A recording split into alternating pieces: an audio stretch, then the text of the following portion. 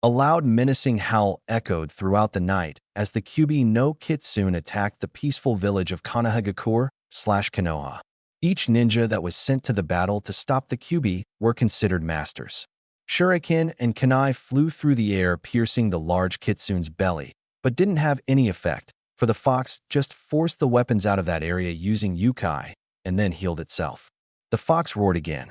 Storm clouds appeared out nowhere, and the fox then started using its claws and teeth to tear any shinobi that dared to attack it to shreds, and then the fox brought out its most fearsome weapon, the large, 9 whip-like tails, and started to destroy buildings, taking lives along with the infrastructure. You foolish humans stand no chance against me, but because of your courage to try and stop me from destroying your pathetic village, you all have my respect. Before you die. Wahahaha. After the fox's little speech, the fox resumed its destruction with a large vulpine grin on its face as everything in its path was destroyed. Katan. Gakakyu no Jutsu, a group of ninja yelled. Large fireballs blasted out of their mouths and hit the large fox in its face, hoping to at least hurt it, if not kill it with that blow. The smoke then cleared, and to the ninja's surprise, there wasn't even a scratch on the beast's face. The shinobi gasped in fear and horror. Nothing would be able to stop the Kyubi. That tickled, the fox said with a large grin. Its large red eyes stared down the shinobi, metaphorically, turning those who looked into it to stone. The Kyubi's ears then perked up and then started to growl as its new enemy, a giant toad wearing what looked like a bathrobe and carrying a big-ass dagger with a man on its head. The man was carrying a bundle in his arms.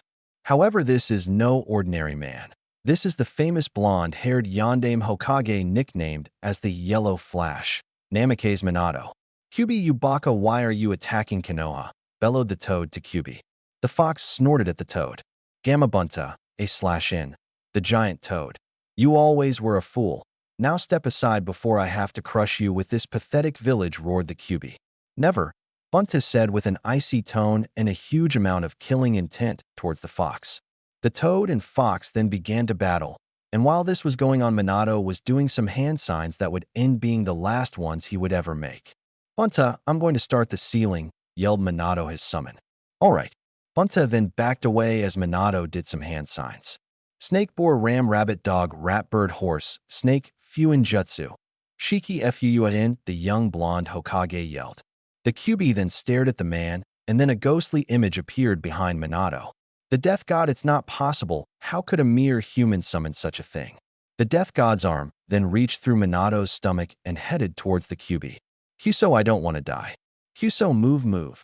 But the Kyubi legs refused to move as the death god's arm reached close and closer, and finally the arm reached into the Kyubi's body and ripped out its soul, and then sealed it into the bundle in Minato's arms in a really bright flash of light. The Kyubi then screamed its last as the remainder of its soul was torn out and sealed, and then its body disappeared, never to be seen again. The ninja yelled out in victory. Their Hokage did what no one else could. But then the body of the Hokage started to fall off of Gamabunta's head. People ran to catch him as his body plummeted towards the ground, the small bundle still in his arms. But Bunta caught him and rested him gently on the ground. The shinobi started to cry as they saw the dead body of their once great leader. Then Sarutobi Hiruzen, the Sandaime Hokage, along with Jiraiya, Sarutobi's student, and Minato's teacher, came to the scene and saw the man with a grim look on each of their faces.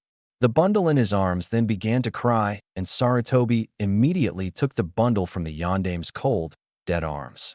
He removed the cloth to show a young baby with blonde hair and 3 marks on his cheeks, which looked like whiskers and blue eyes, with a large seal on its stomach which was glowing as it was being burned into the boy's skin. The glowing stopped, and the baby stopped crying. That's a seal designed to seal the Kyubi's soul into the boy's body and also give the Kyubi's chakra to the boy to add to his own growing chakra coils, said Jiraiya, as he was an expert on seals and even created some of his own. When the ninja present heard this, they thought the demon was the boy and immediately shouted to kill the demon and whatnot. Some even threw kunai to kill the baby, but Jiraiya blocked them all. What the hell is wrong with you all? Can't you see this boy here is a hero? Why can't you see that? Jiraiya yelled to them. Because Jiraiya-sama, that thing is not a boy, it's a Dadash. But the man never got to finish his statement as Jiraiya shoved a Rasengan into the man's chest, and sent him flying. Anyone else want to say something about my godson? Such fools, they don't even know the difference between a demon and a young burdened with something no one should have to deal with, thought Sarutobi. No one answered, but some had shocked expressions on their faces at the news of Jiraiya being the boy's godfather. Some of the shinobi present then truthfully went over to Jiraiya's side as an act of believing that the boy was a hero, not a monster. After the little episode, all the people who sided with Jiraiya, then Shunshin, no, gestured back to the village to present the news. Konoha the next day. The next day, Sarutobi called together the entire village for an announcement. The whole village appeared outside the Hokage Tower. There on the balcony of the tower watching the crowd was the Sandaime. Everyone stopped talking and mumbling about why the Hokage called together the entire village for an announcement, but whatever it was, it must be important. My treasured villagers, Sarutobi started. Due to the death of our beloved Yondaime Hokage, I will be reinstated into the position of Hokage again. The people were sad for the death of their leader, but cheered at the news that someone they can trust will be their leader. Also, as you all know, the Kyuubi was defeated, but the Kyuubi was not completely destroyed. The villagers grew reckless when they heard this and began to murmur among themselves. Don't fret, my people, for the Yondaime has sealed the spirit of the Kyuubi into a young baby. Uzumaki Naruto, and Naruto is to seen as a hero, and any child his age is to not know of the Kyuubi being sealed in him, or try to kill Naruto, else you will face execution as punishment. Hokage-sama, why are you telling us not to kill the demon brat? Said one of the villagers, and others also began to question their Hokage. Sai, these people are such bakas, just like those other ninja. They only see the demon, not a young boy, and obviously most of them are.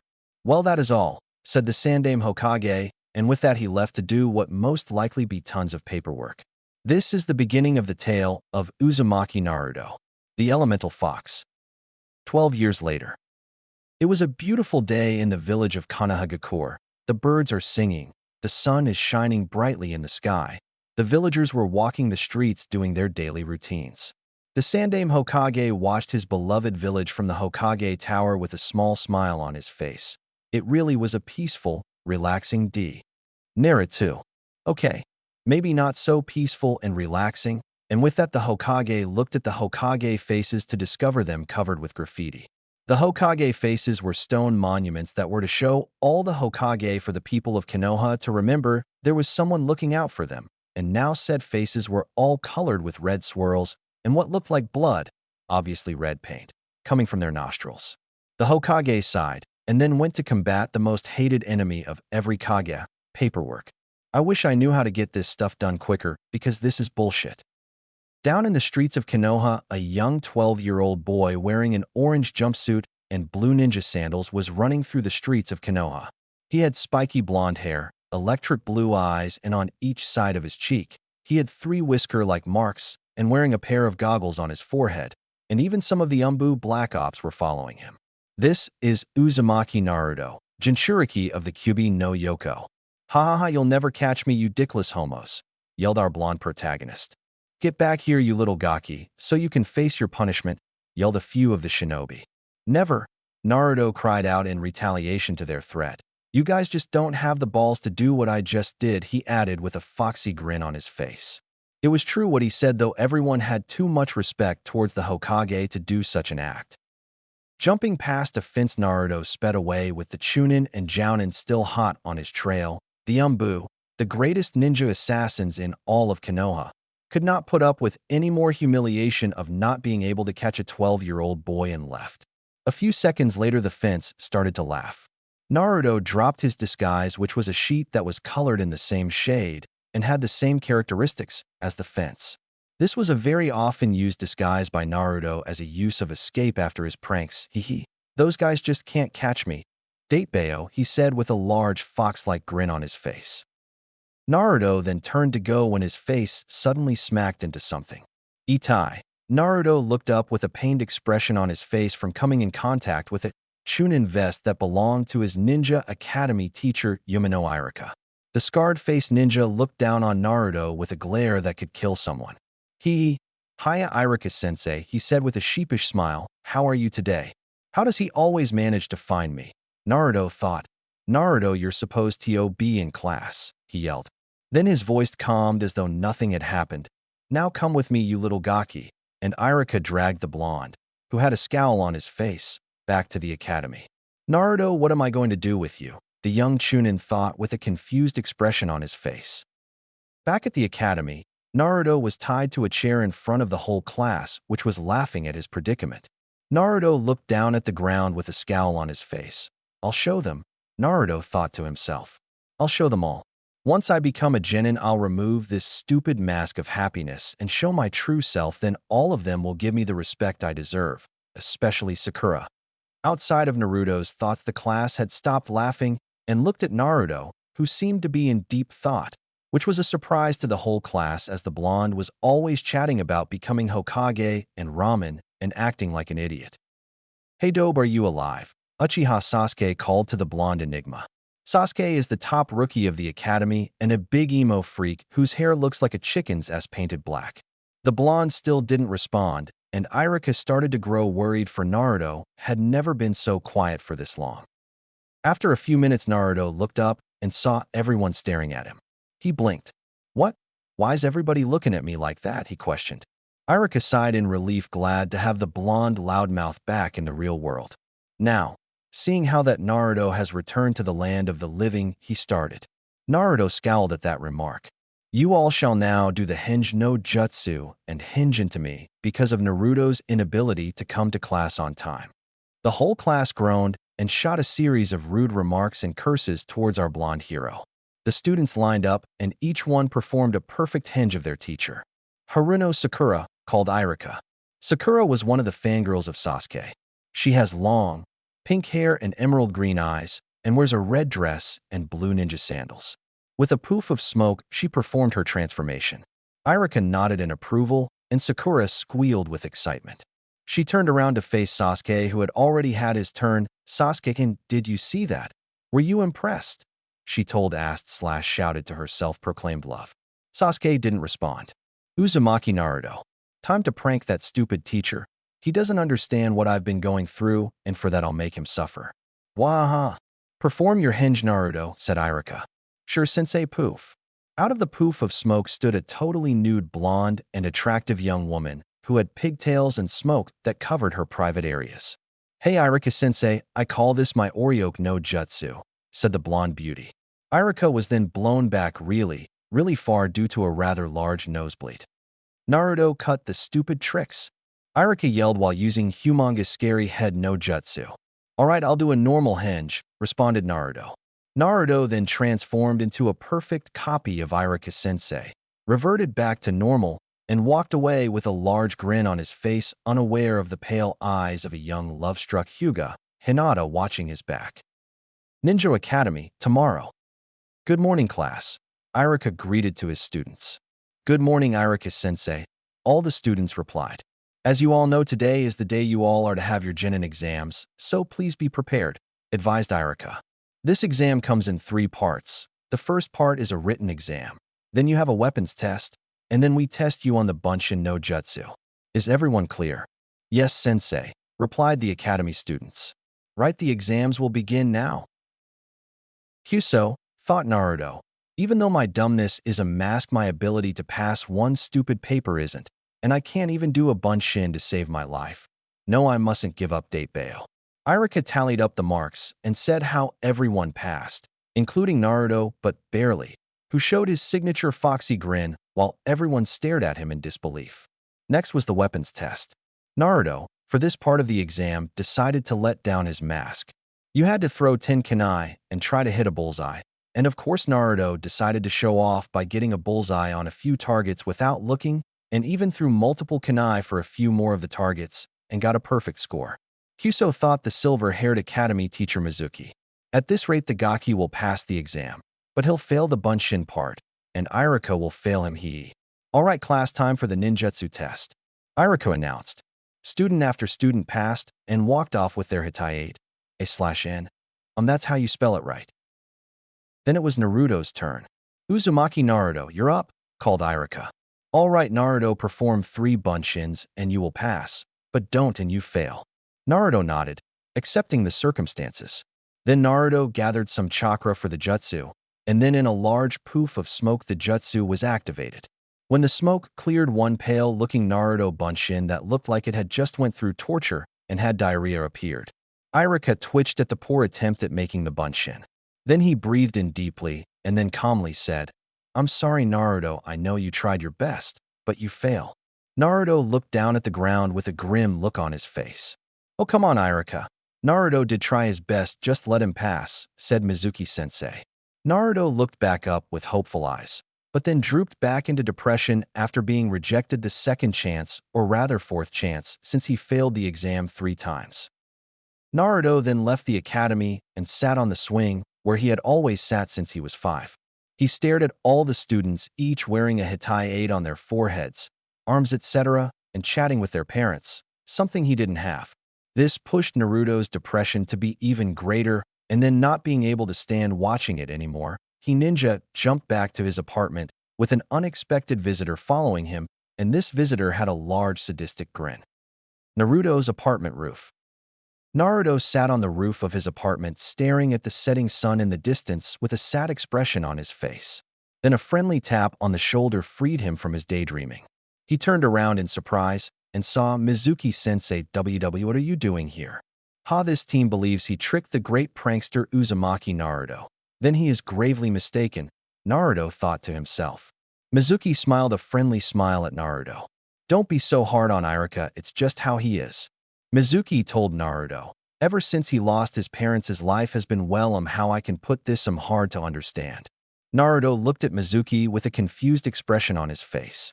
"But I can tell you a secret way on how to become a genin and pass your exam," Mizuki told Naruto.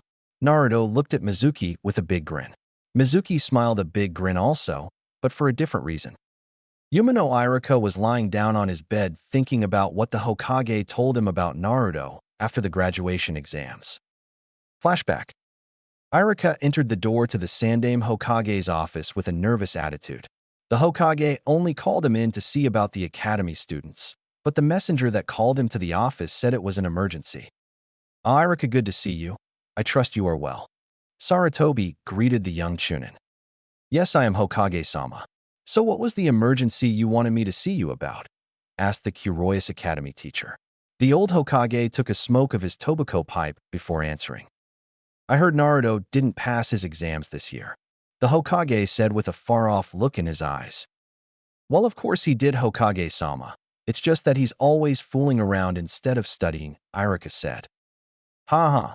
Well, I remember when a young scarred-nosed academy student used to do the same thing," the Hokage said in Naruto's defense.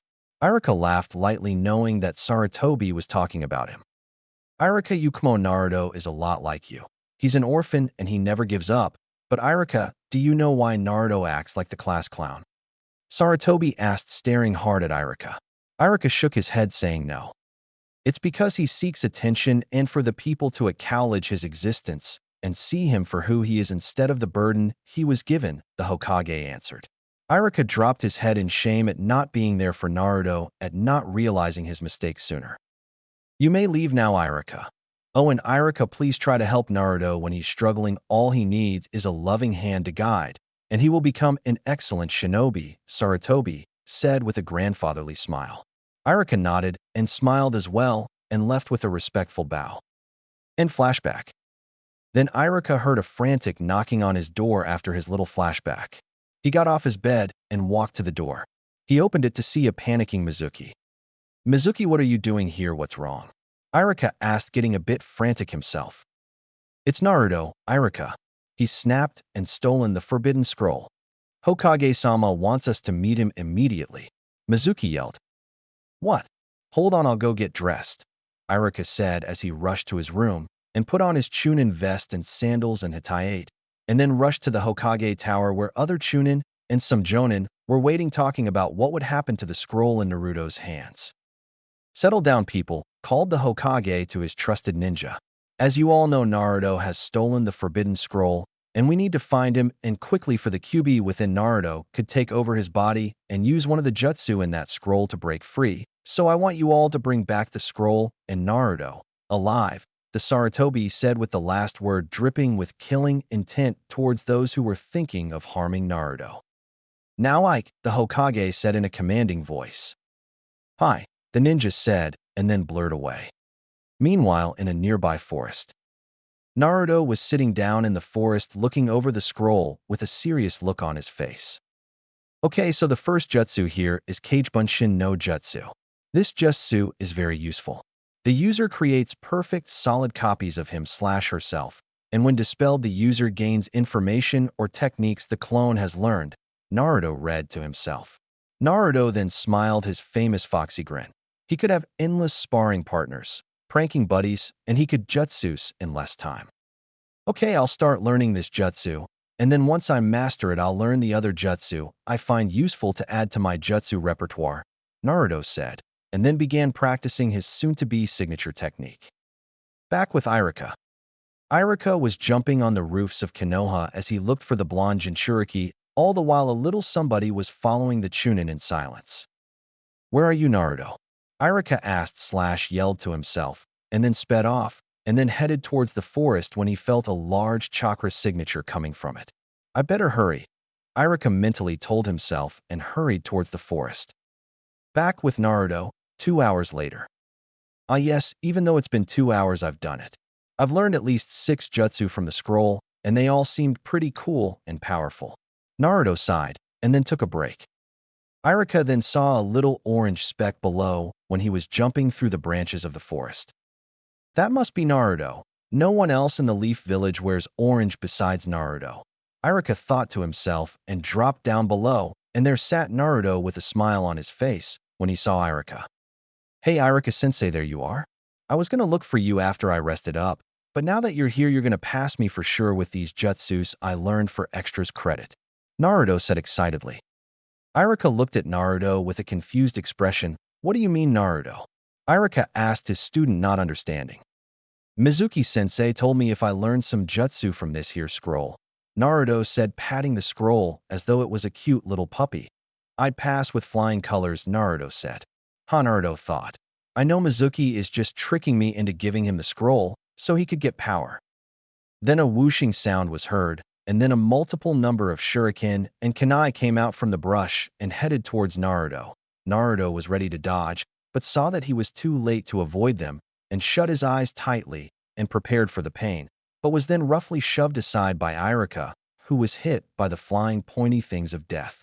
Luckily, the Chunin vest protected him as the weapons didn't pierce his skin, but some weapons caught the edge of his sleeves and pinned to a tree, and a stray kunai had stuck him in the leg, causing blood to flow profusely from the wound. Then on a branch stood Mizuki, but with the grin of a madman on his face instead of his kind smile. Mizuki, how could you betray the Leaf Village and why? Iruka yelled his question at the now former academy teacher and now traitor. Very carefully, Iruka, as for the why, it was all for the quest of power. With that scroll, Mizuki yelled, pointing at the scroll which was now attached to Naruto's back. I will learn very powerful techniques and gain enough power to kill everyone in the Konoha, Mizuki said, followed by a maniacal laugh. Naruto stood there looking between his two senseis as they quarreled with each other. Mizuki's gaze then shifted towards Naruto. Give me the scroll, you little gaki, Mizuki demanded Naruto. No, Naruto, don't give him the scroll, Iruka yelled. He's going to use the scroll to learn techniques to destroy the village. Naruto, since you're about to die, I'll tell you a little secret kept by the Hokage, Mizuki said. No, Mizuki, stop, Iruka yelled. What secret? Naruto asked, curious as to what this secret was. Well, you see, Naruto, the Yondaime Hokage didn't really kill the Kyuubi no Kitsune 13 years ago. He had to seal its soul into a little baby boy, and do you know who that boy is, Naruto? Mizuki asked in a voice so sweet it could make you sick. Naruto shook his head, even though he knew about Kyuubi already. He just wanted to play along a little bit longer. Just so you know, I'm putting a flashback of how Naruto met Kyuubi, since he already knows of it, and stared at Mizuki wide-eyed, wanting to know who the boy was. Well, Naruto, that boy is. Mizuki started with a sadistic grin. And oh, Mizuki, don't do this, yelled Iruka in a pleading voice. That boy is you, Naruto, yelled Mizuki. Naruto chuckled, and then his chuckling got louder and louder until it became full-blown-out laughter. What's so funny, Gaki? The traitor asked in an annoyed tone. Well, Mizuki-sensei, It's just that I already know I met the QB in my mindscape when I was 5 years old. He saved me from a mob by blowing them all away with chakra. Naruto answered. Mizuki gasped his plan was in ruins now. Naruto then stopped laughing and then glared at Mizuki with all the killer intent he could muster, which is a lot by FYI. Mizuki froze on his tree branch as he couldn't move from the amount of killer intent being directed at him. Prepare to be put into a world of hurt sensei. Since you hurt Iruka sensei, you will die here and now, Naruto said angrily. Kage Bunshin Ino Jutsu, Naruto yelled, then 9 clones appeared in a puff, and then 5 of them rushed Mizuki, knocking him off the tree branch and effectively pinning him to the ground. Mizuki tried to free himself, but couldn't budge. The other 4 clones and the original Naruto then began to perform hand signs, and judging by the amount of chakra being molded, you could tell it was going to be a big finish. One clone then ended its hand signs on tiger seal, another on bird, one on snake, one on dragon, and the original on rat. Then clones yelled out the names of their jutsus. Karawinden no Jutsu. Suryuden no Jutsu. Doryuenden no Jutsu. Raryuden no Jutsu. Furywinden no Jutsu. The clones and the original Naruto then took a deep breath, and the dragons of the element they called upon. Dragons of fire, water, earth, lightning, and wind then flew out of each clone's mouth respectively and flew towards Mizuki with great speed and power in their glowing yellow eyes. The dragons roared before consuming the traitorous Chunin in a mixture of the elements, and the clones pinning down Mizuki vanished in a poof of smoke when the attacks hit. A huge smoke cloud was formed, and when it cleared, Mizuki was a pile of ash formed by the Karawinden. Iruka smiled at Naruto as he began pulling out the kunai and shuriken lodged in his clothing and the one in his leg. Naruto was panting from using so much chakra. Naruto, come here and close your eyes, I have something to give you. Iruka called to Naruto. Naruto ran over to his teacher and closed his eyes. He felt his goggles being pulled off, and then something cottony/silky was placed where his goggles were. Naruto smiled, knowing what it was that was placed on his forehead. Okay, open your eyes now, Iruka said excitedly. Naruto opened his eyes and blinked a few times to get used to the sunlight. He looked at a smiling Iruka who had no Hitai on his forehead. Naruto grinned his famous foxy grin and then jumped at Iruka. Congrats, Naruto, you graduate, and tonight we'll celebrate with some ramen, Iruka said, smiling. Domo arigato, Iruka-sensei, Naruto said happily. Then he and Iruka walked off to go home. Meanwhile, in the Hokage Tower, Sarutobi was watching the whole thing and was very surprised when he heard Naruto had made contact with the fox and knew he had to talk to Naruto about it later, but for now he was going to smoke his pipe and try to at least finish the paperwork. Chapter 4. Team 7 and the Bell Test.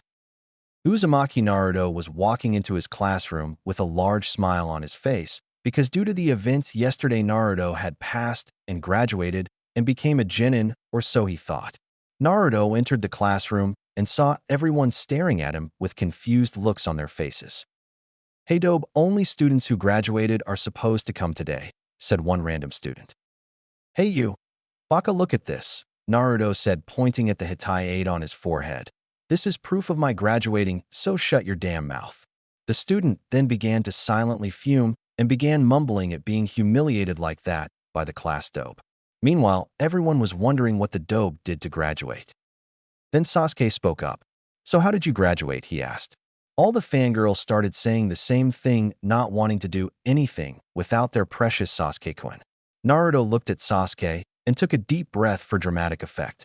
Everyone in the class listened intently on what Naruto had to say, for they too were curious as to how Naruto graduated. It's a secret, Naruto said in a calm tone with a huge grin on his face as he saw the class reaction to his statement. Everyone's faces faltered while some sweat dropped. Come on, Naruto, please tell us. The pink-haired one known as Sakura asked in a tone as sweet as sugar. Naruto turned at her and glared. No, Haruno. So do me a favor and shut the hell up. You're giving me a headache, Naruto told her. Everyone in the class, except Sasuke, who raised his eyebrow in a curious fashion, gasped at what Naruto had just told Sakura. They all knew that Naruto had never called Sakura anything but Sakura-chan because he had a crush on her. But based on what he just said, one thing came to the other students' minds. He doesn't like Sakura anymore, they all thought. Naruto then walked up to take a seat and saw there was one empty seat next to the Hyuga heiress, Hinata. He then went and took his seat next to her and noticed the quick glances she took at him and blushed when he caught her staring at him. Naruto sighed and then faced her. Hinata, look, I know you are taking those glances at me when you think I'm not looking because I know you like me, Naruto started.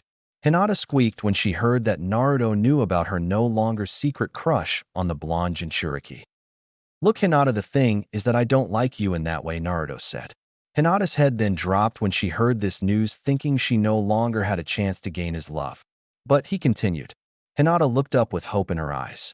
There's a but, she thought. Maybe if we hung out more, my feelings for you could change from that of a friend to something more, he finished. Hinata then looked at Naruto, and her face then became like that of a tomato and then fainted from the blood rush. Naruto luckily caught Hinata before she could fall and then rested her down onto the desk so it would look like she was sleeping. Iruka then walked into the classroom and saw all of his students staring at Naruto. They must all be wondering how Naruto graduated, Iruka thought with a chuckle. All right, class, settle down, Iruka said. The class immediately stopped their conversations about how and why Naruto graduated. As you all know, you are now Genin, and I will be calling the team members for each team. Each team will have 3 members and will be trained by a Jonin sensei. Okay, I will now call out the team numbers and their members. Iruka said. All of the Sasuke fangirls thought the same thing. That Sasuke was going to be on their team. Iruka called the names of the first 6 teams and told them who their Jonin sensei was, and then came. Team 7 is Uzumaki Naruto, Haruno Sakura, and Uchiha Sasuke. Your Jonin sensei is Hitaki Kakashi, Iruka called. Naruto immediately stood up to object as to why Sasuke and Sakura were on his team. Iruka told him it was because of the best to worst ratio, and that was that. Naruto then sat down and thought of pranks to try and torment Sasuke. Sakura then hit Naruto in the head while Sasuke just looked out the window. Team 8 is Hyuga Hinata, Aburame Shino, and Inazuka Kiba.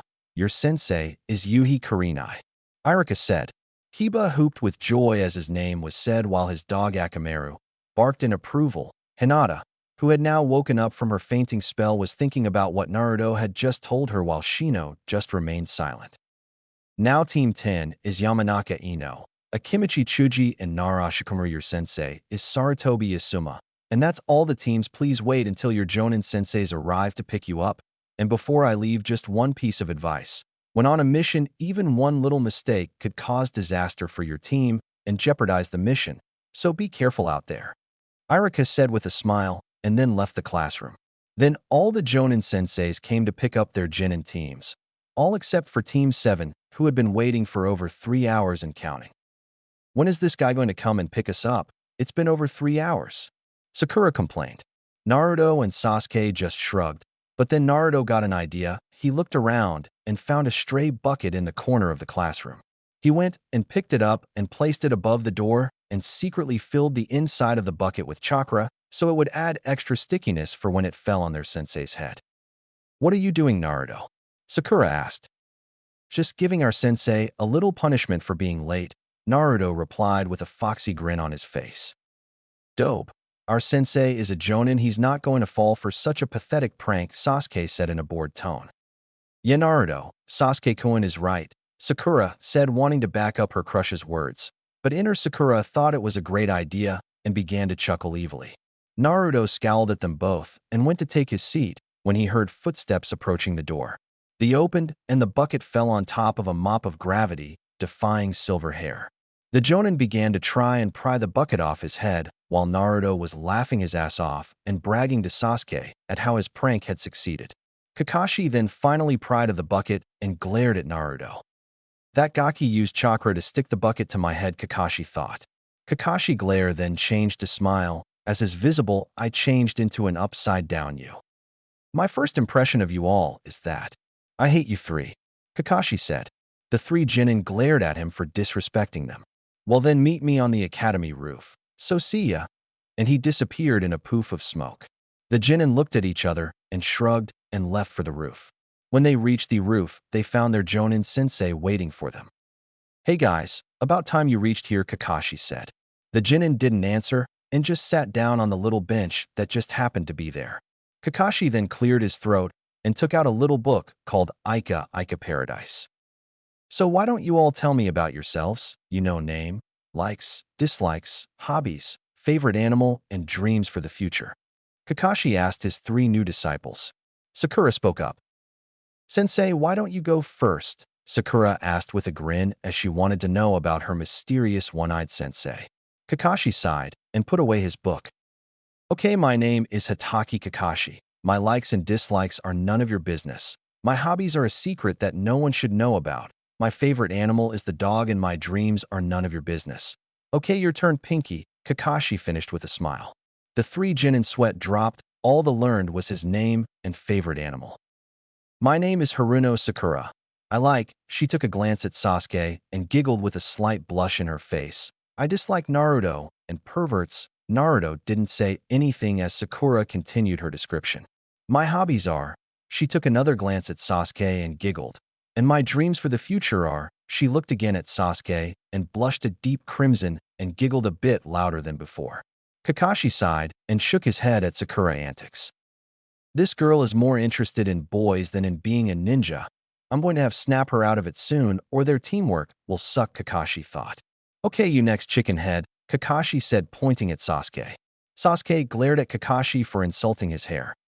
My name is Uchiha Sasuke. I like training and katan jutsus. I dislike fangirls and people who insult my hair. My hobbies are training. My favorite animal is the hawk and my dream is more of an ambition. I wish to restore my clan and kill a certain man. Sasuke finished, the last part dripping with killing intent. Looks like he's too focused on achieving power to kill his brother. I need to show him the art of teamwork so he can become truly strong, Kakashi thought. Okay, you next, Blondie, Kakashi said pointing at Naruto. Okay, my name is Uzumaki Naruto. I like training, learning new jutsus so I can add them to my repertoire of already amazing jutsus and ramen. I dislike Sakura and the 3 minutes it takes to cook ramen. My favorite animal is the fox and my dreams for the future is to become the greatest Hokage so that people will finally see for who I am instead of the burden that I carry, Naruto said with confidence. Kakashi smiled. I see a great future for this boy. All I have to do is bring up their teamwork and they'll do fine as a Genin team, he thought. Okay, guys, meet me at the bridge at Training Ground 7 tomorrow for your true Genin test at 9 a.m. and don't eat breakfast, you'll barf. Kakashi then turned to leave when Sakura asked, But Sensei, I thought we were already Genin. Why are we taking another test? While Sakura, the one at the academy, was to test to see if you had the knowledge to be Genin, this true Genin test is to test your skills to see if you truly be Genin. Kakashi answered. Naruto, come with me. Kakashi added. Naruto raised his eyebrows. Why would their sensei want to talk to him so? He just ignored it and walked with the one-eyed Jonin. Naruto, the Hokage, wants me to escort you to his office for an immediate private conversation concerning your tenant, Kakashi told Naruto. Oh, that's why. Gigi probably wants to know how I met Kyuubi when I was 5. Wait, speaking of Kyuubi, I haven't talked to him in a while, Naruto thought. Hokage Tower, Sarutobi's office. Knock knock. The Hokage raised his head when he heard the knock in his door. Come in, he called. The door opened to reveal the blonde Jinchuriki and the perverted Sharingan user. On Naruto, Kakashi, good to see you, and Naruto, congratulations on passing and becoming a Genin. Sarutobi said with a grandfatherly smile. Naruto beamed and said a thank you to the old Hokage. So Gigi, what did you want to talk to me about? Naruto asked. Naruto, I wanted to talk to you about that night with Mizuki, the Hokage answered. Naruto nodded while Kakashi was getting very curious as to what was going on. Well, Naruto, on that night, you said you had encounter with the Kyuubi when you were 5. Care to explain how this came to be? Sarutobi asked. Kakashi's eye widened. Naruto knows and encountered the Kyuubi. Now I'm really curious, he thought. Naruto nodded and proceeded to tell them the story. Well, Gigi, it started like this, Naruto started. Flashback. A young 5-year-old Naruto was running from a mob of villagers turning every which way in order to lose them, but where he went they followed. Then he made a wrong turn and ended up at a dead-end alley. We got you now, demon, said one of the people in the mob. What did I do? I didn't do anything to you, Naruto screamed.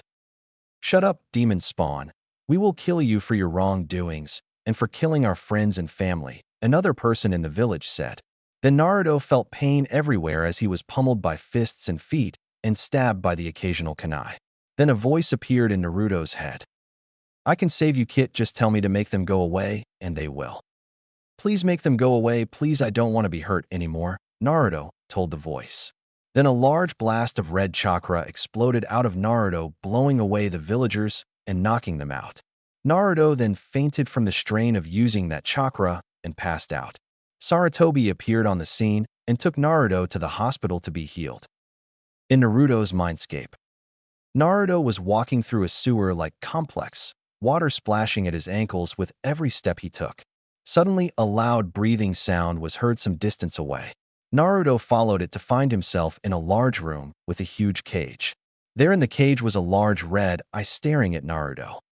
Come here, boy, the thing in the cage demanded. Naruto, not wanting to anger the thing, walked forward.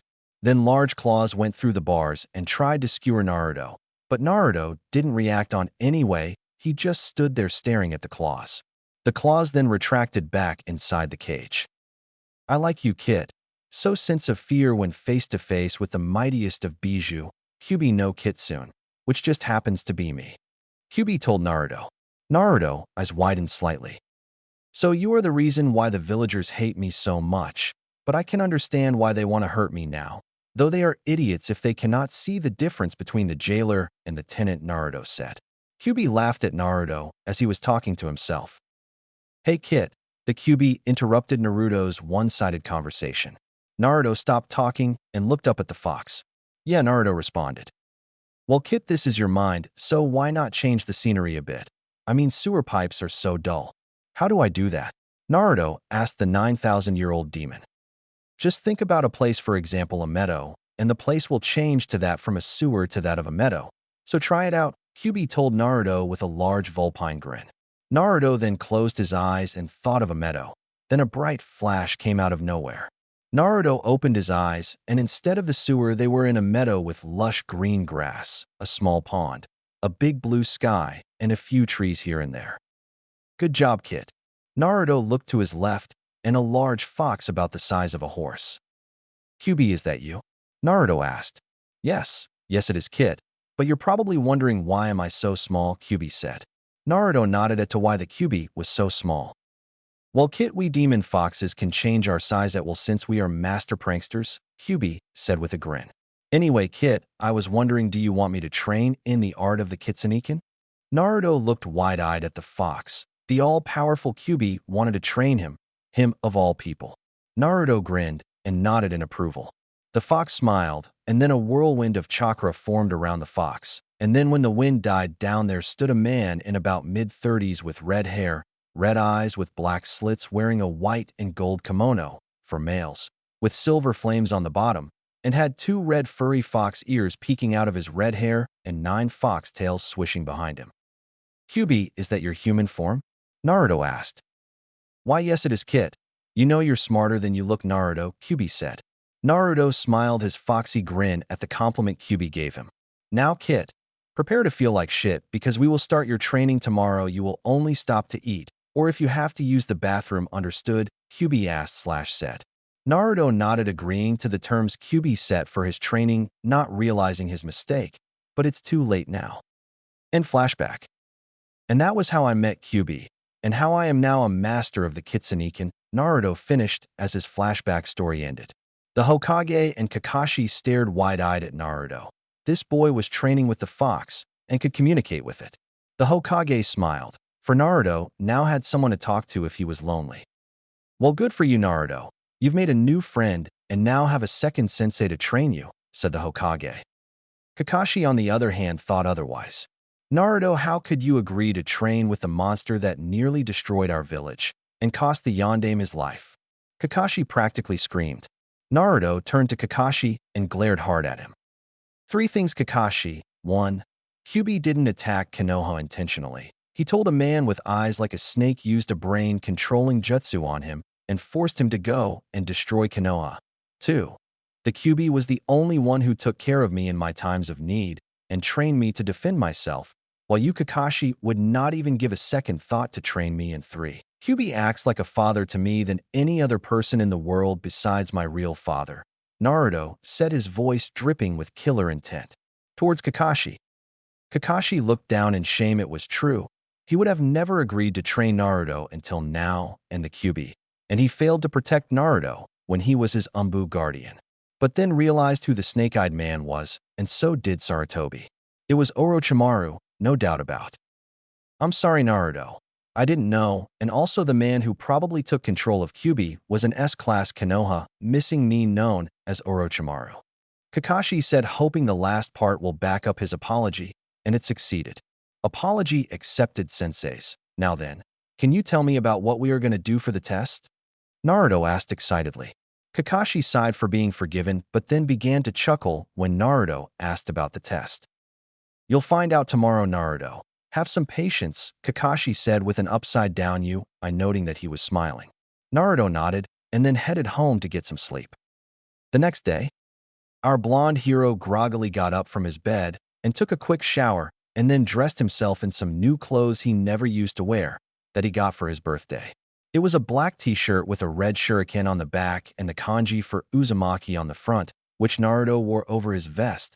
The vest is a weighted vest that is kind of like a bulletproof vest that cops wear. Instead, this one protects from kunai and shuriken, and some long blue pants, like the ones from Shippuden except in blue, which reach just below the ankles, and his now black ninja sandals which he got from the Sandame. He ate a small breakfast of cup ramen and milk, and then headed out the door. Oh shit. Kyuubi, I ate breakfast when Kakashi-sensei said not to now. I'm gonna barf a whole lot, Naruto mentally said to father figure. Don't worry, kid. I've heard that Kakashi is always late, so that breakfast will do you some good. And well, I just to thank you for sticking up for me yesterday. But do you really think of me as a father? Kyuubi said to Naruto. No problem. Consider it a thank you for teaching me the Kitsuniken and those chakra control exercises. I'm going to show that Uchiha team and Haruno bitch just what I can do, and yes, I do think of you as a father, because you were there for me when I was hurt and comforted me whenever Sakura turned me down, so arigato. Kyuubi Towson, Naruto said. Oh come on kid, don't do that, you're making me tear up sob. It's just so nice to hear somebody say that to me. Well then I will protect you with my entire being, Naruto kid. Now hurry up, it's almost 9, you're going to be late for your test. Naruto then cut off his connection to Kyuubi and sped off towards Training Grounds 7 for the test. When Naruto arrived at the training grounds, he found a brooding Sasuke ignoring a Sakura trying to ask him out on a date. Naruto chuckled at the sight and then greeted his teammates. Hey Sasuke team, Haruno-san, Naruto said as he greeted them.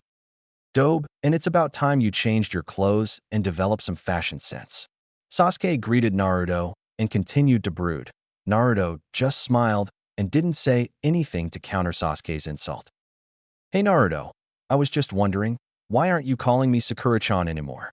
Sakura greeted, but was sad when Naruto didn't call her Sakura-chan like he used to. Wait, why I am sad? This just gives me more time to try and swoon, Sasuke, she thought.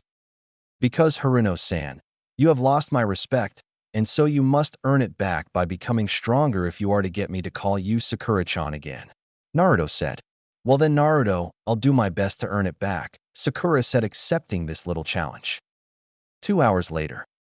Naruto, Sasuke and Sakura were lying down on the ground looking up at the clouds, and while Sasuke and Sakura were starving, but noticed Naruto didn't look the least bit famished. Hey Dobe, how come you don't look hungry?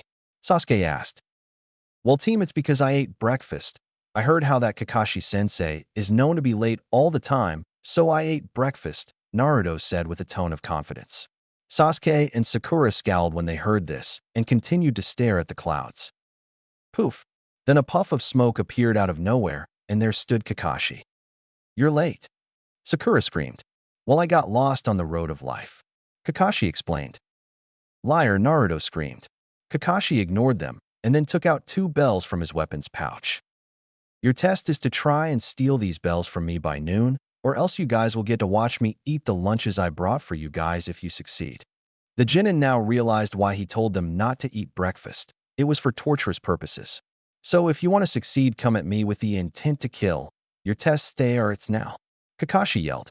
Naruto, Sasuke and Sakura then jumped into the brush to hide from their sensei.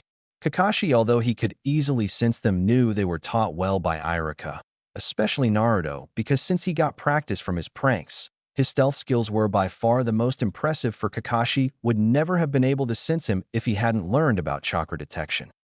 With Naruto was moving silently through the bushes to Sakura's location because he knew the true purpose of this test was to build teamwork, and Sakura was the closest one to him. He then reached Sakura and gently touched her shoulder. Sakura whipped around to scream, but Naruto, expecting that, put his hand over her mouth to stop her from screaming.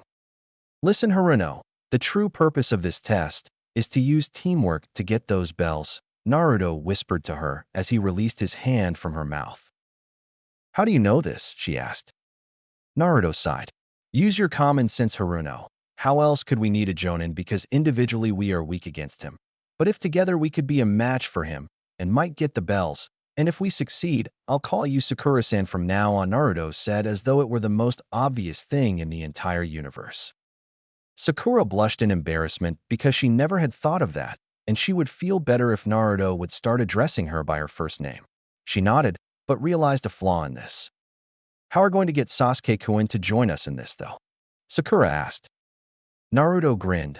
Leave that to me, he said in a confident tone, and the both of them then headed off to find Sasuke. Meanwhile, Sasuke was stuck up to his neck in dirt with an angry expression on his face at being humiliatingly defeated by Kakashi-sensei. Then he saw Naruto and Sakura walking towards him, laughing at his predicament. The great and mighty Uchiha Sasuke has been defeated, Naruto said while laughing.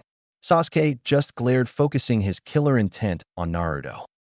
Come on, Sasuke, I'll get you out, but only if you agree to work with me and Sakura as a team to beat Kakashi-sensei and get those bells, Naruto said. Sasuke declined, not wanting to give up on his Uchiha pride. Naruto groaned in annoyance and then slammed his hand down on the ground. He then pumped chakra into the ground, breaking down the ground's hold on Sasuke. Naruto then grabbed Sasuke by the collar and hoisted him up. Listen here, team. The only way we could beat Kakashi-sensei is if we work as a team. You know what happens if you do it alone? You end up stuck in the ground like a loser and feel like a baka. So swallow your damn pride and help us, Naruto yelled at Sasuke. Sasuke remained silent. Naruto sighed and let go of Sasuke's collar, reuniting him with the ground. Come on, Sakura, obviously Sasuke doesn't want to become a true Jonin, Naruto said, and began to leave. Sakura didn't want to leave Sasuke-kun, but she knew Naruto was right, so left with Naruto. Wait, Sasuke called to them.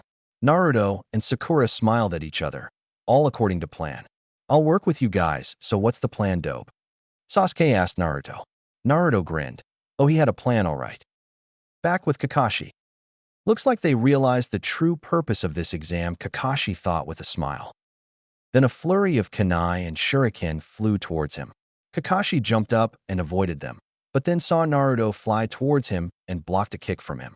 Kakashi then grabbed Naruto by the ankles and spun, and using the momentum, slammed Naruto into the ground. Kakashi got up from the ground and saw the Naruto disappear in a poof of smoke. Kage Bunshin, he probably learned that from the scroll. Kakashi then snapped out of the thought when he saw a rather large Kitan. Gakaka no Jutsu, courteous of Sasuke, speeding towards him. Kakashi jumped to the side to avoid being burnt, but then he barely managed to avoid Sakura, who had made a grab for the bells.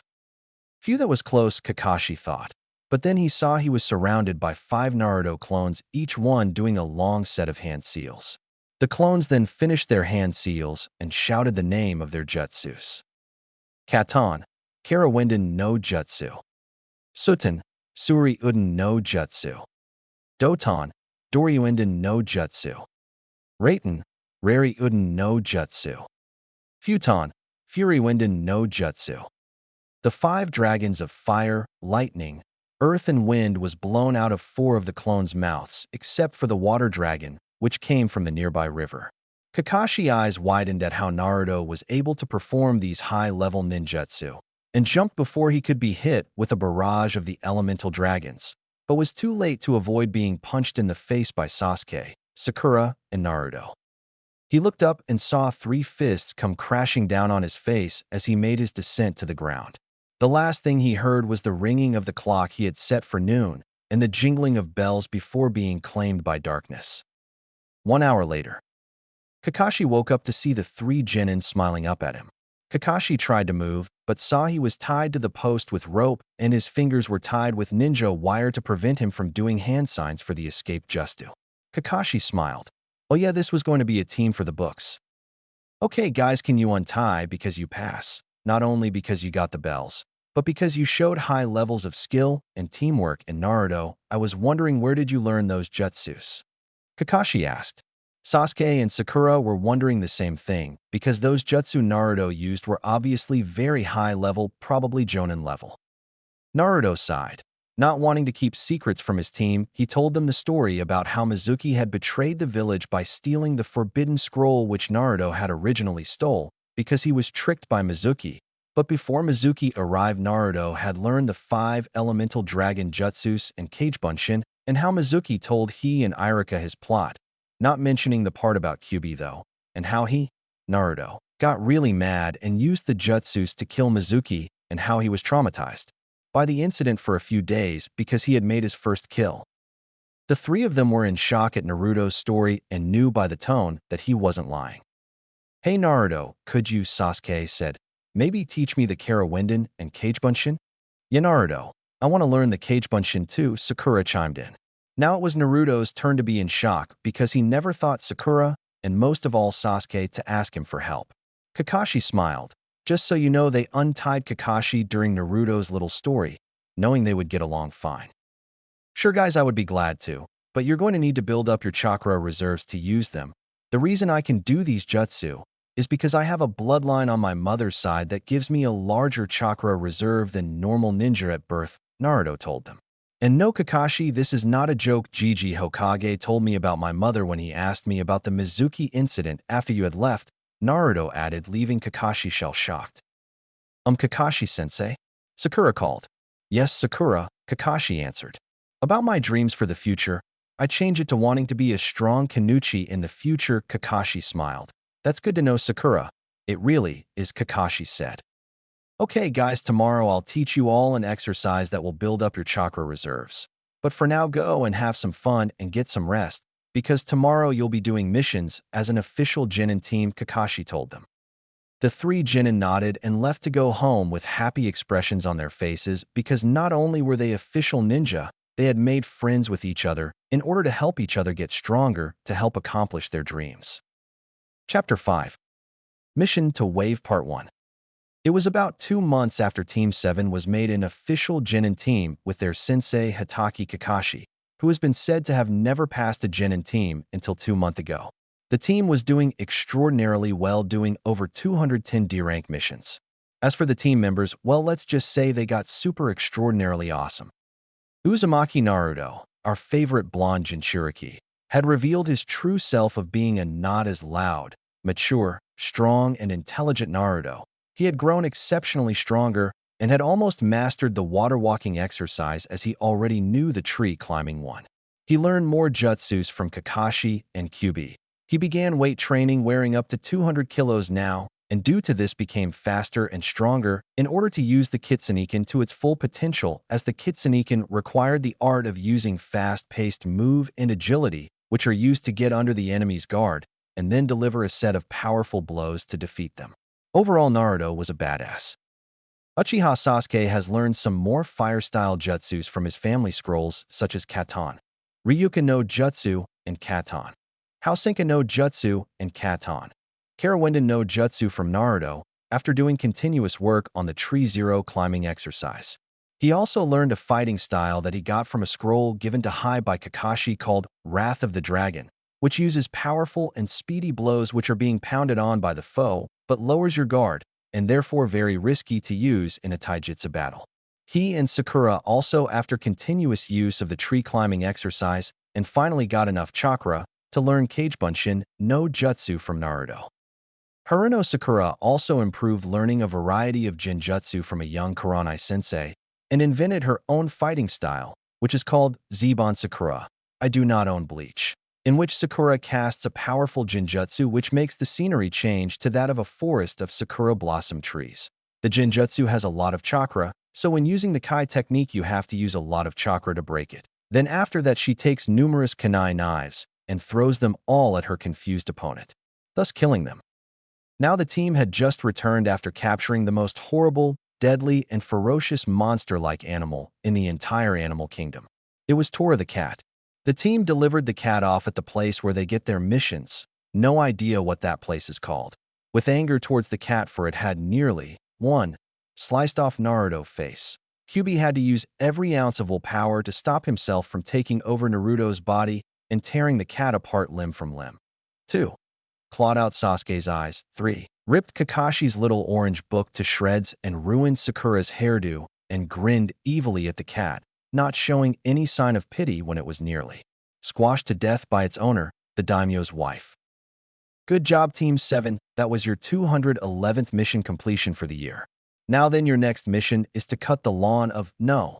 All eyes turned towards the blonde Jinchuriki, who looked at the Hokage directing all his killing intent towards the Sandaime, who if not trained in the art of repelling killer intent, would have shit himself.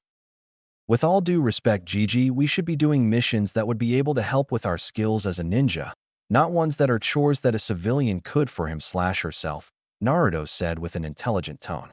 Iruka stared at Naruto wide-eyed at Naruto as he had never heard or seen Naruto act mature in his life, while the Sandaime chuckled. All right, Naruto, you've made your point. Here's a C rank. It an escort mission, he said, tossing a scroll at Naruto, who caught it with a happy expression. Your client is outside. You can come in now, the Sandaime said to the door. The door slid open and there stood a rather fat man wearing regular civilian garb. He was holding a sake bottle, and due to Naruto's enhanced senses due to the Kyuubi smelt that horrid stench that was the breath of a drunken man. Naruto waved his hand in front of his nose. Hey old man, ever heard of the breath mint? It's really quite handy for people with horrendous and disgusting breath, Naruto said, trying not to vomit his lunch of rice, chicken, and a salad.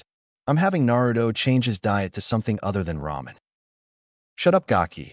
I'm the super bridge builder Tazuna. I want you to treat me with respect. Besides, you guys are just a bunch of brats. Especially you, Blondie, you look like you couldn't even lift a kunai, Tazuna said with a tone of arrogance. I'm a jonin, Kakashi said, but failed to notice when Naruto suddenly blurred away and slammed Tazuna into a wall with a kunai to his throat. Everyone in the room looked at Naruto with surprise. They had never seen Naruto move with such speed, not even during the spars between Naruto and Sasuke in training sessions.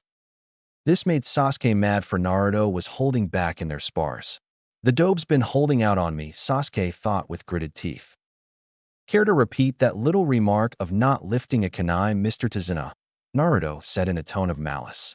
Tazuna looked at Naruto with a look that said, No, never again, just please don't kill me.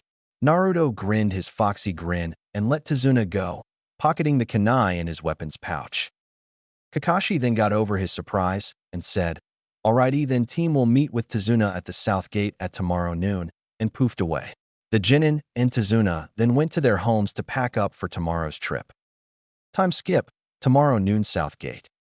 The team and Tazuna were there waiting impatiently for Kakashi to arrive when a poof of smoke was heard. The four turned their heads and saw the Jonin with surprised looks on their faces. You're early, Naruto said with disbelief, even pinching himself to see if it was a dream. I'm never late for missions, Naruto, because those are important, Kakashi said. The three Genin then got over their shock and left the village. Later on their journey, Naruto spied a puddle on the side of the road. That's strange. Kyuubi Towson, did it rain yesterday, Naruto thought to Kyuubi. Not that I know of, Kit, then it must be a trap, the boy and fox thought. Sensei, Naruto called to the silver-haired man. I know, Naruto, Kakashi replied instantly. Naruto nodded and silently prepared himself for battle, while Sakura asked about the community of Wave Country and why they don't have ninja. Then two men in shinobi garb with huge clawed gauntlets on their arms, and the Hittite with the symbol of Kirigakure with a slash through the symbol. The chains which suddenly sprang from the gauntlets wrapped around Kakashi and then ripped him to shreds. One down, 4 to go, one, the former mist ninja said, and then went for Tazuna. Naruto then rushed at them, and then using his speed jumped and did a spin kick at the man's face, making him groan in pain. Naruto then using this opportunity and then landed on the ground and did a sharp uppercut, sending him upwards where Naruto then used an axe kick on the guy's face, knocking him out cold. Sasuke had already knocked out the other guy. "Good job, guys," Kakashi said, appearing out of nowhere as he proceeded to tie up the villains. "Sensei, when did you use the Kawarimi?" Sakura asked. Kakashi's eye went into an upside-down U shape, indicating he was smiling. "Bright as ever, Sakura, how did you know?" the Jonin asked his disciple. "Well, first of all, Sensei, I'm smart, and because there's a set of chopped wood on the ground where you were," Sakura said blandly. Kakashi chuckled nervously at the obvious show of using a Kawarimi. "Well, Mr. Tazuna, I'm going to need to have a few words with you," Kakashi said to Tazuna. The bridge builder sighed, and then told the team the whole story about Gato and how the village was poor now and could only afford a C rank. "Well, guys, we now have a few enemy ninja we might face up ahead. So should we stay or go?" the Cyclops asked his team. "Stay," Sasuke said.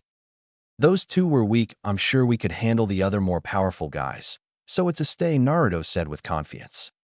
Not wanting to let down her teammates, and also not wanting to look weak, also said stay. "All right, then let's go," Kakashi said. A few hours later, the team and Tazuna made it to the port and were on a small boat leading to Wave Country. Then the three Genin saw a large shadow on their left through the mist. It was the bridge that Tazuna was building.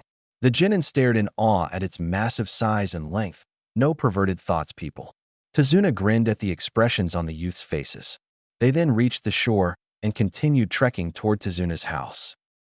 Then Naruto heard something in the brush and threw a kunai into it.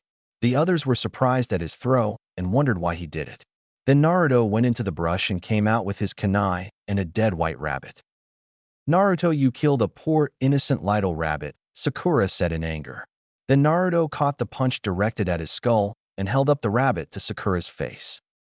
Sakura, "Look, this rabbit has white fur, meaning it was kept in a cage for a long while, and besides, it's the middle of summer. Rabbits change their fur white during winter," Naruto said with the intelligence that nobody would be able to get over. He had hidden. "Naruto's right," Sasuke said. Then Kakashi yelled, "Duck!" Everyone then dove to the ground, avoiding a large sword that spun as it flew where their heads were seconds ago. The sword stuck in the tree with a thwack, and a tan-skinned man wearing no shirt, showing muscles, camouflage pants, brown hair, and bandages wrapped around his face.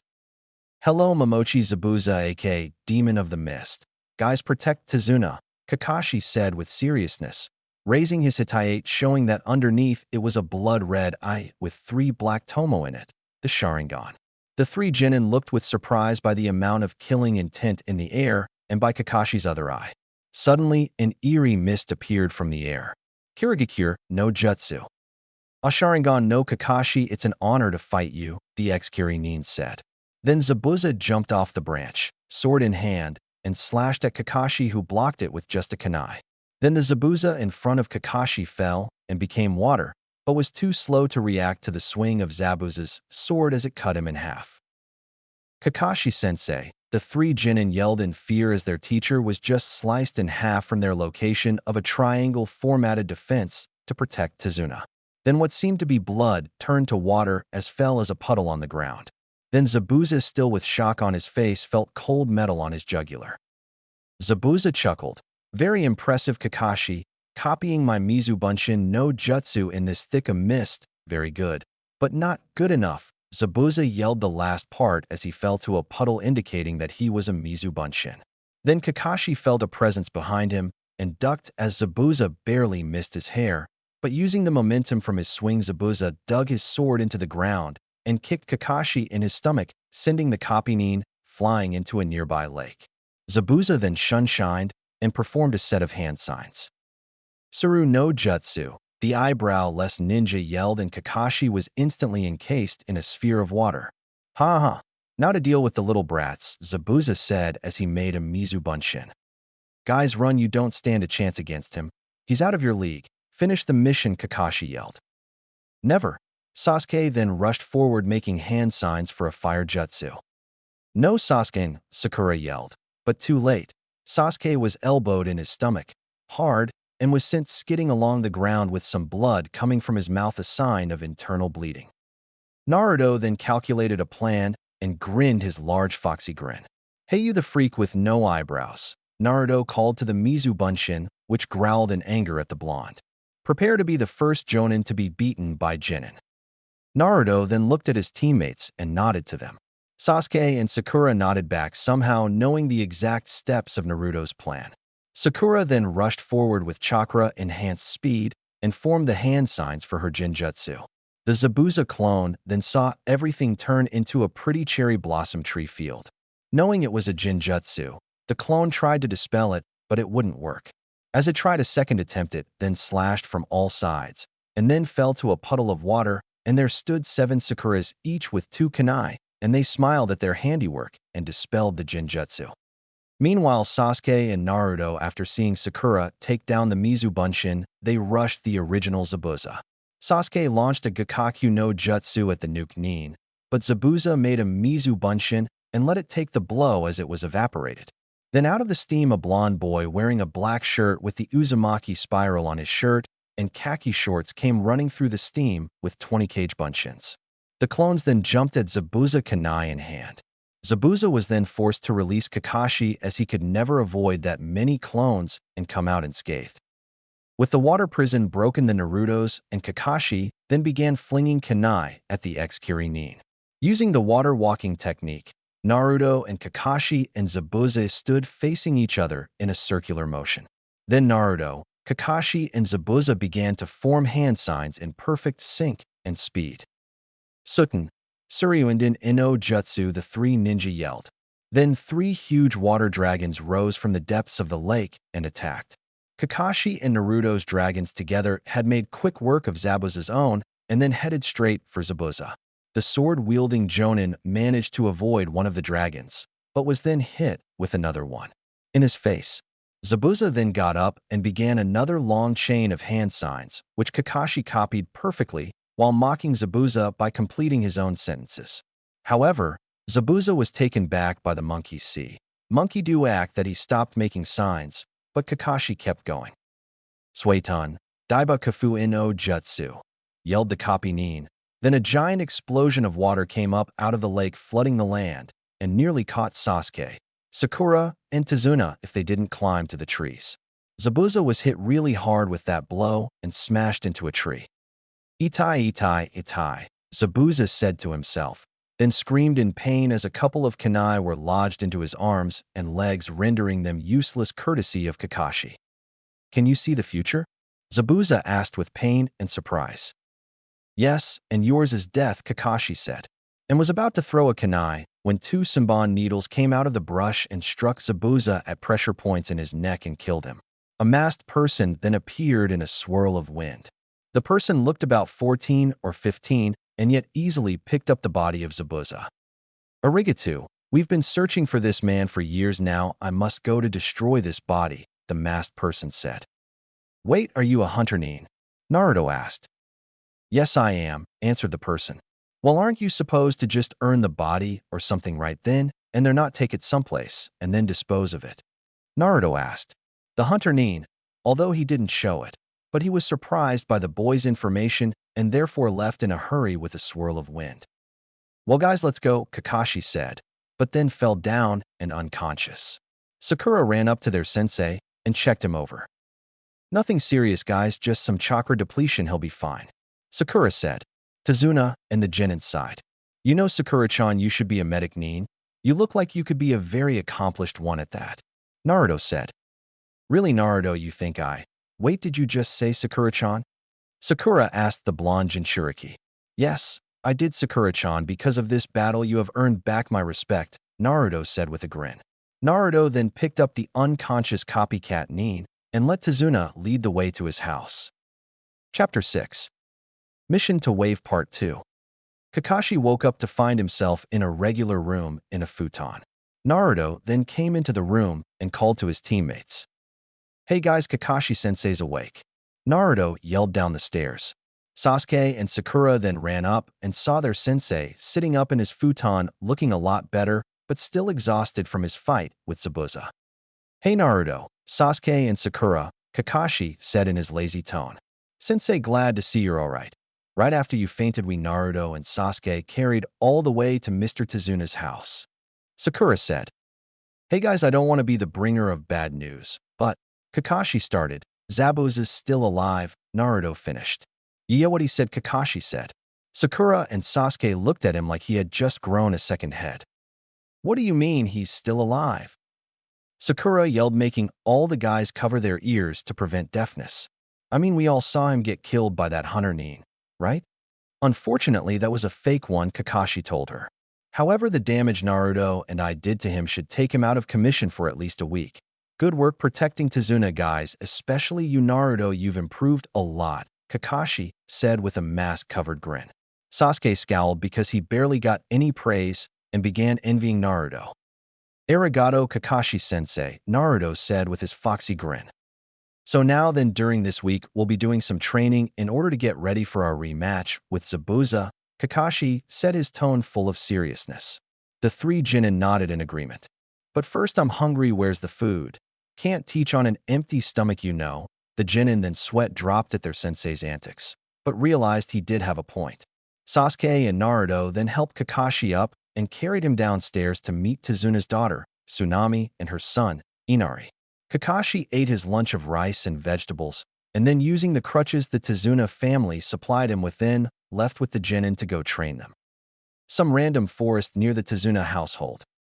Okay, guys, time to get down to business. Sasuke, Sakura, I'm going to teach you all the water walking technique while Naruto goes and does some training by himself. This means training with Kyuubi.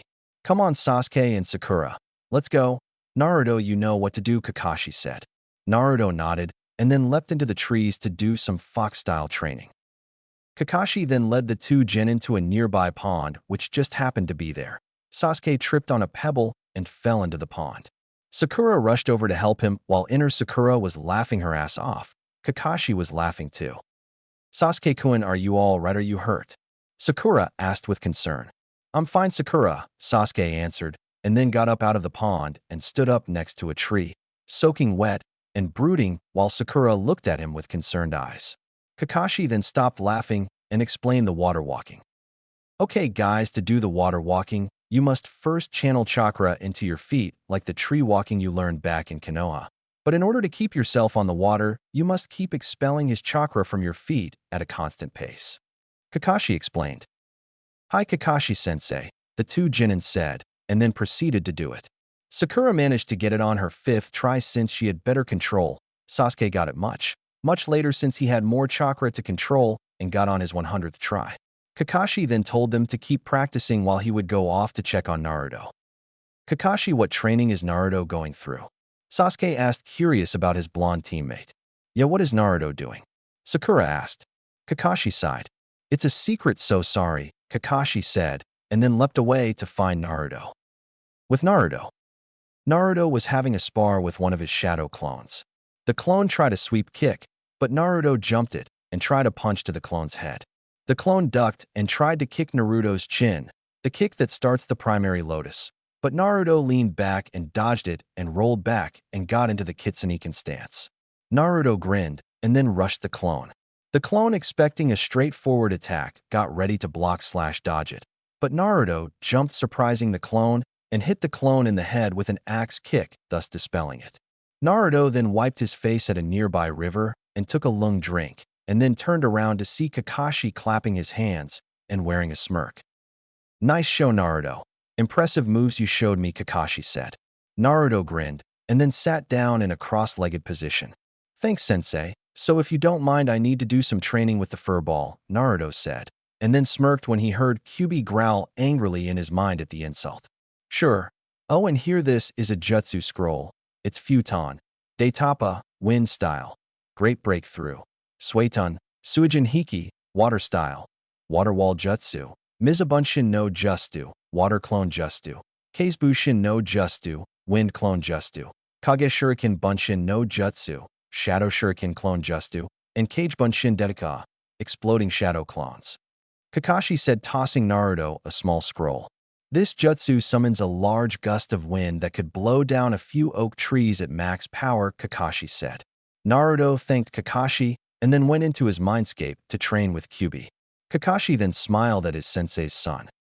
This boy is destined for greatness.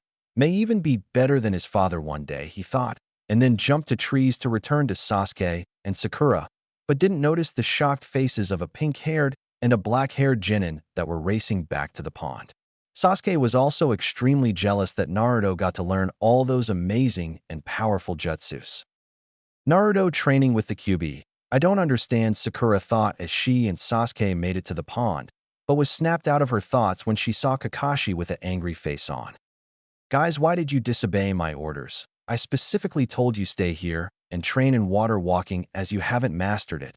Sure, you could do it, but that doesn't mean you mastery over it. Kakashi yelled. The two genin flinched at the Jonin's words, and then suddenly found the dirt to be very interesting. Sasuke then found the courage to answer. Well, Sensei, we were curious about Naruto's special training and followed you, Sasuke said, his Uchiha pride preventing him from being scared and looking like he pissed pants, which Sakura just happened to be acting like right now. Kakashi sighed and then glared at his students. How much did you hear? He asked the two. We heard the part with Naruto's training with the Kyuubi. I don't understand, Sensei. And the Kyuubi is dead, isn't it? Sakura asked, somehow managing to speak. Kakashi looked down again and sighed again. That is something Naruto himself will tell you when he thinks you two will be ready to deal with the news he will eventually tell you, Kakashi answered, and then told them to go back to the Tazuna household while he went to get Naruto. With Naruto. Naruto was sleeping on the trunk of a tree, his new black t-shirt with the Uzumaki spiral on it, and his khaki shorts were covered with grass stains, and his face and hands and legs were covered with dirt. Then a young girl wearing a pink kimono was walking through the forest with a basket full of herbs. The girl spotted Naruto and went up to the sleeping Jinchuriki and pulled out a kunai. That's because this was no ordinary girl, a/n. I'm making Haku female in this, so I'm leaving it at she. This was the fake Hunter-nin Haku. Should I kill him now and end the trouble because we will fight soon? On second thought, I will want to see more of his skills, so I will have to kill him on the field of battle, Haku thought, and then put back the kunai into the hidden pocket of her kimono, and then woke up our blonde hero. Naruto stirred and then whipped out a kunai, thinking it was an enemy. Naruto, now fully awake, saw a pretty girl wearing a pink kimono with a basket of herbs. Herbs used for healing, he realized. Naruto stashed his kunai and stood up, dusting off his pants. Those herbs are used for healing. Do you have a sick friend? Naruto asked the girl. Why, yes I do, Haku didn't finish. Oh my bad, where are my manners? My name is Uzumaki Naruto, the next Hokage, and you are? My name is Haku, and if you are dreaming to become Hokage, then you really are dreaming big, Haku said with a smile. Well, I don't care, once I make a promise to myself, or someone, I never give up until I fulfill it, Naruto said with confidence and determination. Haku nodded and then asked Naruto an unexpected question. Do you have anyone precious to you, your precious people? Naruto looked stunned and then thought, people precious to me. Irika, Sakura, Sasuke, Kakashi-sensei, Jiji Hokage, and the other rookies, Naruto thought. Yeah, I have a lot of people whom I hold precious to me, Naruto said with his foxy grin plastered on his face. Haku smiled and then got up, having collected all the necessary herbs. Well, I have to go, Uzumaki. I hope we meet again someday, Haku said and then walked off. Me too, Hunter-san, he said, whispering the last part. Haku then froze and watched Naruto's retreating back. He knew, she thought, and then ran off to the hideout she and Zabuza were using. Kakashi then arrived and found Naruto looking exhausted, walking back to Tazuna's house. It was getting dark, so Kakashi then grabbed Naruto under his arm and sped off towards the house.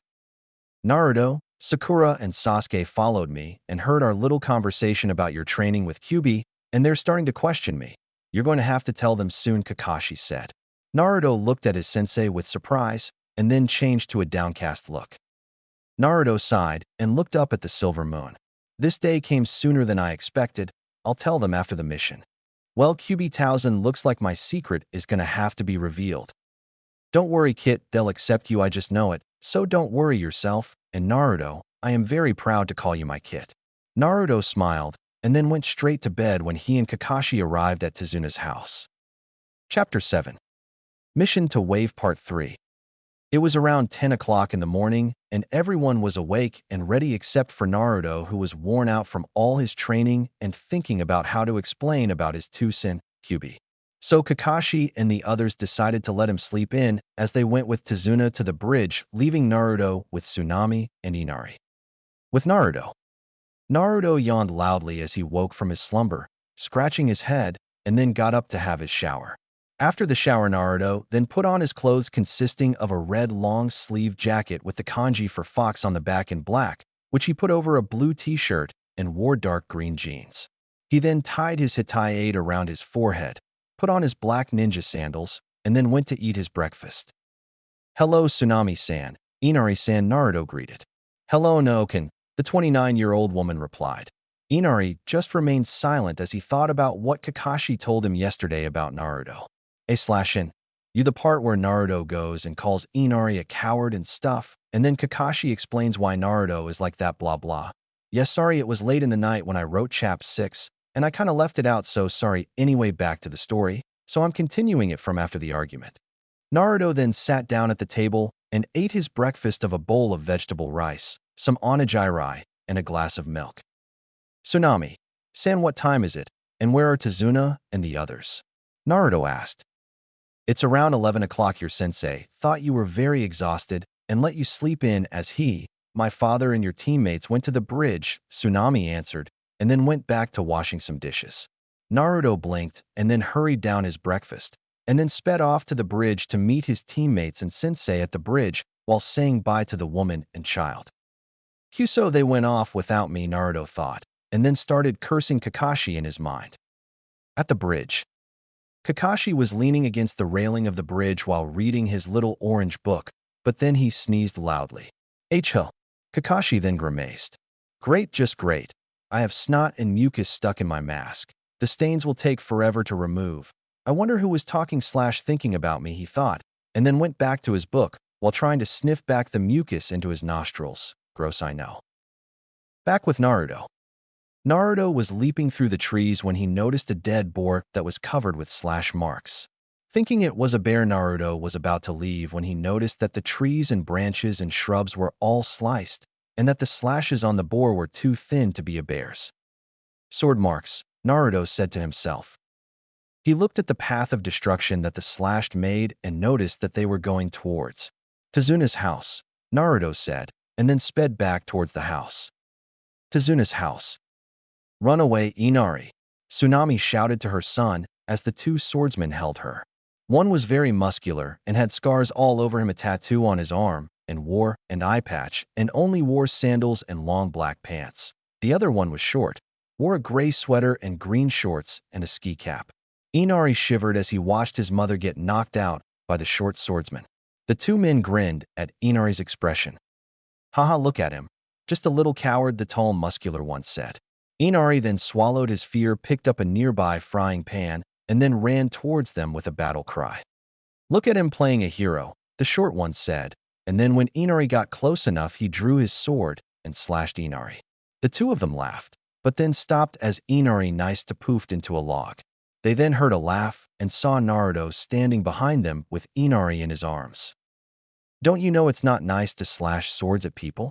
Naruto said, wagging his finger in a no-no way.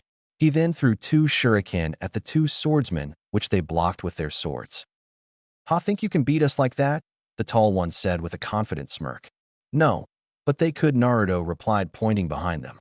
The two shuriken Naruto threw then poofed, revealing them to be Kagebunshin that had used the Henge no Jutsu/transformation jutsu. The clones then punched them both out and tied the two men up. "Arigato/thank you, Naruto Nizan, and Iisen means older brother. Hey, remember the hero always shows up at the last minute, and good job trying to protect your mom," Naruto said with a foxy grin. Inari grinned and watched as Naruto leapt away to the bridge. At the bridge, Sasuke wasn't doing well. While he was at first, he had fought the fake Hunter Nin and managed to get on a punch, but then the Nin who he thought was a girl due to the Hunter Nin's voice, whose name he learned was Haku. "Oh, how right he is, give a round of applause PPL. Then pulled out her high jutsu. Makyu Hosho/secret jutsu. Demonic crystal ice mirrors. He was now trapped in them and now had no way of getting out, as the Hunter Nin could move faster than he could as he was being struck by Sunbon from all sides. Sakura was too busy protecting Tazuna to help him, and Kakashi-sensei was fighting Zabuza in the mist.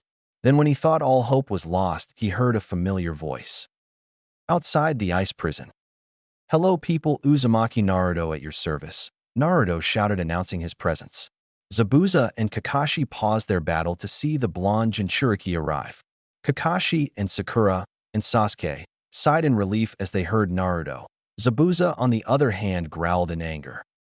You little gaki/brat, this is for hitting me with your water dragon," Zabuza said, and threw a flurry of kunai at the blonde. Naruto was about to deflect them with his own kunai when some Senbon needles came out of nowhere and clashed with the kunai. "I am sorry, Zabuza-sama," Haku said, "but I want to be the one to defeat this boy," Haku finished. Zabuza nodded. "Make sure you kill him painfully," he said, and then went back to fight Kakashi. Naruto then ran up to Sakura and Tazuna. "Hey guys, are you alright?" Naruto asked with concern in his voice. "Yes, but Naruto, why are you here? You should be helping Sasuke-kun," the pink-haired banshee yelled, and then using strength she didn't know, she had flung Naruto into the ice prison. A/N. "Just so you know, since I've had Naruto change his diet, he's as tall as Sasuke and Sakura now." In the ice mirror prison. Sasuke was thinking of a plan. Now that Naruto's here, he could attack from the outside and give us the advantage, he thought, but was thrown out of his reverie as a red and green blob smashed into him. Naruto and Sasuke were rolling on the ground, but when they stopped, Naruto had accidentally moved his face at the wrong time and ended up kissing Sasuke. The two boys' eyes widened and then started coughing and spitting as if they had the plague. Meanwhile, Haku was trying her best not to laugh at the scene so that she couldn't lose her focus on the mirrors. "You kissed me," Sasuke yelled, wiping his mouth. "Well, sorry. If it weren't for that pink-haired team/bastard throwing me in here, this wouldn't have happened," Naruto yelled back, also wiping his mouth. After that, the two genin got up and then faced Haku, who had gotten over her feeling to laugh when saw the two boys staring at her ready to fight. "Hello, Naruto-san," Haku said. "Haku," Naruto replied in a monotone. Sasuke blinked and shook his head. "You two know each other?" Sasuke asked. "Not really," Naruto replied. Naruto then some hand signs katan. "Gakakyu no Jutsu/fire style. Grand Fireball Jutsu," he yelled. The large fireball spewed out of Naruto's mouth and at the mirrors, expecting them to melt, but they didn't. "Naruto, fire doesn't work on these mirrors. I tried," Sasuke said.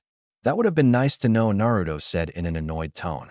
Haku, tired of the boys bickering, began moving at her high speeds, throwing her Senbon at the two. Sasuke and Naruto then began dodging the flying projectiles, but couldn't avoid them, all due to the sheer numbers of the needles, sticking them in many places.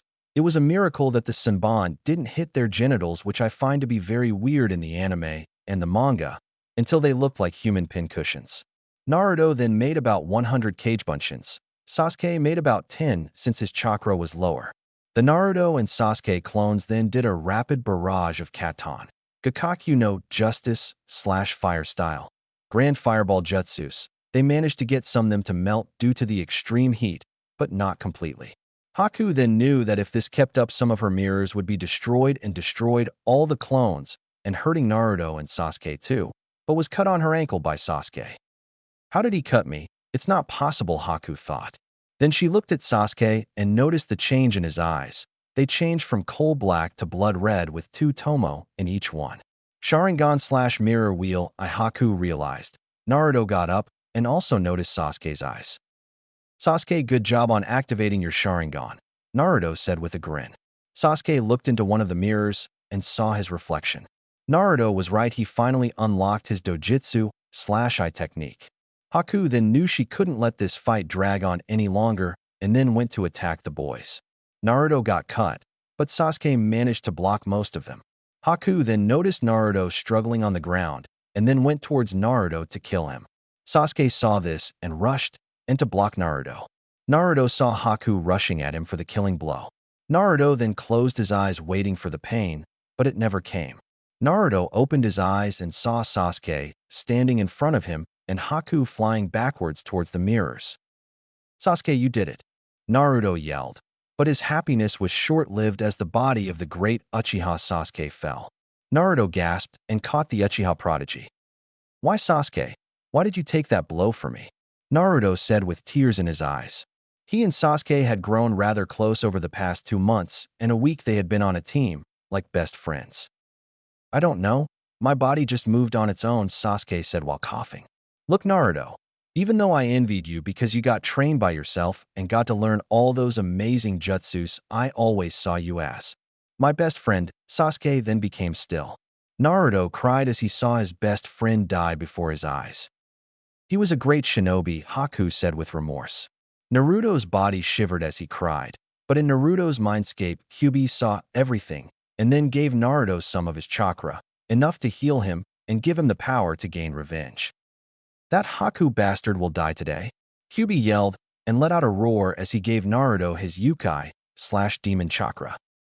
Haku gasped as she saw Naruto's body start to be surrounded by red chakra, and it also gave of a blood lust greater than even Zabuza. The chakra then manifested into the head of a fox. The fox let out a howl before entering Naruto. Naruto's nails became claws, his whisker marks became darker, and then Naruto turned around looking at Haku with a blood-red eyes, the eyes of the Kyuubi no Yoko. Outside the mirrors, Kakashi had just been slashed across his chest protecting Sakura from Zabuza, but then he and the others felt a feeling of bloodlust and major killing intent wash over them, making even Zabuza and Kakashi shiver. What is this feeling? Sakura thought, her legs giving out from fear. Tazuna also lost feeling in his legs and sat down hard on his ass. Kakashi knew what this feeling was. It was the killing intent of the Kyuubi. This chakra, it can't be Kakashi because it's too much for even him, but it fills me with dread, Zabuza said to himself. Whatever happened in there, it triggered the Kyuubi's chakra to leak out, but I sense that the seal is still holding. We are safe, Kakashi thought, and then took out a scroll, wiped the blood on his wound onto the paper, and then rolled it back up. Look, Zabuza, we're both busy men, so I'm going to end this quickly, Kakashi said into the mist. How, Kakashi, you can't even see me? Zabuza said with a chuckle. Kakashi then did a few hand signs and called out the name of his jutsu. Doton. Fang Vengeance Jutsu. I don't know the Japanese name for it, Kakashi said. He slammed the scroll onto the ground, and then a large number of dog summons sprang up from the earth, each one wearing a leaf headband like a collar, and latched themselves onto Zabuza, who couldn't move from the pain. When your eyes and ears have failed you, always follow your nose, Kakashi said in a confident tone. Back in the ice prison, Naruto's wounds were healing before Haku's eyes, who was right now scared out of her pants or kimono thing, I don't care. Naruto then rushed forward with amazing speed on all fours. Luckily, Haku had some speed too, and if it weren't for that, she would have been dead. Naruto then stopped and looked around for Haku, sniffing the air like an animal. Haku then flung a barrage of Senbon at him, hitting him all over his back. Naruto then roared and let out a burst of chakra, expelling the Senbon from his body, forcing some of the mirrors to crack from the force of the chakra as well. Haku then flung some more Senbon at Naruto's face. Naruto saw Haku and then ran towards her and roared, sending a chakra pulse deflecting the Senbon. He stopped them without even touching them, she thought. She then appeared in a mirror of Naruto's unprotected back, clutching some Senbon in her hand. This is the end, she said and dropped down on Naruto. But Naruto heard her and then jumped to the side while tumbling, shifted his body and landed on his feet, using his claws to scrape against the ground to stop himself. Naruto's blood-red eyes then stared at Haku with the instinct to kill her. Haku then rushed to the mirror behind Naruto. Big mistake. Naruto, using his enhanced strength, speed, and reflexes due to the Kyuubi, managed to grab Haku's wrist, stopping her movement. Impossible, he caught me, Haku said. Naruto roared, crushing Haku's wrist and giving off chakra in waves. Naruto then channeled most of the Kyuubi's chakra into his right fist, and then, pow! Naruto punched Haku in the face, hard, really hard, and sent her crashing through a mirror and flying a few feet before landing ungracefully. Since her focus was broken, demonic ice mirrors were destroyed and were falling to the ground. Naruto then stood there in a menacing way. Haku got up and her mask fell off, revealing a pale face and brown eyes staring at Naruto. Zabuza-sama, I have failed you, and Naruto, I hope you accomplish your dream, Haku whispered to the wind. Naruto, still with the fox's chakra in his system, rushed at a goddamn fast speed, his right fist ready to end the fight, but stopped when he saw Haku's face. The Kyuubi's chakra then immediately left his system, and Haku looked at the shorter boy with surprise. Haku-san. Naruto said, his fist still poised to punch Haku's face. Naruto-kun, why have you not killed me as I have killed one of the people you hold precious to you?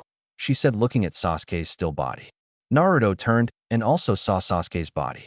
Naruto then took out a kunai and was about to kill Haku when she stopped him. Sorry Naruto-kun, but I can't die now, Haku said and disappeared in swirl of vapor. With Kakashi and Zabuza. Zabuza, you are a loose cannon and now you will die today, Kakashi said, holding a ball of chakra and lightning in his palm. Kakashi then rushed at the pinned Zabuza. He's still bound by the dogs. Raikiri/lightning blade, Kakashi yelled. He then rushed forward, his lightning-covered fist aimed at Zabuza's heart, but he didn't notice the ice mirror forming behind Zabuza. A hand is thrust, blood flies, someone dies. Kakashi looks and finds that Haku is struck in her heart with the Raikiri, blood splattered all over her body and Kakashi's and Zabuza's face. Zibisame, Haku stuttered and then died with an arm through her chest. Haku, no, why Haku, why? Zabuza screamed.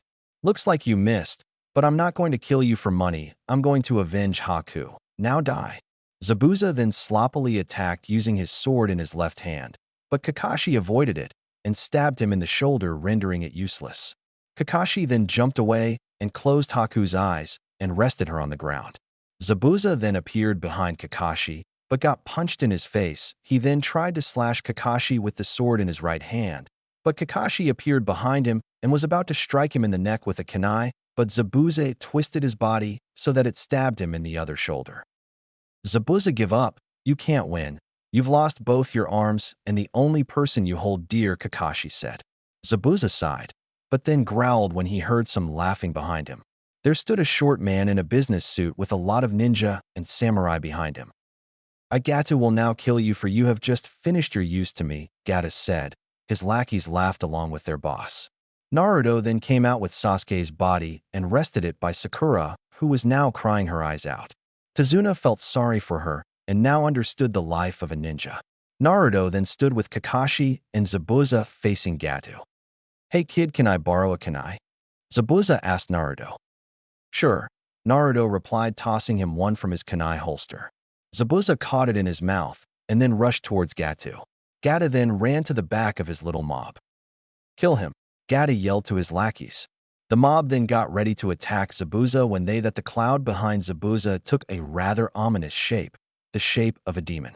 Zabuza used their fear to an advantage, slicing them all to get closer to Gatu. Zabuza was stabbed all over his back, but he kept going. Why won't you die? Yelled one of the samurai guards. Zabuza then reached Gatu and stabbed him in the stomach. Gata gasped in pain and surprise. You're going to hell with me, Gatu, Zabuza said menacingly, and then removed the kunai from Gata's stomach, blood spewing out like water from a fountain. Zabuza then leaned back and then using his lone kunai in the mouth cut off Gata's ugly little head, sending it flying like a comet with a tail of blood. The mob of samurai and ex-ninja then yelled in surprise when the head of their boss rolled to their feet. Zabuza then fell to the ground exhausted from pain and blood loss. You guys killed our meal ticket, well now we are just going to have to raid the village, one of the ex-nins said. He and the others then let out a battle cry and charged, but were halted when an arrow stopped their march. They looked and saw the villagers carrying spears, pans, pieces of wood and knives, wearing pots on their heads, and leading them was little Inari with a steel bowl on his head, holding a crossbow. The hero always appears at the last minute. Isn't that right, Naruto and Ai-san? Inari said with a grin. Naruto looked at the people and then nodded with a laugh. You'll never get into the village. You'll die before that happens, Inari said in a menacing voice. The villagers waved their weapons in the air to support Inari's statement. Naruto and Kakashi then made some cage bunshins, and the ex-nins and samurais all jumped off the bridge and swam away, some drowning from not being able to swim. The villagers cheered, and they all walked back to their homes with happy expressions on their faces. Sasuke then woke up and Sakura told him the whole story, and then Tazuna and the team went home to rest. 3 weeks later. Tazuna, Inari and all the villagers were there to say goodbye to Naruto and his team. Inari, no need to cry, I'll come back and visit when I become Hokage, okay, Naruto promised. I'm not gonna cry. It's alright for you to cry, Naruto, and Inari retorted. Me cry? No way. Naruto and the team then turned and walked away. Naruto and Inari were blubbering at seeing each other leave. Baka's Sakura thought. So what you gonna name the bridge to, San? Tsunami asked her father while watching the retreating backs of the four shinobi. Tazuna smiled. That Naruto boy inspired Inari and all of us to keep believing and fight for ourselves, so we shall name this bridge. But he was interrupted by Inari. The Great Naruto Bridge, Inari shouted. Tazuna chuckled. Yes, the Great Naruto Bridge, a great name for a great work of art. Chapter 8. The Chunin Exams. It had been 3 days after the mission to Wave, and Naruto and his team had received their pay, which was a lot, I might add. Naruto and the others then went to their respective homes and slept a lot. So Naruto, being the kind and generous soul he is, decided to pay a visit to Ichiraku Ramen with his froggy wallet, Gamachan, which was bulging with what seemed to be over 2,000 yen after his nap. Ichiraku Ramen. Hey Gigi, I'm back, Naruto yelled to the old chef. I am. Ichiraku's daughter smiled, knowing that voice anywhere. Hey Tusan, our favorite customer's back, she said with a smile. Naruto, you're back. I missed you, you little gaki. Business has been slow since you left, Ichiraku said. Well, no need to fear, Gigi.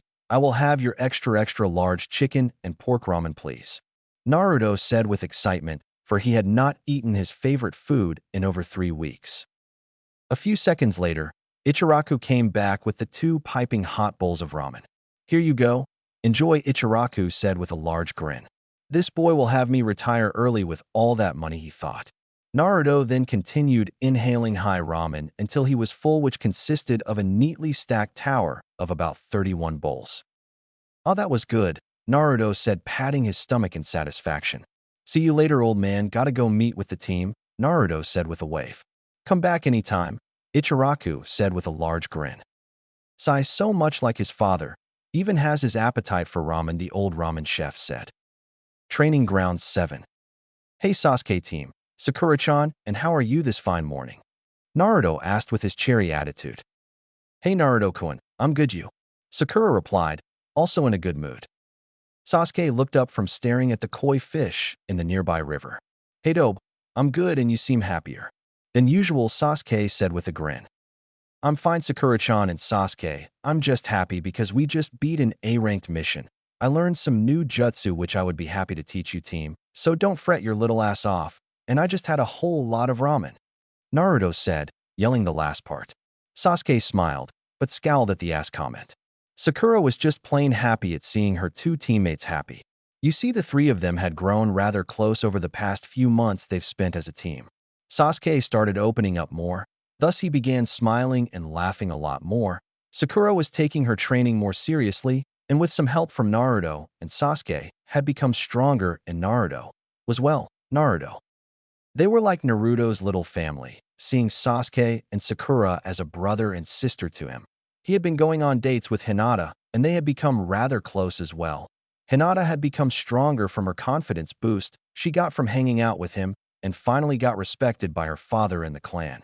And Naruto had finally decided that his feelings for her had changed to something more than a friend, and would tell her later this evening. But that happiness ended with Sakura's harmless little question. Naruto-kun, about the Kyuubi thing you were talking about with Kakashi-sensei, what is it? Naruto's smile dropped, and it became serious.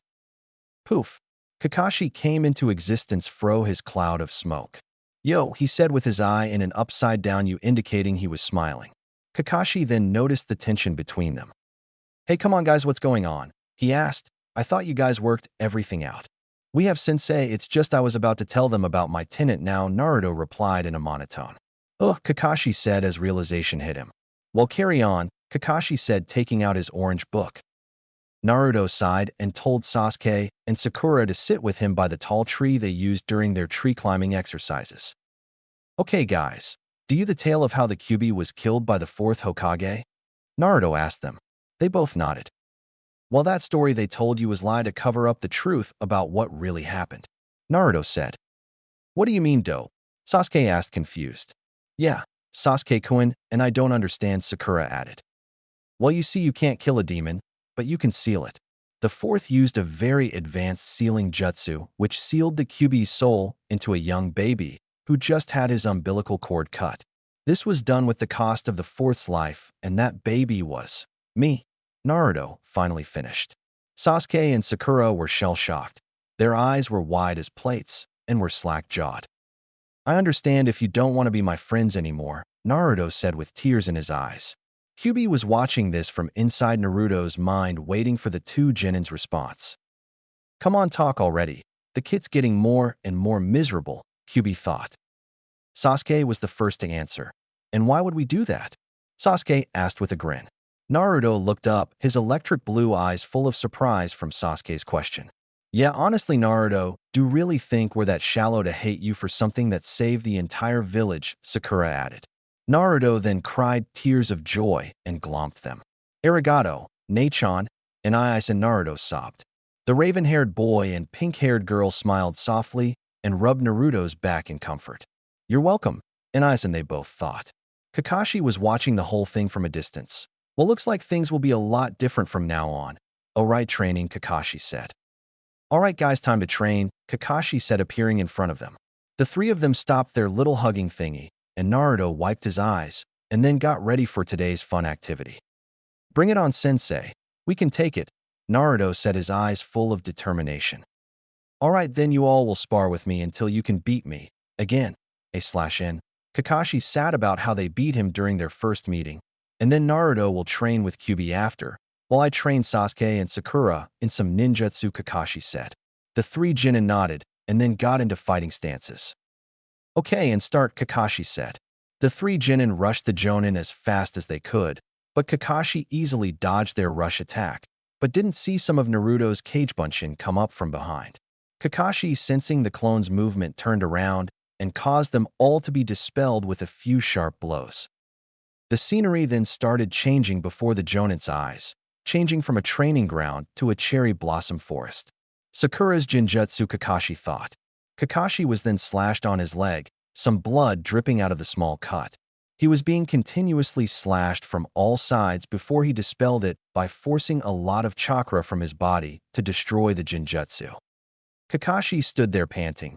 The numerous cuts on his body were dripping with blood, and standing before him were thousands of Naruto Kagebunshins. Kakashi, knowing this was getting serious, raised his Hitaiate, showing his dreaded Sharingan eye.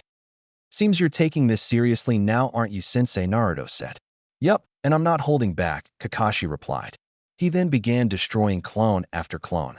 One of the clones tried a punch to the head and another, a chakra-infused kick to Kakashi's chest. Kakashi ducked under the punch and grabbed the other clone's leg and threw it into another clone. A fireball then plowed through the clones and towards Kakashi, destroying a lot of clones in the process. Kakashi jumped the flaming sphere of doom, but saw Sasuke, Sakura, and Naruto about to do a triple punch to his head, but unlike before, he was prepared and kicked Sasuke in his chest, punched Sakura in her stomach, and kicked Naruto in the groin. Ouch. The three of them then poofed into smoke, indicating they were Kagebunshins. Kakashi landed on the ground when he saw a gale force wind heading towards him.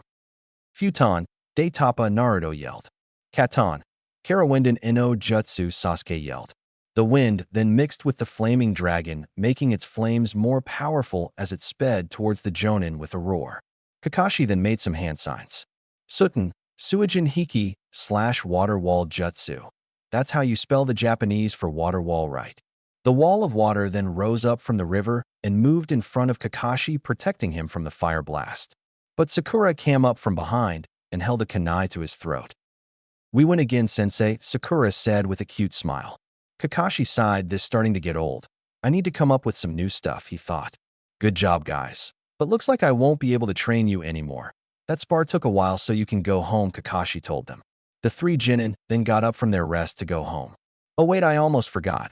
Here, take these, Kakashi said, holding 3 pieces of paper in front of them. They each took one. What are these? Sasuke asked. Those are your applications for the Chunin exams that will be held here in Konoha, the Jonin told Sasuke. You really think we're ready for this big of a tournament? Naruto asked. Kakashi nodded with a smile. Yada. The three genin cheered. They then rushed to Ichiraku to celebrate. Kakashi chuckled at their antics and then took out his Ica Paradise book. John then went to go see Linda at the hot springs. Kakashi read with a perverted giggle. After their celebration and coming up with new strategies for the exams, Naruto went to the Hyuga compound to talk with Hinata. Naruto arrived at the gates of the clan and spotted a guard there. Hey Hyuga-san, may I see Hinata please? Naruto asked. Of course Uzumaki-san, follow me, the guard said. You see, the elder Hyugas knew of Naruto's heritage and treated him with respect, but knew not to tell their children, especially Hinata. Here you are, the guard said as they reached the main branch building. Arigato, Naruto said as the guard used Shunshin no Jutsu / body flicker jutsu. Naruto then knocked on the door. Coming, said a female voice from inside the house. The door opened, revealing Hinata. Oh Naruto-kun, what are you doing here? She asked him. Naruto gulped and began his sentence. Well, you see Hinata-chan, after all the time we've spent together, I had come to terms with myself that I'm that gulp. That what? Naruto-kun, Hinata asked with an amused grin, knowing what he was going to say. Come on kid, you can do it, just say it. I know it's hard. Believe me, I know, Kyubi said, encouraging his son. Alright too sensei, here I go, Naruto replied. Attaboy, Kyubi said with a grin. Naruto then took a really deep breath. I really like you, Naruto said quickly with his eyes shut tight. Hinata chuckled and then kissed Naruto on the lips. Naruto's eyes widened before he melted into the kiss. Hinata then smiled before saying, I do to Naruto-kun. Naruto smiled his foxy grin before leaving the Hyuga compound to his apartment, humming a little tune and walking with a little spring in his step. Hinata giggled before going back into her house, watching her Naruto-kun walking home. The next day, Team 7 was walking to the building where the Chunin exams were being held when they noticed they were being followed by a strange square rock with eye holes and perfect angles. The three of them sighed before turning around to face the rock. You can come out, Konohamaru, Naruto said in a bored tone. The rock then disappeared in a poof of smoke, revealing three small kids who were coughing from the smoke. One kid had brown hair, black eyes, and was wearing a black shirt with black pants, glasses, and had snot dripping out of his nose, and this was Udon. Another was a girl who had her hair tied up into things, /in. I don't know what that hairstyle is called. Her hair was a golden brown. She had brown eyes and was wearing a pink t-shirt and black pants. Moegi was her name, and well, you all know Konohamaru. Hey boss, can we play ninja with you? Konohamaru asked. The boy then froze when he saw Sakura. Hey boss, is that your girlfriend? He asked, wiggling his pinky. Sakura blushed, but Naruto maintained his cool. Nah, Kono-san. She's just a friend, besides she's Sasuke's girl. Naruto finished, making Sakura and Sasuke blush. It was true. Since Sasuke began opening up, Sakura and Sasuke became a couple. Konohamaru nodded before asking his previous question. Sure thing. Okay, all you guys have to do is try and catch that kunai in 10 seconds, he said, throwing a kunai around a nearby bend. Yada, Konohamaru yelled in excitement as he ran after the lone kunai. He raced around the corner until... wham!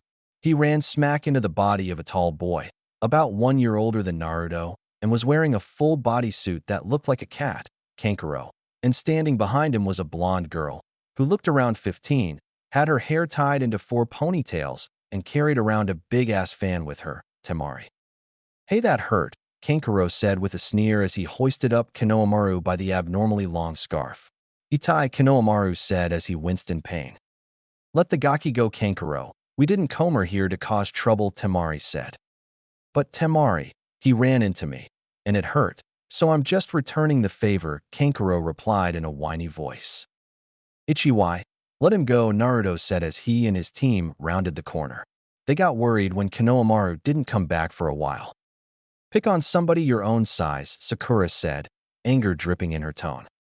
No, Kankuro said with a grin and squeezed harder around Konohamaru's scarf, making choke. Darkness surrounding his vision as he began to black out from lack of oxygen. Naruto then threw a kunai at Kankuro, who easily dodged it, but let go of Konohamaru in the process. Konohamaru got up and ran to his friends, hiding behind Naruto's leg. A poof was then heard behind Kankuro, as the kunai turned out to be one of Naruto's Cage Bunshin using a hinge and kicked Kankuro in his ass. Sasuke then ran forward and punched Kankuro in his face, sending him flying into a waiting Sakura, who halted his movement with a swift kick to the place where the sun doesn't shine. Poor Kankuro. Kankuro then got up slowly, clutching his genitals in pain. He then reached to his back, where a large bundle hung. "No, Kankuro, don't reveal Karasu yet," Temari said with panic in her voice. Kankuro was about to shout back, but he then heard a voice which froze his movements from fear. "Kankuro, stop it," the voice from a nearby tree said. All the heads turned to see a red-haired boy around Team 7's age. He wore a black and brown sash-like outfit which he wore over a fishnet shirt and black pants, and carried on his back what looked like a giant gourd. "Gaara, they started it, they." Kankuro tried to explain, but was cut off. "Shut up, or I'll kill you. You're a disgrace to Sunagakure," Gaara said. Kankuro immediately closed his mouth. Team 7 was feeling a bit off because of the killer intent he always spoke with in each sentence. Gaara then looked up at Team 7. They managed to trick Kankuro and kick him in the balls. They must be really good. I like their style, Gaara thought. He then shunshined in front of Kankuro in a whirl of wind and sand. "Gomen for the unnecessary fight. I'm Sabaka no Gaara, what are your names?" Gaara said he introduced himself. "Uzumaki Naruto. Uchiha Sasuke. Haruno Sakura." Gaara nodded. "I look forward to facing you three in the Chunin exams, especially you Uzumaki Naruto. There's something about you that will make our battle worthwhile," Gaara said in his monotone, and with that he and his siblings left. Konohamaru then took this as his sign to leave and sped away to find his friends. The three genin just stood, with their eyes fixated on the spot where Gaara stood. "Hey Kit," Kyuubi said out of the blue. "What Tusan?" Naruto asked. "That Gaara boy, he's the Ichibi, Shikaku's Jinchuriki. Shikaku has the most bloodlust out of all 9 of us, but I'm still stronger, so no need to fret," Kyuubi said. "Are you sure Tusan?" Naruto asked, thinking Kyuubi was kidding. "As sure as I have 9 tails," Kyuubi replied. Naruto gulped at this. Another Jinchuriki in the exams meant this exam was about to be even more dangerous than already is. "Hey guys, Kyuubi Tusan says how Gaara is a Jinchuriki like me," Naruto said, turning to his teammates. "What are you sure, Naruto?" Sasuke and Sakura said in unison. Naruto nodded and grimaced along with his teammates. "Which one?" Sakura asked. "The Ichibi, Shikaku. Kyuubi says how he had the most amount of bloodlust out of all 9 Bijou," Naruto replied as he grimaced along with his friends. "Well, we have to avoid their team at all costs before the finals. All right," Naruto said. Sasuke and Sakura nodded, and then together they left towards the Chunin exams building. Chunin exam building. Naruto, Sasuke, and Sakura walked upstairs to the second, where a whole crowd of people were gathering outside a room with a sign on it saying Chunin Examination Room. Then a boy wearing a green leotard, had a bowl haircut, and extremely bushy eyebrows had gotten kicked in his face by one of the kids guarding the door. "If you guys can't beat us, you've got no chance at becoming Chunin," one of them said. "Hey guys, this is only the second floor. We should go on ahead, it would lessen the competition a bit," Naruto whispered to his teammates. They both nodded and followed Naruto to the stairs leading to the 3rd floor. But apparently the leotard-wearing guy was following them, leaving his teammates, a Hyuga who had a really long ponytail, wearing a white shirt and black shorts, and a girl wearing a Chinese-style shirt and black pants. Some big room leading to 3rd floor stairs. "Hey Uchiha," a voice called from a nearby balcony. Team 7 looked up towards the balcony and saw the bushy-browed, green leotard-wearing boy who looked around 1 year older than them. The boy then jumped down, glaring at the team before spying Sakura. A smile then cropped out on his face, and he winked at her. A little heart then all of a sudden flew out of his eye, A/N, like in the anime. Sakura screamed in fear and hid behind Sasuke to avoid it. "Sasuke-kun, that bushy-browed freak has a crush on me," she whispered to him. Sasuke then glared at the boy. No one makes a move on his girlfriend. In 01. "I am Rock Lee, and I would like to fight you to test my flaming powers of youth over your genius. And if I win, I get to take Sakura on a date," Lee said. Naruto then walked up and whispered something in Sasuke's ear. Sasuke looked surprised for a while before nodding. "Sorry, bushy brows. But maybe next time during the exams, and also Sakura's my girl, alright, Sasuke said, and then turned to go to the exam room. Lee then sat down and sobbed rivers before composing himself and went back to his teammates. Chunin examination doors. Naruto, Sasuke, and Sakura then arrived at the doors to the examination room and then saw their silver-haired sensei. "Hey guys," Kakashi said, looking up from his little orange book. "Kakashi-sensei, what are you doing here?" The three Genin asked the Jonin. Kakashi chuckled. "I'm here to see my star students off before they become Chunin. That's what," Kakashi said with a grin. Naruto grinned. "Well, we will become Chunin, and we will totally kick some ass, right guys?" Naruto said, turning to his teammates. "Of course, Baka. What else do you expect from the first team ever passed by Kakashi of the Sharingan?" Sakura said, smiling. Sasuke just grinned and gave a thumbs up. "Well, good luck, guys, not that you need it," Kakashi said before poofing away. Sakura and Sasuke then each opened a door with Naruto walking through it. The three of them walked in to see a large group of Genin glaring at them upon their entering. "Whoa," was all they could mutter. There were Genin from many various villages, Amigakure, Huzugakure, Sushigakure, etc. "Sasuke Kun!" An annoying, shrilly voice yelled. Yamanaka Ino then lashed onto Sasuke's neck and winked at him. "I've been waiting in excitement for you," she whispered seductively. Sakura and Sasuke glared at the annoying platinum blonde girl. "Ino pig, let your stupid hooves off of my Sasuke-kun," Sakura said with a lot of killer intent. Sasuke had managed to escape and then kissed Sakura. Sasuke then stopped, looking at a shocked Ino. "See, Ino, Sakura-chan and I are a couple, so leave us alone," he said with a smirk. Ino growled and then started to lunge at Sakura before she was interrupted by Naruto. "Yeah, Ino, leave my teammate alone," now Naruto added.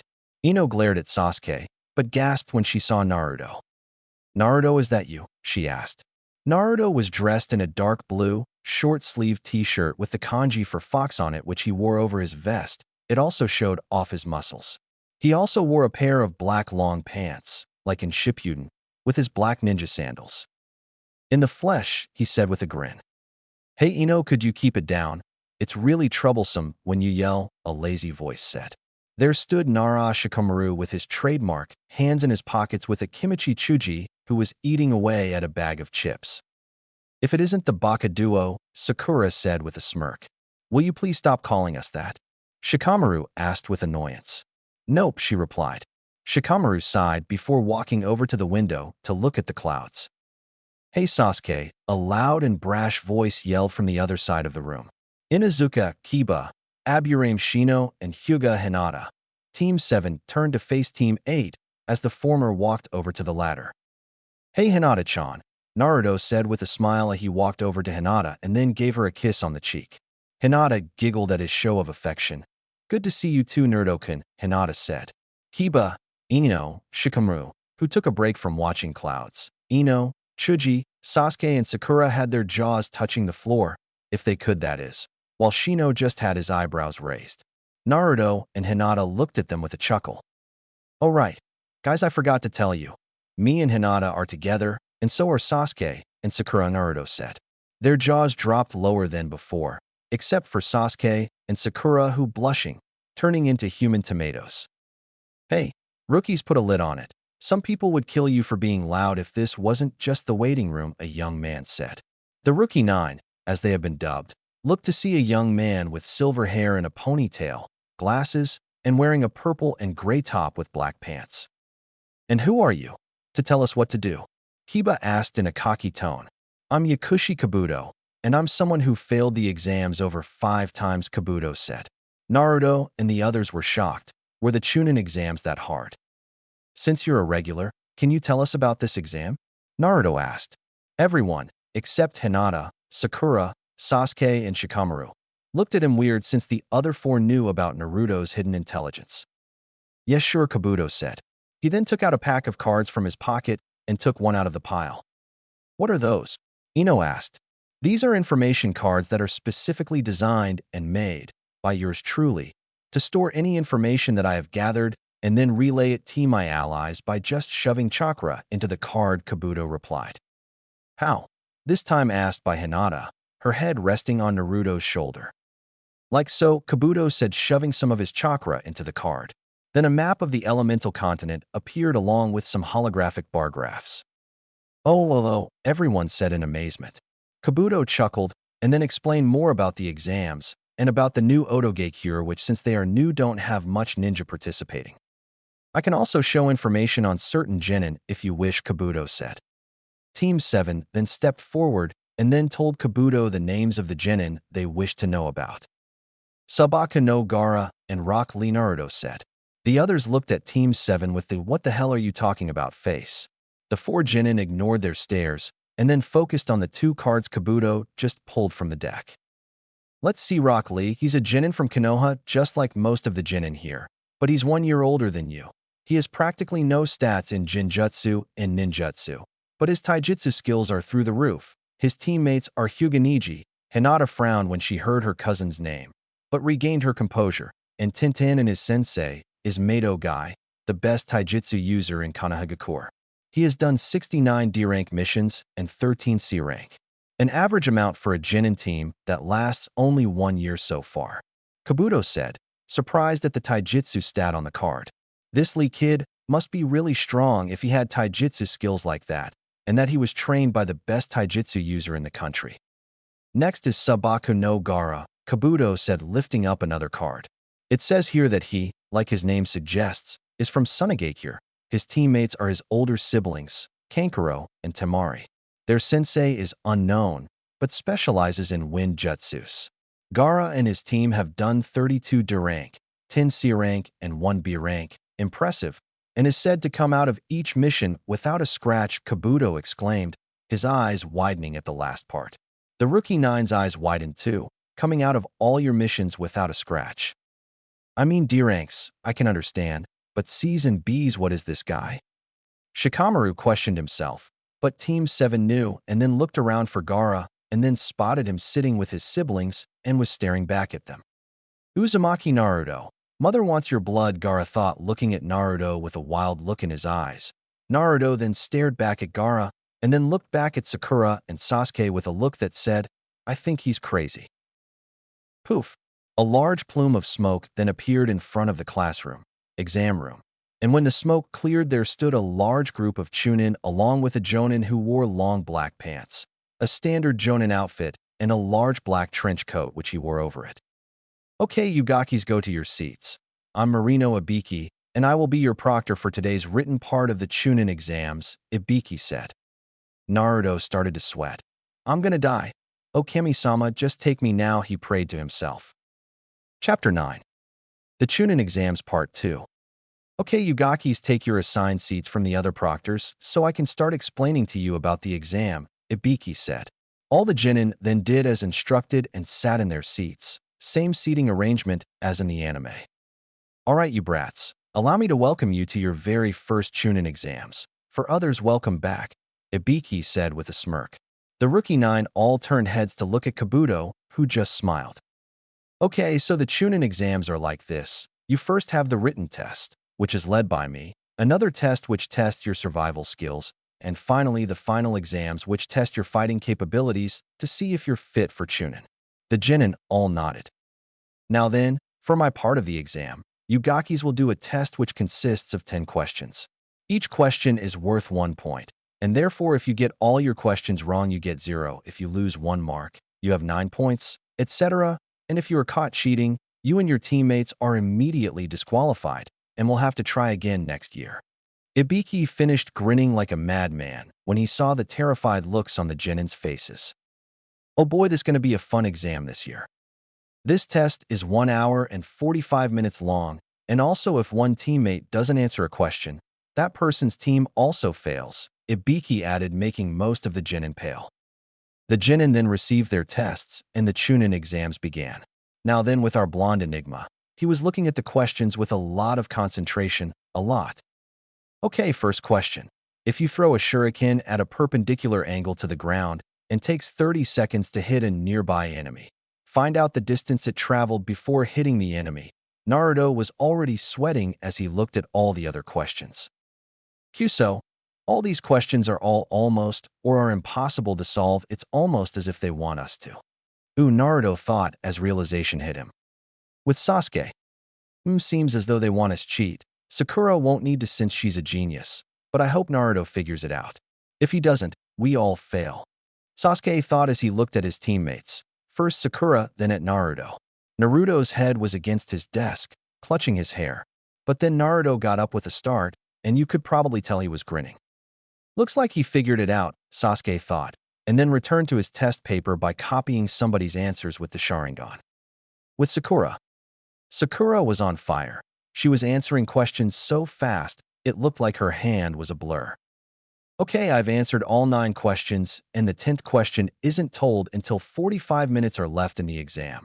So I'll just take a nap, Sakura thought, smiling at her final thought, and then closed her eyes and fell asleep. Back with Naruto. Looks like it's time for those enhanced senses QB2-san gave me to be tested out. Naruto closed his eyes, and then focused on his sense of hearing and listened to the sounds of the pencils writing.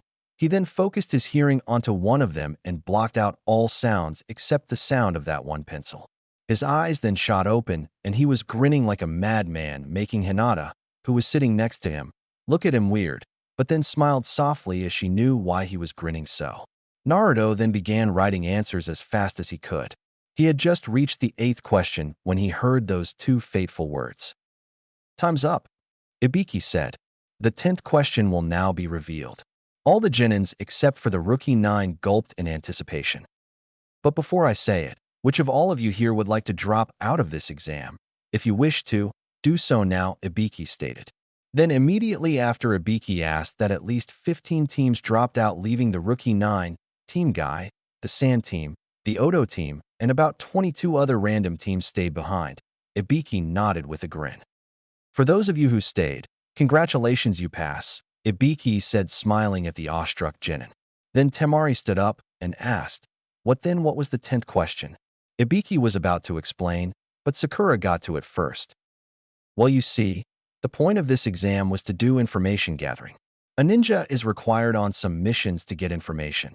However, the 10th question was made to test if those who stayed are ready for the tasks ahead on the road to becoming Chunin. So therefore you could have just done this test without answering a single question, Sakura answered with smile, proud of her answer. Ibiki nodded and then removed his bandana around his head. The girl is right. Information is important and could help during, for example, the 3rd Great Shinobi War, he said, and then completely removed his headband, showing he had burn marks, long scars and puncture marks from screws being inserted into his skull. The Genin all felt like they wanted to hurl, some on the verge of doing so. Sometimes information can cost you your life, and as you have just seen, I nearly lost mine in the effort to do so, Ibiki finished while tying his bandana back on. Crash! A nearby window was shattered, and a rolling black blob came through it. Kunai then pinned themselves to the 4 corners of the front wall, showing a black tarp the size of the wall, and written on it. It says, A&KO rules. And there standing in front of said wall was a woman, probably early 20s, with purple hair, and was wearing a skirt and a wire mesh bodysuit, and over that she wore a long, large yellow/brown trench coat. A/N. If it wasn't for the trench coat and the skirt, she'd be a walking Ica paradise.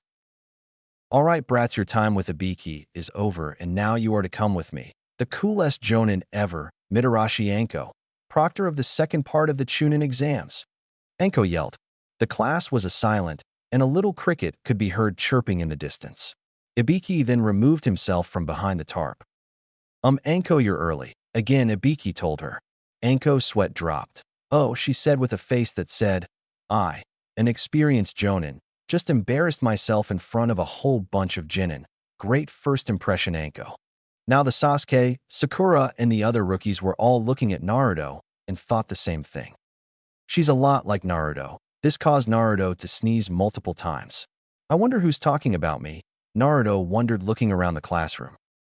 After the silence, minus Naruto's sneezing, Anko then told them to follow her to the area where the 2nd part of the Chunin exams were to be held. The Genin all reluctantly followed. In Naruto's mindscape, Kyuubi was looking at the pond created in Naruto's mindscape, but this was no ordinary mentally made pond. This pond made Kyuubi see what Naruto was seeing, and when he saw this Anko person, he was rolling on the ground. Laughter and injured his spleen, which of course healed. After that, Kyuubi began to think of he should teach Naruto, knowing that the final part of the exams let their competitors take a 1 month off to train. What to teach, what to teach? No, not that one. That's it, I'll give him the greatest techniques a Lord of the Foxes can give. The Demon Lord thought, giddy with excitement. Training Area 44, Forest of Death. The Genin were all standing in front of a large wall of wire, and beyond that was a large, dense forest with trees that made the Hokage building look like a toy house. Anko was facing them with a small smile on her face. Hello, my little Genin. This is where your survival skills come into play. This is where your second part of the Chunin exams take place. Welcome to Training Area 4, also known as the Forest of Death, she said in a scary tone, and a crazy smile plastered on her face.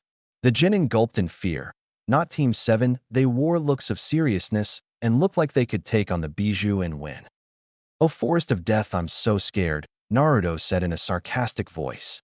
That's the biggest load of shit I've heard yet. Anko glared at Naruto and then flung a kunai intended to give him a cut on the cheek, but Naruto expected it and tilted his head to the side, but then Anko appeared in front of him and sent a fast kick to his head, but Naruto grabbed it, and then Sasuke and Sakura instantly appeared with their kunai held against Anko's throat. Anko chuckled a bit before relaxing. Naruto let go of her leg and Sasuke and Sakura pocketed their kunai. The Genin before them were shocked. The Konoha Genin were utterly baffled.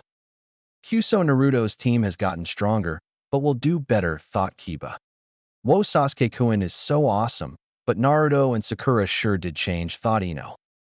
Naruto-kun, Sasuke-kun, Sakura-chan, your flames of youth are bright, but not brighter than mine, YSH.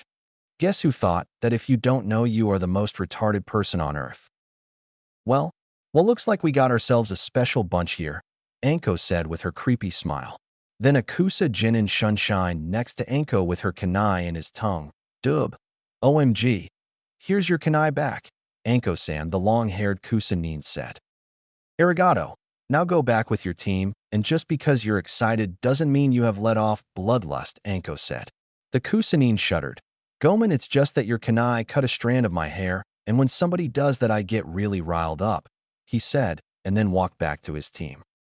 Right now that that's done, Anko stated. She then went to the desk in front of the gate where Izumo and Kotetsu were sitting. She returned with a big stack of papers.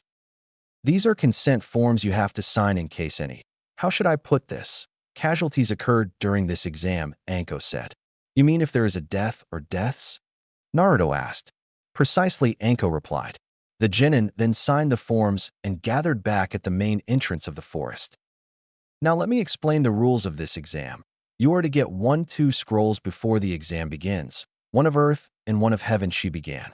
She then pulled out 2 scrolls from her pockets. The black scroll on the left was earth, and the white one on the right was heaven. Your goal is to obtain the other scroll from the other teams by any means necessary. What I mean is if you get an earth scroll, you fight for a heaven and vice versa. Then once that is done, you head straight for the tower, which is located in the exact center of the forest. And also you have 5 days to complete this exam, and once you reach the tower, you can open your scrolls, for if you open them during the exam you'll regret it. Anko explained. The Genin nodded. Good, now go and stand in front of the gates assigned to you, she ordered. The Genin teams all went to Izumo and Kotetsu and received their gates numbers and stood in front of them. Team 8. Gate 1. We'll go for an ambush and then head straight to the tower, Shino said.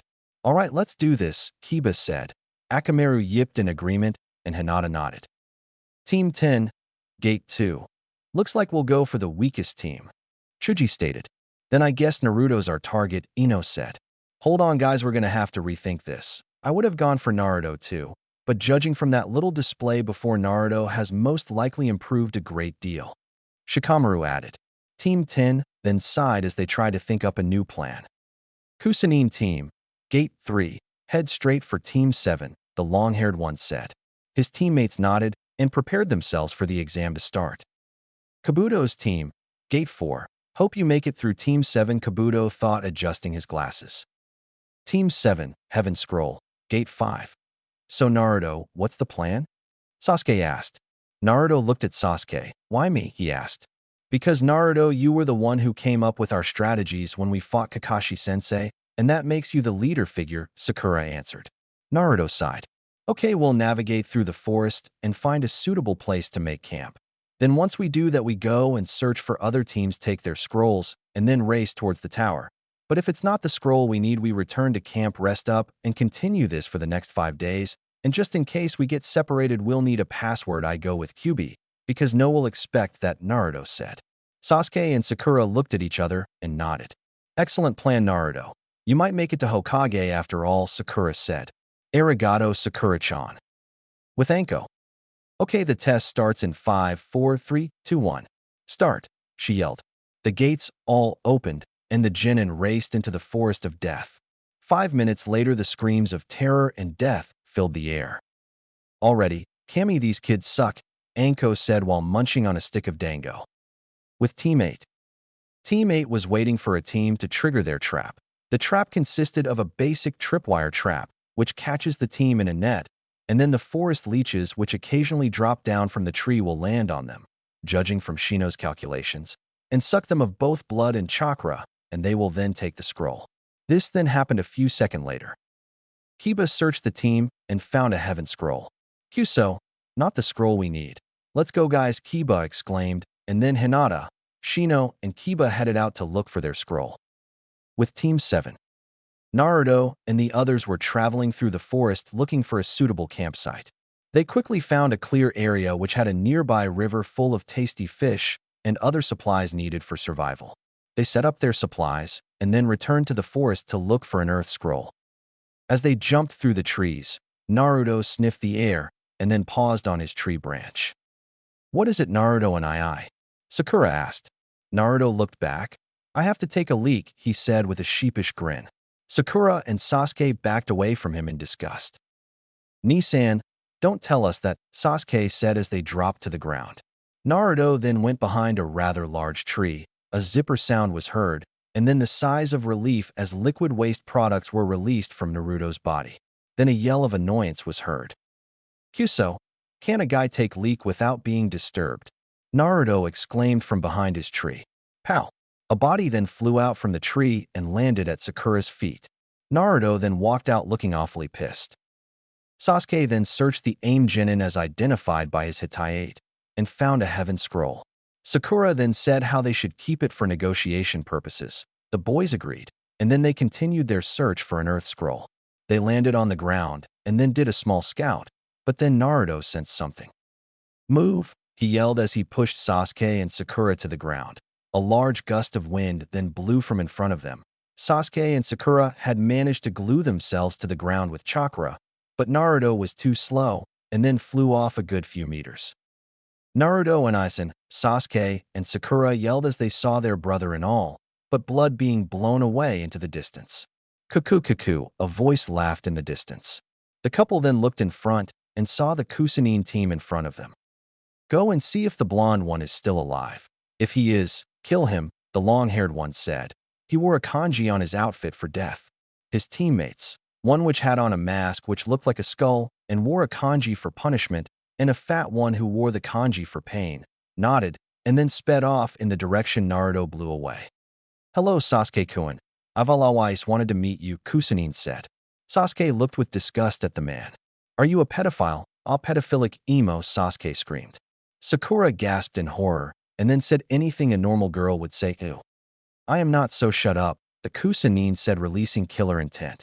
This caused Sasuke and Sakura to freeze in their spots in fear. This killer intent is so intense, can't move, Sakura thought.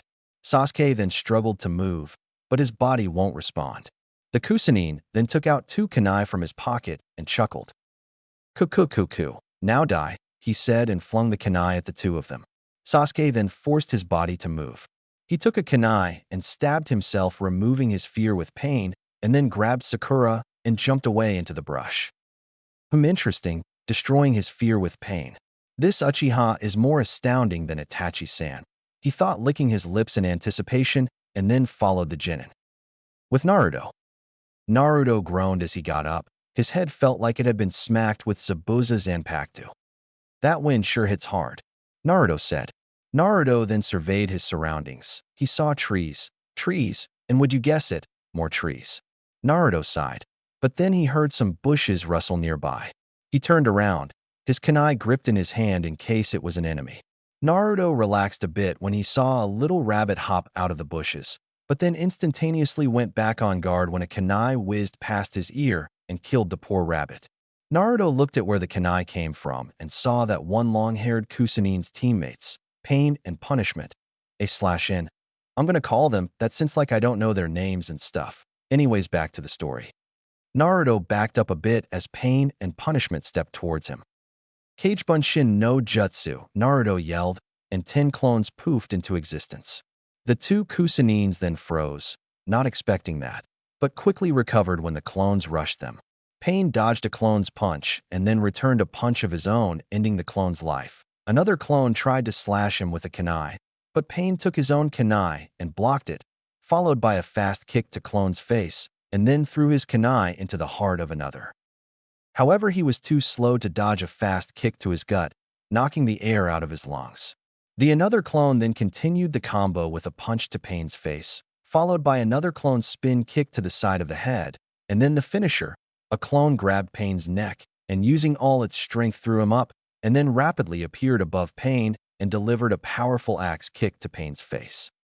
Kitsune Rindan/Fox's Barrage. The clone Naruto yelled as Pain rocketed to the ground, and then created a meter-wide crater in the ground, dead. Punishment, who had destroyed one of the remaining clones, watched in anger as his teammate was defeated by the blonde Gaki. Turning his head towards the original Naruto, who was cheering on his clones, making motions with his fists and feet like someone would do when they were watching a fighting flick. Punishment rushed up to Naruto, kunai in hand, and stabbed Naruto in the heart. Naruto looked at Punishment with a surprised look on his face before it turned to a foxy grin. Naruto poofed away, revealing it was a Kagebunshin he stabbed, and it was in that moment Naruto decided to finish off Punishment with his most powerful jutsu taught to him by the Kyuubi no Kitsune himself. Flashback. Naruto was in his mindscape doing some mental training by playing chess with Kyuubi, who was in his fox form. Kyuubi moved his knight forward with his tail. Check, Kyuubi said with a grin as his knight had Naruto's king in its sights. Naruto then took it out with his queen, making Kyuubi's grin change to a scowl. Kyuubi moved his queen and then ended his turn. Naruto then grinned and moved his rook. Checkmate, Naruto said. Kyuubi sighed in defeat while Naruto got up and did his victory dance, which was doing some sort of disco move. Naruto then turned to the 9,000-year-old demon lord of foxes. Alright, Tusin, you said if I win I get to learn a new jutsu. So what is it? Naruto asked in anticipation. Kyuubi then thought and thought and thought until a light bulb appeared, indication of an idea. Kyuubi scowled. Kid, how many times have I told you stop doing the light bulb thing? It was funny the first time, but now you're just killing it. Naruto chuckled and then let the light bulb poof out of existence. Naruto had the ability to make things in his mind, anything he wants. Alright, Kit, the jutsu I'm about to teach you is a very powerful one and must only be used when you are separated from your teammates, Kyuubi stated. Naruto looked at Kyuubi with a puzzled look. Why Kyuubi Tusan? Naruto asked. Because, Naruto Kit, this jutsu is so powerful it destroys everything but the user in a 20 feet radius, Kyuubi answered. Naruto was absolutely stunned. The jutsu was that powerful. This jutsu creates a sphere of fire formed from the fires of the legendary phoenix itself. A silhouette of the phoenix appears, and then when the technique hits it, encases its victim in a sphere of flames. The name of this jutsu is... In flashback.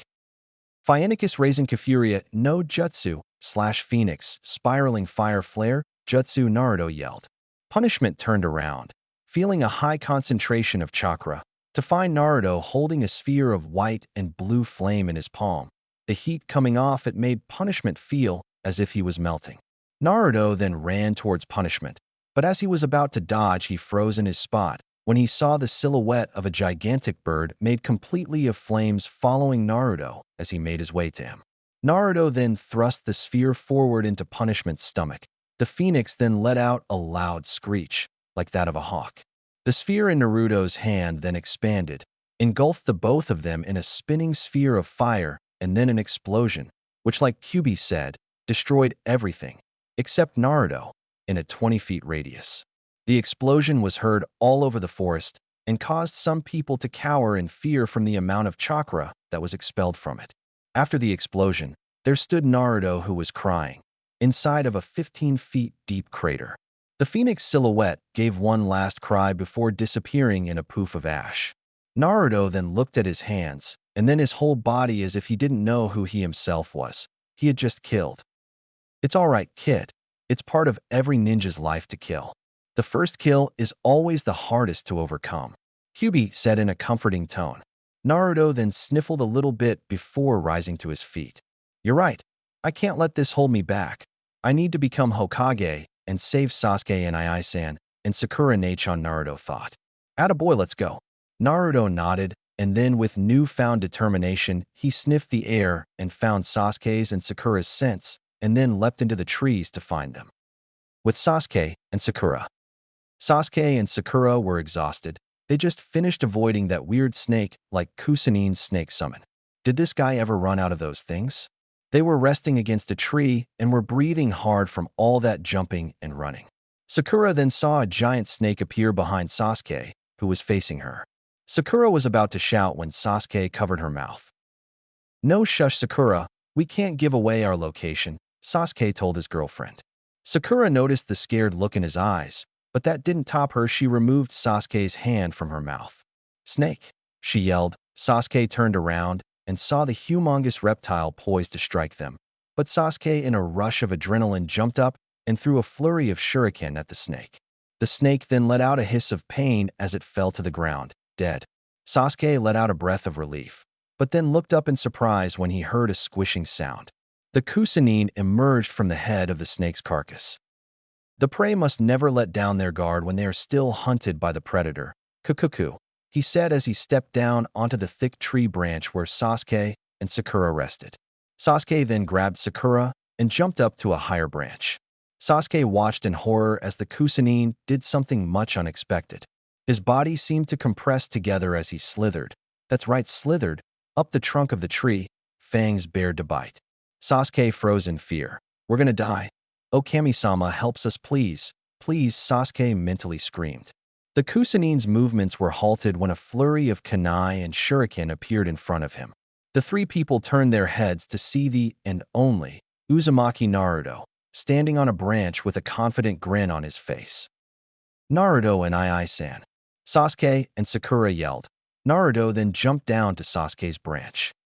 Gomen nasai, guys, I was held up by this guy's goons. So are you guys alright? Naruto said/asked. Yeah, Sakura replied. But as you can see, this pedophilic snake freak has been chasing us, and we lost one of our heaven scrolls. Naruto glared at him, but then heard Kyubi roar loudly within his mind. Naruto had never heard such a feeling of anger from Kyubi before unless. You guys take a rest. I'll fight him now, Naruto said. Tusan, is this him? Naruto asked. Yes, it is, kid. So just do me a favor and kick this Bakayero's ass and tell him no one messes with the son of the Kyubi. You got it, Naruto replied. Okay, Orochimaru, time for you to go down, Naruto said. Sasuke, Sakura, and the Kusanin looked at Naruto surprised. Naruto, how do you know who this is? Sasuke asked. This is the guy that forced Kyubi to attack the village, the Nuke Nin, former Konoha Sannin who has the ability to summon snakes and also has the attributes of a snake, Naruto answered. Sasuke and Sakura then joined in the glaring with Naruto as they stared down the Kusanin. Kuku. Very good, Naruto-kun. I see your tenant still remembers me, Orochimaru said while clapping for them in a mocking way. Naruto growled, his eyes flashing from red to blue and back repeatedly before finally settling for the red slitted eyes of Kyubi. Orochimaru, you will pay for your insolence, and now you shall face my wrath for injuring my family and forcing my father to attack Konoha. Now face the wrath of the son of Kyubi, ROR. Naruto yelled in anger. Naruto then blurred away and appeared in front of Orochimaru and punched him hard in the face, sending him flying. The Hibi Sannin crashed into a tree, but quickly recovered, blocking a punch from Naruto which was intended to hit his stomach. Naruto grinned, showing his sharp teeth, in amusement before poofing away. Kagebunshin no Jutsu, the Hibi Sannin thought, and was hit in the back of his head from a swift kick courteous of our blonde-haired hero. Sasuke and Sakura watched in amazement as Naruto kept landing punch after punch, kick after kick on Orochimaru, not letting up for a second. I never knew Naruto and Aizen could be this strong, Sakura thought, her head flashing back and forth, trying to keep track of his movements. Naruto, I know the QB is the one who is allowing you to have the strength to fight this guy, but why am I so jealous? Sasuke thought with gritted teeth. Naruto was about to do the fishing move of a Kitsune Rindan, but was halted when Orochimaru grabbed Naruto with his tongue by the neck. Naruto growled in anger, the yukai flowing from him like a river. Kuku. Gomen Naruto-kun, but no more yukai from your Tusan, huh? Orochimaru said with an evil laugh. He then raised up Naruto Black Fox t-shirt showing the seal, as bright as day. He then rapidly formed some hand signs, and then the Hibi Sannin's fingertips on his right hand then glowed with purple fire. Gogyo Fuin / five-pronged seal, he said and slammed his hand into Naruto's stomach. Naruto screamed in pain as the yukai left him and he fainted. No kit, no. Kyuubi yelled in fear for his kit. The forest in Naruto's mentally made meadow suddenly was caught in a funnel of fire with Kyuubi in the center of it. Kyuubi then let out a howl as he tried to escape his fiery prison, failing, which the Kyuubi did something he had not done in 200 years. He cried as he felt Naruto fall into the darkness of unconsciousness. Naruto and Ai-san. Sakura yelled as she heard Naruto scream. Orochimaru then threw Naruto off the tree, but luckily she caught him by throwing a kunai, pinning his shirt and jacket to the trunk of a thick tree. Sasuke was angry now. No one does this to his family, and oh one. Sasuke's anger spiked, chakra flared, and the blood-red iris of the Sharingan flashed into his eyes, the two black tomos spinning wildly in his eyes. Orochimaru, feeling the chakra spike, looked up and saw Sasuke glaring at him, the Sharingan blazing as if staring into his soul. Orochimaru licked his lips. This was the moment he was waiting for. Sasuke then told Sakura to wait here, and then gave her a kiss before jumping down to face Orochimaru. Naruto and I, you have been the light that shone through my path of darkness and have helped me a lot. Now it's my turn to help you. Your sacrifice will not be in vain, Sasuke thought. Sasuke then rushed Orochimaru, moving so fast he created an after-image. Orochimaru then did the same. Sasuke then jumped and did a front flip over Orochimaru's head. He then skidded a few feet while throwing a few shuriken, but Orochimaru deflected them all with a kunai. Sasuke once again rushed him, this time going into the stance of the Golden Ryuken / Golden Dragon Fist. He then went and attempted a punch, but Orochimaru blocked it and tried a sweep kick, but Sasuke jumped high over it and blew out a Katon. Gakakyu no Jutsu. The giant fireball hit the Hibi Sannin and created a boom. Sasuke took a deep before going back into the stance. When the smoke cleared, there was nothing but a charred log. Kawarimi no Jutsu, Sasuke thought as he looked around for the snake. Orochimaru was hiding behind a tree near Sasuke and was rubbing his sore arm that he used to block Sasuke's punch. Kyuso, he hits hard, which makes me want him even more, Orochimaru said with a perverted and creepy smile. He then rushed to attack Sasuke, but Sasuke reacted fast enough and did a backflip over Orochimaru's slide tackle. He then landed firmly on his feet and then tried a flying kick. The snake dodged the kick and then the brawl started. Sasuke kept fighting with all his heart and skill, using every taijutsu move he knew for the Golden Ryuken, but the Sannin kept blocking his attacks. Sasuke then saw an opening and hit Orochimaru in the stomach, making him double over in pain. Sasuke then grabbed him and threw him off the tree branch they were fighting on, making it so the Hibi Sannin was falling head first. Sasuke also jumped off and wrapped his legs around the snake's neck and bound his legs with his arms. The fall then ended when Orochimaru's head smashed into the thick branch of a tree, creating a thick cloud of smoke. Sakura jumped down, retrieved Naruto, and then hopped onto the branch above them, careful not to interfere with the fight. She smiled, thinking Sasuke had won, but then gasped when she saw that Sasuke was standing front of a glop of mud. Another Kawarimi, she thought. Time skip, A/N, getting boring typing up the whole fight. How could he have survived Sasuke's Katon?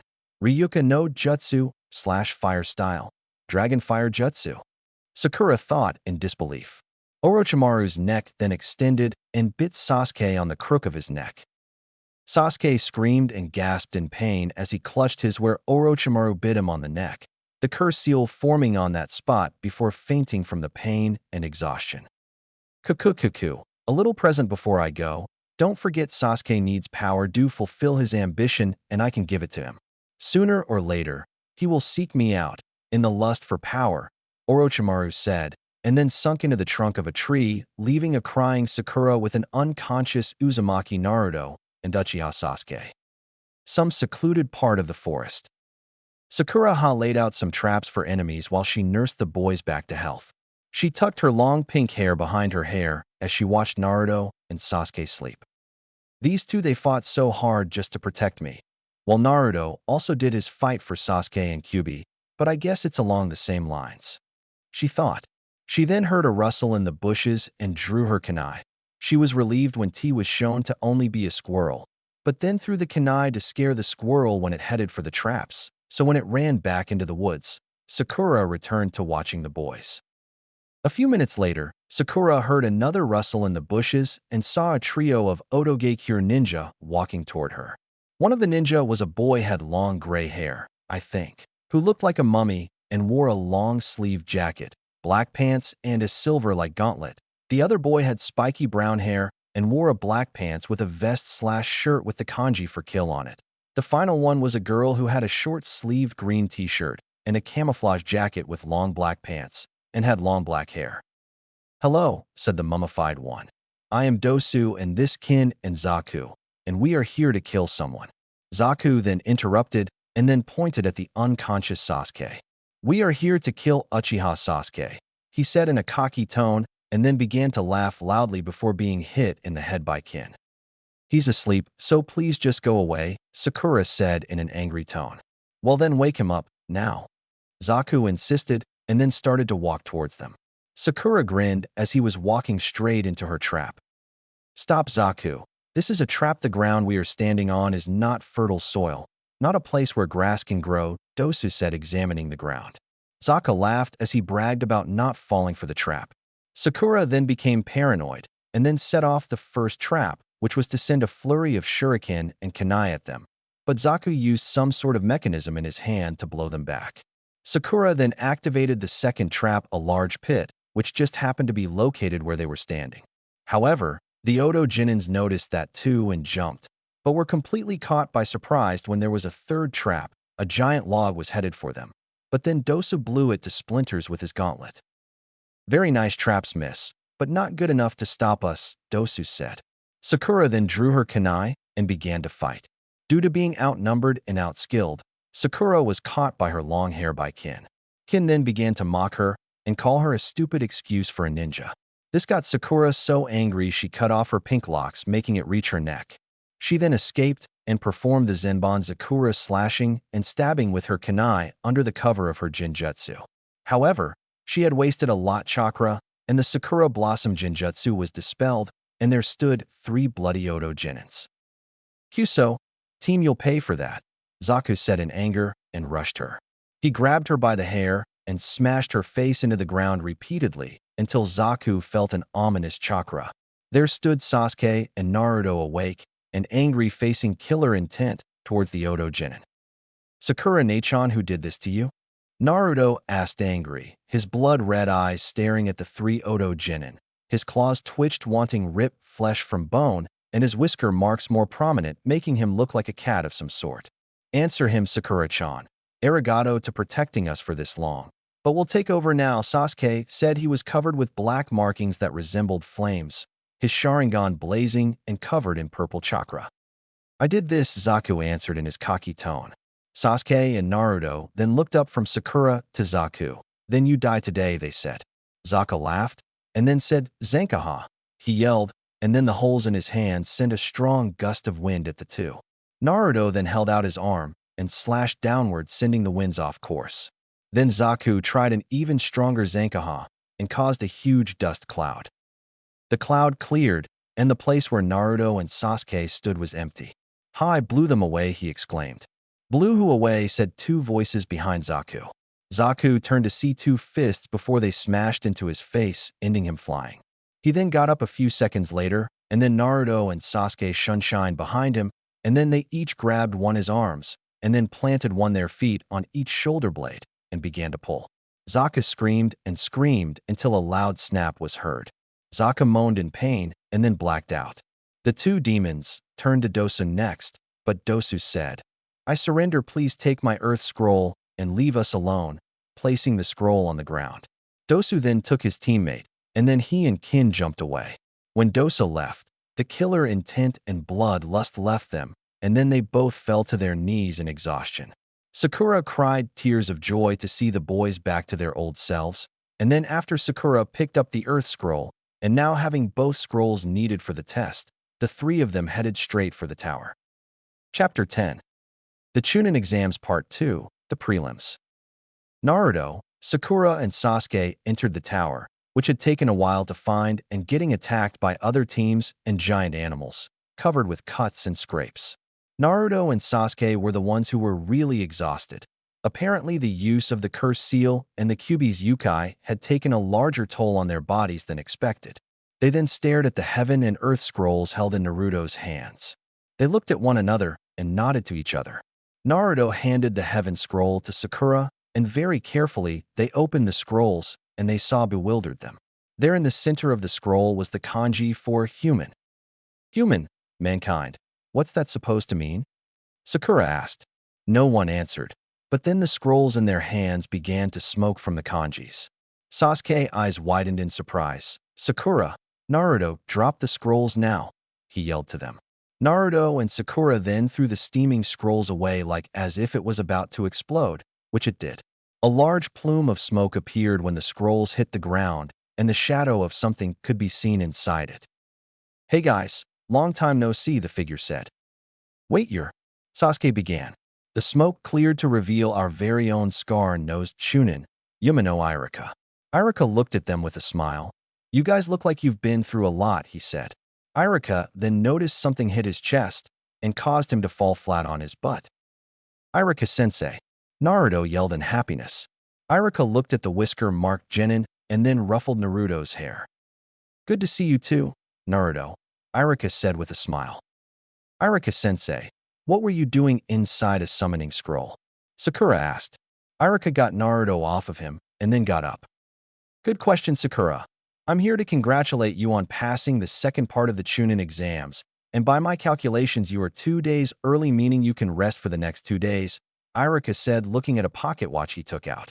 Team 7 was silent. They had just passed the second round of their very first Chunin exams. Then the silence was broken when Naruto started to jump up and down and whooping with joy. Sakura and Sasuke sat down, their legs too tired to support their weight.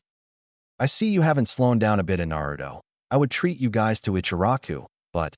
Irika inquired. Sasuke looked up. Yeah, but that's life, he said with a shrug. Sakura then looked around the room and noticed a plaque on the wall. Irika-sensei, what's that plaque for? It looks like moth have been at it. And why are there spaces in between some of the words? Irika looked at where Sakura was looking. Oh right, I nearly forgot. That's the real reason I'm here, Irika said. Naruto stopped jumping around and looked at his former sensei. What do you mean, the real reason you're here? Naruto asked. Irika looked at the heaven and earth scrolls on the ground. Well, first let me tell you the true purpose of this exam. It was to test your skills in being able to survive and also your trust. Irika said. Trust, Sasuke said. Irika nodded. While on some missions, you might be asked to deliver an important item that is not supposed to be opened until it is delivered to your client. And also you must not cave into pressure. Remember, Chunin are the team commanders in almost every mission, and trust and strength of will and body are important qualities in being one, Irika said. The genin nodded before asking about the plaque again.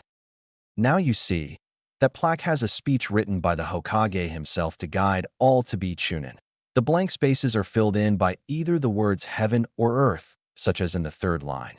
That space is filled in by heaven, meaning you need to raise your mind to greater heights. For example, if Naruto hopes to become Hokage, he must first get focus and become serious about his studies. Irika began. Sakura and Sasuke chuckled at this, but Naruto scowled. I am smart. I was hiding it during the academy, Naruto thought. And Irika continued gaining back the Genin's attention.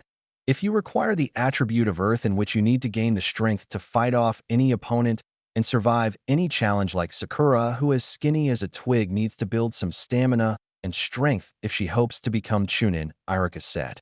Naruto and Sasuke chuckled at her. Sakura then blushed in embarrassment. And if you require both skills of heaven and earth, then you can complete any mission without fail, Irika finished. Hi, Sensei, Naruto said. Irika didn't answer, which caused Naruto to get a bit uneasy. Listen, guys, these exams are tough and grueling, and some people have even died in them. I'm just worried about you, Rookie 9, especially you, Naruto. Your fiery temper tends to interfere with your judgment, Irika said in a sad tone. Naruto's eyes flashed red for a second. Irika-sensei, I am not a kid anymore. This Hitai you gave me is proof of my maturity. I'm a Konoha shinobi, understand? Naruto said with a tone of confidence. Irika looked shocked. He had never heard Naruto speak like this before, but then that shock turned to a smile. Kakashi, you really do know these kids more than I do now, he thought. I understand, Naruto. Now go to the rooms assigned to you while you wait for the next 2 days. Hi, they answered, but then Naruto stopped mid-step. Irika-sensei, I want Sasuke and me to go speak with Gigi. Sure, Naruto, this way. Sasuke, Naruto, and Irika then left to go to the Hokage while Sakura went to go to her room, but then she smelled something, and it smelled like food. She yelled and raced off in the direction of the smell. With the Hokage, Anko was on the chair in the Hokage's office with her shoulder open to all those present, the curse seal mark given to her by her former mentor Orochimaru. Does the curse mark still hurt? Sarutobi asked her. Anko adjusted the shoulder of her coat. Much less, arigato Hokage-sama, Anko said. Sarutobi nodded. Kotetsu and Izumo, who were in the room, looked at their leader. Hokage-sama, isn't Orochimaru one of the 3 Sannin of Konoha that became a nuke nin? Kotetsu asked. Sarutobi looked at the Chunin and nodded. I thought he went into hiding or maybe died, so why reappear now? Izumo asked. The Sandaime took a puff of his pipe. Because Izumo, Kotetsu, he is here for Uchiha Sasuke. He answered. The 2 Chunin were shocked at what they just heard. They then decided not press on the matter any further and watched the screen where a camera showed the teams who made it to the tower. Knock knock. The Hokage looked at the door. Enter, he said. The door opened, and the people he least expected to come arrived through his door. Uzumaki Naruto and Uchiha Sasuke stepped through the door. Hey Gigi, what's up? Naruto said with his signature foxy grin. The Hokage looked at the 2 boys before welcoming them. So what are you 2 doing here? Sarutobi asked. Well, Sasuke, and I want you to look at our seals, Naruto said. Naruto, the Sandaime said in an angry tone. He knows, Sakura too, Naruto said in a calm tone. Sarutobi then calmed down, and then Naruto lifted his shirt up to show his stomach. He then channeled chakra, and the Kyuubi seal became visible, but over the Kyuubi seal was the Gogyo Fuin. I see the problem. Apparently there's been an odd-numbered seal placed over the original 8 trigram seal. Okay, Naruto, just sit still, and I'll get rid of it, Sandaime said. He then flashed through hand signs, and then his fingertip glowed with green fire. Gogyo Fuin Kai / 5-pronged seal release, he shouted. Naruto gasped as the wind got knocked out of him from the Hokage's fingers being thrusted into his stomach. He fell to his hands and knees to catch his breath, but got up a few seconds later. In Naruto's mindscape, the fiery vortex instantly vanished, and Kyuubi began to hop around and howl with joy. Outside mindscape. Hey kid, miss me? Kyuubi said with a grin. Tusen your back, Sugoi. Naruto then told Kyuubi about what happened before the seal was removed. Sasuke then stepped forward and showed Sarutobi the curse mark. Oh Sasuke, I'm very sorry, but I don't know how to get rid of that seal, but I can make a seal to prevent its influence. But the seal's strength relies on your willpower to remain intact, he said. I don't care. I don't want to go with that pedophilic snake Baka. Do it, Sasuke said. Sarutobi nodded and then applied the seal. All done. You boys can go now, Sarutobi said with a grandfatherly smile. Arigato, they said and left the room with smiles on their faces. Outside Hokage's office. To the cafeteria, Naruto said with his foxy grin. Sasuke chuckled. To the cafeteria, my brother, away!" Sasuke yelled, and the two boys sped off to meet Sakura at the cafe. At the cafe, Sakura was sitting at a table with a plate piled high with food. There were burgers, fries, ice cream, salads, toast, eggs, ramen, onigiri, and many other delicacies. Naruto and Sasuke walked in and saw the leaning tower of Sakura. Their mouths agape, they grabbed their plates, got their food, but not as much as Sakura, and sat with her. "Sakura, I thought girls wanted to watch their figure not become sumo wrestlers," Naruto said. Sakura looked at them and giggled. "Of course I can't eat all this. I got this stuff for you guys. This is my food," she said, moving aside the large tray of food, and behind it was a salad, a couple onigiri, and a bottle of water. The two boys sighed in relief before grabbing the leaning tower of food and scarfing it all down, taking sips of water in between, and in a time of 10 minutes the mountain was reduced to a pile of breadcrumbs, dribbles of ice cream, and splatters of ramen soup mixed with rice grains. "Oh, that was good," Naruto said with a little anime smoke cloud puffing out of his mouth when he belched. Sasuke nodded, patting his fat stomach, and belched loudly. Sakura was staring wide-eyed. Sure, she finished, but she didn't expect the boys to finish in that amount of time. "How did you guys do that?" Sakura asked. "It's a male thing, Sakura, nay Naruto?" Sasuke said. Naruto nodded before getting up. "I'm gonna go take a nap. Later, guys," Naruto said with a wave. "Bye, Naruto," they both said as they watched their teammates retreating back. "So wanna go to the room, Sasuke?" Sakura said with a sly grin on her face. Sasuke's face brightened before grabbing Sakura's arm and racing off to her room, with Sakura laughing loudly throughout the tower. In Naruto's mindscape, Naruto was sitting once again at the chess table playing with Kyuubi. Kyuubi sent his rook into the fight and took out Naruto's knight. Naruto grinned and then sent his queen, killing Kyuubi's last knight and putting the king in check. Kyuubi moved his king out of harm's way, and while doing so, an opportunity for checkmate, but hoped Naruto didn't notice it. Kyuubi's praying T-Kami worked, for Naruto moved his pawn forward and Kyuubi sent in his rook and put Naruto in checkmate. Kyuubi's in human form, by the way. "I win, kid. Good game, though," Kyuubi said with his vulpine grin. Naruto sighed and said, "Tusan, I let you win. I noticed the opening, and I felt sorry for you since I always won after our very second game." Kyuubi scowled before turning his back on Naruto and pouted like a little child. Naruto laughed, and then got P to stretch his aching muscles from sitting down for so long. "Okay, kid. New technique time for during your fight," Kyuubi said. Naruto's eyes sparkled and then grabbed Kyuubi by his arm. "Arigato, arigato, arigato," he said with a smile. Kyuubi chuckled before prying his kid off his arm. "Okay, kid. Here, take this piece of paper," Kyuubi said, holding out a square piece of paper to Naruto. Naruto took the paper and looked at it quizzically. "What is this, Kyuubi-san?" he asked. Kyuubi looked at Naruto and went into lecture mode. Naruto looked at Kyuubi and paled. "Oh no, not another boring lecture. Kid, are you familiar with the 5 jutsu elements of wind, water, fire, lightning, and earth?" Kyuubi asked Naruto. Naruto nodded. "But what does this have to do with the paper?" Naruto asked. "That paper is no ordinary paper. It is a special paper which shows your chakra nature," Kyuubi said. Naruto gasped. "What's chakra nature?" he asked. "Chakra nature is the elemental affinity of your chakra. For example, the Uchiha specialize in fire jutsus, so therefore they have a fire chakra affinity, so basically it is to show which field of jutsu you specialize in. Some people have 2 or 3 chakra affinities by Jonin level, but I feel there's something special about yours, Naruto," Kyuubi said. Naruto nodded at the explanation. "So how do I work this?" he asked. "Just pump chakra into the paper, and depending on what happens to the paper will determine your chakra affinity. If the paper is cut, your wind. If the paper is burned, fire. If the paper crumples, lightning. Paper becomes soaked, water. And if the paper turns to dust, earth. Understood?" Kyuubi asked. Naruto nodded and then closed his eyes and focused his chakra into the piece of paper in his open palm. Then Kyuubi saw the most extraordinary thing happen. The paper was cut by a very powerful whirlwind into 4 pieces. One piece then burned, another crumpled, another became soaked, and the last piece turned to dust. Kyuubi was wide-eyed, slack-jawed, and speechless. Naruto opened his eyes and saw what happened to the paper and grinned.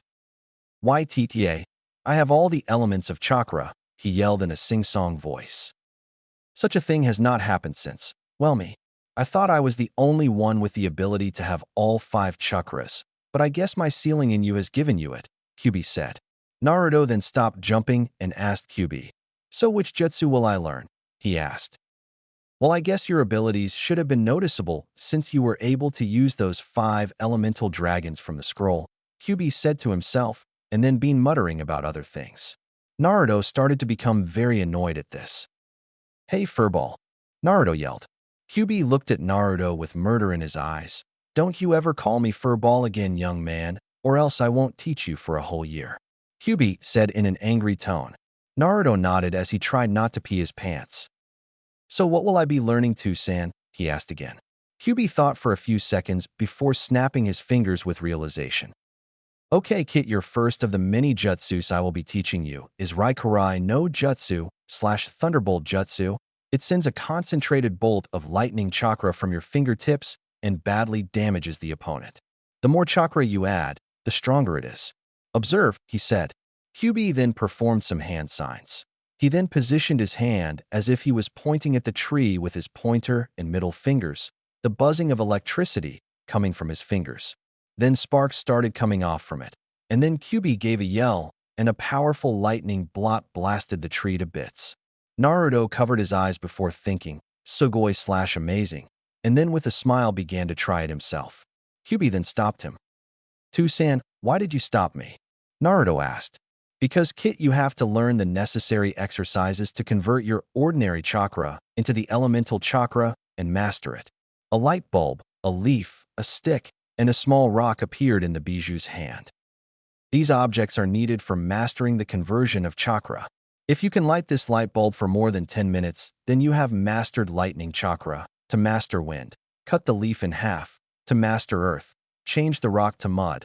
Light this stick ablaze for fire, and for water, go to the pond and try and make a water pillar 12 feet tall to master water.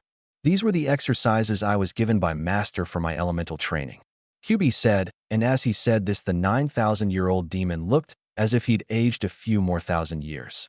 Naruto then wondered how he would do all this within 2 days, for he wanted to learn before the fighting part of the exam started. Then a light bulb appeared above his head. Naruto growled and saw Kyubi holding a light bulb. "Not so funny when somebody does it you, isn't it?" Kyubi said with a grin. Naruto then made the cross-shaped sign for his favorite jutsu.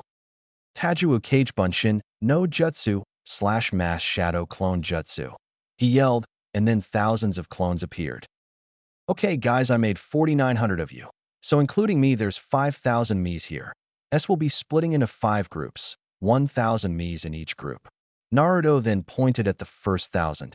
"You guys practice fire." He pointed at a next group. "Wind for you guys," he said. He pointed at 2 more groups for earth and water. "And the final group will be you 999 will be with me for lightning training. Understood?" he asked his clones. A chorus of highs was heard, and the designated tool for each training exercise appeared in the hands of each clone. Kyubi watched from the shade of an oak tree in Naruto's made-up meadow / forest landscape. "Remember, Kit, use your chakra only to do those exercises," the demon lord reminded his adopted son. The Narutos nodded and resumed their exercises. Kyubi chuckled. Oh, the Kit was going to be tired for a while. By a while, I mean a long time after he was done with this and learning the Rakurai no Jutsu. Kyubi then yawned, before going into his fox form, going into regular size, which by the way was huge, and fell asleep to sounds of Naruto's groaning in concentration as they tried the exercise. One day later, Naruto's mindscape. "Hey, Tusan, check this out," Naruto said, waking up the large fox. Kyubi blinked his eyes as they adjusted to the bright light of the sun made in Naruto's mind. The great Kyubi yawned before looking down at his adopted son. "What, Kit?" the Lord of Foxes asked. Naruto then made a cross seal. "Kagebunshin no Jutsu," he said. For clones then poofed into existence, each one with the object used for each individual elemental exercise. The Naruto with the stick in his hand focused his chakra, and then a blazing yellow and red flame turned it to ashes. Kyubi nodded with a grin. The one with the rock did the same, and the rock started to liquefy, forming mud. One then ran all the way to the pond and put his palm on the water. The clone focused his chakra, and then a pillar of water at least 15 feet tall sprang up before falling back down. The clone with the leaf placed the leaf between his hands and then focused his chakra. It then removed its hand, and there lay the leaf cut perfectly in half along the mid-vein, and then original Naruto made a light bulb form in his hand. He then focused his chakra, and then the light bulb lit. 10 minutes later, Naruto then cut off his chakra, and the light bulb flickered off. QB looked astonished. He had taken at least a month to finish these exercises, even with bunshins, but Naruto managed to do it within a day. Kid, I have never been more proud than I am now. Good job. Now time for that Raikurai no Jutsu, he said. Naruto nodded and made some hand signs. Naruto then pointed out his pointer and middle fingers and placed his hand by his waist. He then began moving his hand in a circular motion. A humming sound was heard coming from it. Then when Naruto noticed sparks start to form on his fingertips, he thrust his hand out, and then a powerful lightning bolt shot from his hand and completely obliterated a tree, turning it into splinters. QB clapped his paws and chuckled. Jutsus he had learned that took at least weeks to learn had been learned in a day by this boy. Still prouder than ever, my boy. Now you have one more day before the Chunin exams, so get ready to learn a lot of Jutsus and fall from chakra exhaustion. Naruto nodded. Hi, QB-sensei. QB chuckled. Now then, let's begin. With Sakura and Sasuke. The two of them were lying down on Sakura's bed, sleeping in each other's arms, while Sakura was, and she was snoring.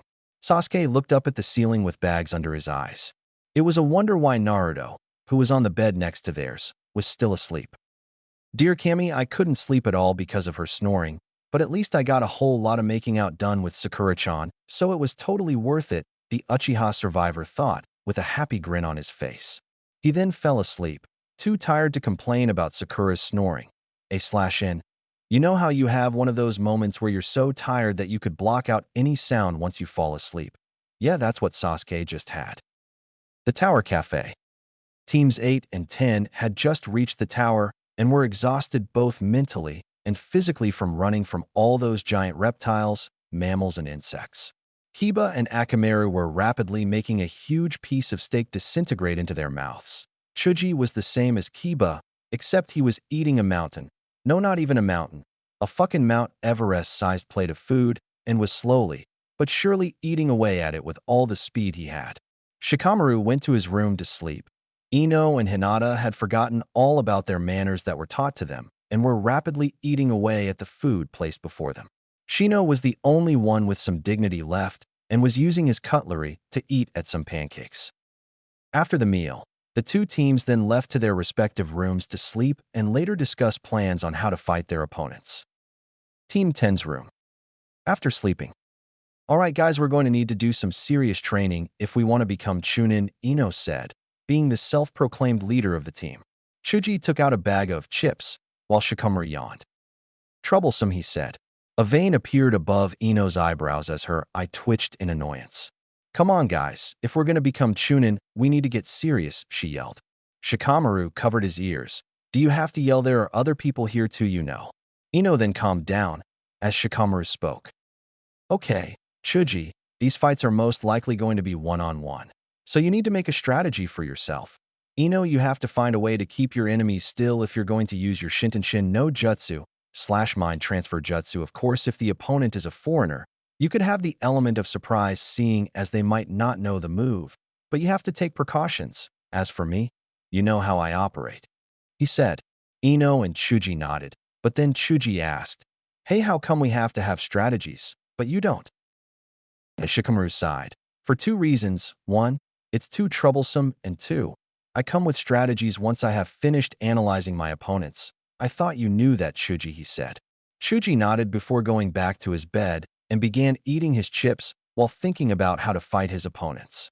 Ino also went to bed, while thinking what Chuji was thinking, and Shikamaru yawned, muttered, troublesome Chunin exams will finally finish tomorrow, and then fell asleep on the floor, which actually turned to be pretty comfortable. Team 8's room. After their nap. That was a pretty well-deserved rest, Kiba said with a yawn. Yup, Hinata and Shino said. A moment of silence then spread throughout the room. Hinata then spoke up. So, Kiba-kun, Shino-kun, What will we be doing about our fights during this last part of the exams? Kiba and Shino looked at her with clueless looks. Hinata has learned to tell what Shino's expressions were after hanging around with him so much during their team training.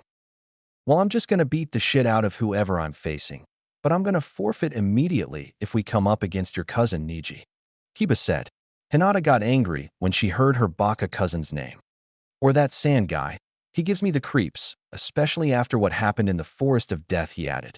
Hinata's anger quickly dissipated when she heard about Gaara, and Shino remained quiet, as always, as they remembered the incident. Akamaru whined in fear inside Kiba's jacket. Flashback. I'm changing my flashback font from bold to underline, okay? Kiba, Hinata, and Shino were jumping through the trees towards the tower, as they had just ambushed another team and got their Earth Scroll. Kiba then stopped and sniffed the air. Hey guys, there's some people up ahead. Hinata then flashed through hand signs. Byakugan / the all-seeing evil eye. The veins around Hinata's eyes then became visible as her clan dojutsu was activated. Her vision then increased 100-fold as she looked a few kilometers ahead, and the chakra signatures of the people Kiba smelt. Around 3 people, but one of them has a strange chakra, she said. Let's go check it out, Shino suggested. The other 2 nodded, and then quietly yet swiftly they jumped through the trees to the destination of the strange people. After jumping for a few minutes, they dropped to ground level and hid behind some bushes after sensing the chakra signatures of the strange 3 people. And as it turns out, those people were the Suna Genin team. In front of the Suna team, there stood a team of AIM Genin. Surrender your scroll, and we'll let you live, the one in the middle said. The Suna team remained silent until Gaara spoke. I am Sabaka no Gaara, and if you don't get out my way, I'll kill you, he said in the tone of that of maniac. The AIM Genin trembled before taking out their battle umbrellas. Eat this, they said. They threw their umbrellas into the air and then kept them up there and spun them with chakra. AIM Sunban no Jutsu / Raining Sunban Jutsu, the AIM team said. Then the spinning umbrellas released a huge wave of Sunban at Gaara. A thwacking sound was heard, a sign that the Sunban hit something. We got him, the one on the left said. Yeah, he's probably dead, the one on the right said.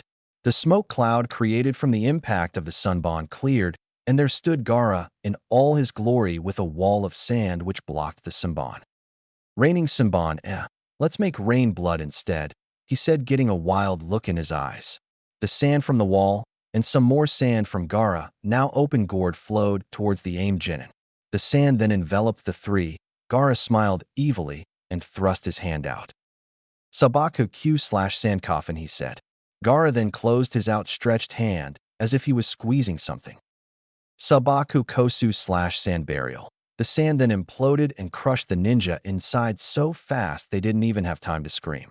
A large fountain of blood then blew out of the sand and fell onto the ground in front of Gaara.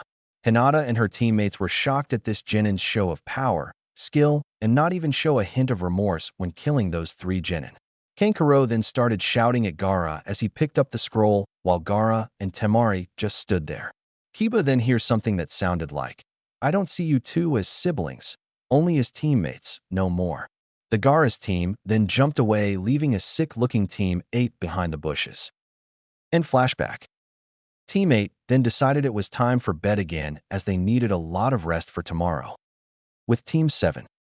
In Naruto's mindscape, Naruto was lying on the ground exhausted from his elemental jutsu training done with Kyuubi.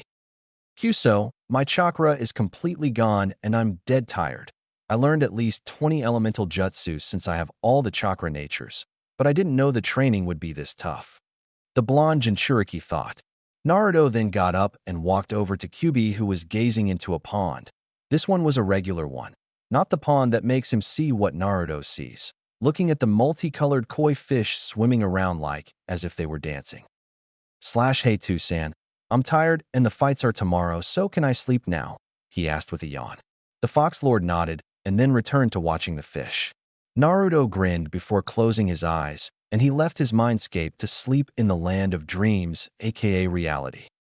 Outside Naruto's mindscape, Naruto woke with a start and saw a very kawaii / cute scene before him.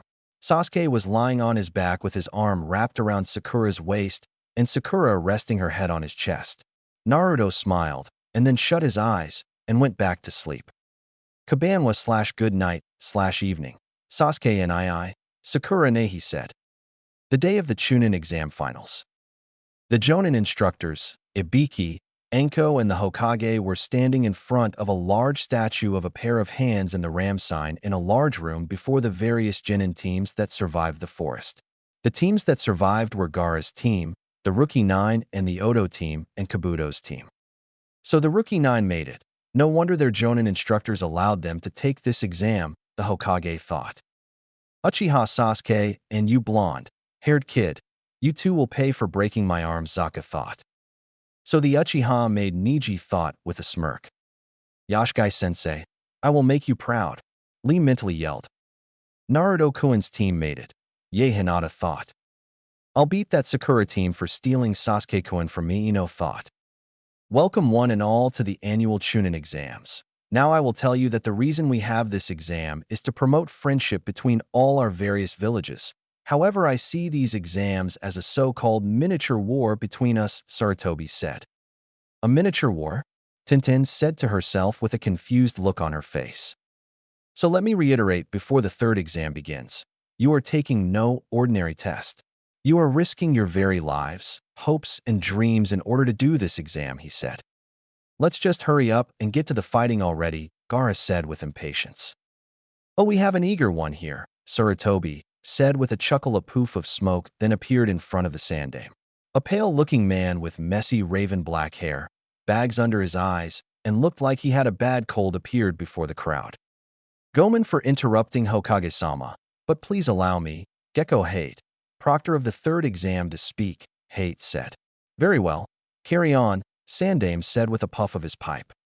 Okay, anyone who wants to leave now, do so immediately, he said. Kabuto then raised his hand. Naruto looked surprised. Kabuto, why?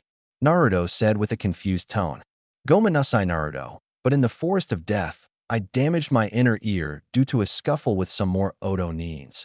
Therefore, in this state, I won't be able to go into situations which require combat, Kabuto explained. Naruto sighed before going silent and stared at the floor. Sasuke, maybe you should leave too. That mark could cause you a lot of trouble during the fights, Sakura whispered. Sasuke scratched the crook of his neck where the seal lay at bay by the protection seal. It's okay, Sakura-chan. I can handle it. And Sandame-sama put a protection seal to prevent it from taking over like last time. But what if that seal fails, Sasuke-kun? What will you do then? Sakura said a bit louder. Sakura then began to raise her hand, but Sasuke stopped her. Sakura, Urasai, this exam is more than just an opportunity to become Chunin. It's a way to test my strength and fight the best of the best, Sasuke said as he remembered Gaara, Niji, Lee, and the Odo Nins. Naruto, who had been listening to all of this, began to get very angry at Sasuke's Avenger attitude. Sasuke, look, Sakura's just worried about you. Don't be stupid. If you know that the cursed seal might affect you, then give up and stop trying to be cool, Naruto whispered loudly. Sasuke turned to Naruto with a smirk. Naruto and I-san, you are the one I want to fight the most. Naruto became silent as he looked at Sasuke as if he'd just grown a second head. Then Naruto smiled. Then don't lose because I want to fight you too, he replied. Kabuto had long left when Team 7's conversation ended. Okay, since that's it, we shall now start the preliminaries since there are still too many examinees in this place. So in order to reduce it, we will have the prelims, Hate said. The sickly Jonin turned to his fellow Jonin, Anko, and nodded. Anko then spoke into the headset she wore, and then a whirring sound was heard as an electronic board appeared from a panel in the wall. The Genin looked at the board. Okay, you Genin. This electronic board will show the names of the two competitors who will fight, while everyone else will wait for their respective turns up on the balcony right there. And start the board, Hate said. The board then started to flash through names at a high speed, making the letters of the people's names look like blurs. Uchiha Sasuke and Akado Yoroi remain here, while everyone else left to the balcony, Hate ordered. The Genin, except for Sasuke and Yoroi, all left to the balcony. Kakashi then walked up to Sasuke when all the other Jonin instructors were going to see their teams. Sasuke, don't use the Sharingan. The curse will react every time you use it, Kakashi said. But Sensei, Sandaime-sama put up a protection seal that is strengthened by my will to not use the power of the curse, Sasuke said. Kakashi sighed. Alright, but if the seal starts to activate, the match will end and you will be disqualified. Got it, Kakashi said in a serious tone. Sasuke nodded, and then Kakashi shined to where Naruto and Sakura were. Okay, you two ready? Hate asked. Hi, they both said. Then Hajime/begin, Hate said as he leapt to the Hokage's side. Yoroi then took out a few shuriken and threw them at Sasuke. Sasuke activated his Sharingan and took out a kunai. He then slashed downwards, sending the shuriken flying back at Yoroi. Yoroi then appeared behind Sasuke and was about to punch his head, but Sasuke ducked, dug his kunai into the ground, and then tripped Yoroi and pinned him to the ground with his legs. Yoroi then raised a glowing hand and grabbed Sasuke's leg. Sasuke then felt all his strength start to leave him. What the hell are you doing, you team? Sasuke asked angrily. Yoroi then got out from Sasuke's grip and punched him in the face. Yoroi then grabbed Sasuke's head and then began to suck away his chakra. You're sucking away my chakra, Sasuke realized. Hee hee. Yup, and now you're gonna lose, Yoroi said. Meanwhile, up on the balcony, the Odo Team Sensei was watching the match intently. But what the people here didn't know is that this particular Jonin was Orochimaru in disguise. Yes, Yoroi suck out his strength, so that he will have to rely on the power of my precious curse mark, Orochimaru thought, licking his lips. Sasuke then all of a sudden felt newfound strength and kicked away Yoroi. Sasuke panted as he tried to think up his next move. Bad time to daydream now, Uchiha, Yoroi said as he was about to grab Sasuke. Poof. Yoroi was surprised. Cage bunshin, he thought. Yoroi was then kicked in the back by a foot courtesy of Sasuke. You see, I had already switched myself with a cage bunshin and hinged into a kunai and pulled this sneak attack on you. But I was surprised by your abilities, Yoroi. Now time for you to face my ultimate finishing move, Sasuke said. The two Tomo in each Sharingan, I spinning rapidly. Cage bunshin no jutsu, he said. 5 Sasukes appeared in a poof of smoke. 2 of them ran up to Yoroi with amazing speed and double punched him in the face. A third then shined underneath Yoroi and sent a strong uppercut to Yoroi's chin, sending the older genin a good 5 feet above ground. The 4th clone then appeared and did a backflip, which ended doing a powerful kick to Yoroi's chin, sending Yoroi even higher into the air. On the balcony, Naruto smiled. Okay, Sasuke, finish this, he said. Sasuke looked at his brother and nodded, shining in front of the floating Yoroi. Time to lose, he said. Sasuke then did a punch to Yoroi's face, then shined below the falling genin and kicked him back up, then shined far above the rising genin and did a front flip, doing a powerful heel kick to his stomach. Yoroi gasped in pain, and then Sasuke appeared behind Yoroi and did a very unsuspecting thing. His fists and feet caught afire, but he wasn't burning. The Uchiha just smiled before giving a battle cry as he spun to kick Yoroi in the head, but Yoroi managed to block it. Sasuke then used the force of his kick to twist his body and deliver a flaming kick to the boy's stomach. Sasuke then punched Yoroi with a flaming fist to the face, and then as they were only 3 feet above the ground, Sasuke quickly spun his body and a very powerful, flaming kick to Yoroi's stomach and yelled the name of his Rindan/combo. Doki no Ryu Rindan/Dragon's Wrath Barrage. If anyone has any better suggestions, let me know, and I might change it if it's cool. Sasuke yelled as he slammed his flaming heel into Yoroi's belly as they hit the ground, and upon impact a pillar of flame rose from the spot where Sasuke and Yoroi were. The flames quickly died down, and there stood Sasuke over a burned Yoroi and a piece of his shirt still burning. The medics came and took away Yoroi, who was suffering from 2nd-degree burns all over his body and internal bleeding. Winner, Uchiha Sasuke, Hate said. Naruto and Sakura were whooping with joy while the others were wondering how Sasuke was able to that thing with the fire. Sasuke then shoved his hands in his pockets and walked to his team with a smirk. Whatever training Kakashi did with Sasuke, it sure worked, Asuma said to Kurenai, whose teams just happened to next to each other. Yeah, but what about Sakura and Naruto? I'm wondering about their growth now that I've seen this year's Rookie of the Year fight. Asuma nodded and lit a cigarette. Flash forward. Kankuro vs. Tsurugi Misumi, winner Kankuro. Shino vs. Zaku, winner Shino. Temari vs. Tenten, winner Temari. End flash forward. The people then began to talk about the fights. Kankaros was very sneaky, making his puppet fight for him before ambushing his opponent. Shino showed surprising skill with his family's clan Jutsus with the use of his Kakai bugs. Zako might have won with that move he pulled with pretending for his arms to be broken, but got his arm blown off in the end. The boards flashing then ruined the people's trains of thought. Haruno Sakura versus Yamanaka Ino, hate called. The two kunoichi were, all I could say is, shocked due to lack of a smarter sounding word. The girl then walked down to the floor and faced each other. Sakura, you're gonna pay for taking Sasuke-kun from me, Ino said. Sakura grinned before removing her hitayate from its hairband style, before tying around her forehead. Come on, Ino, tie it around your forehead.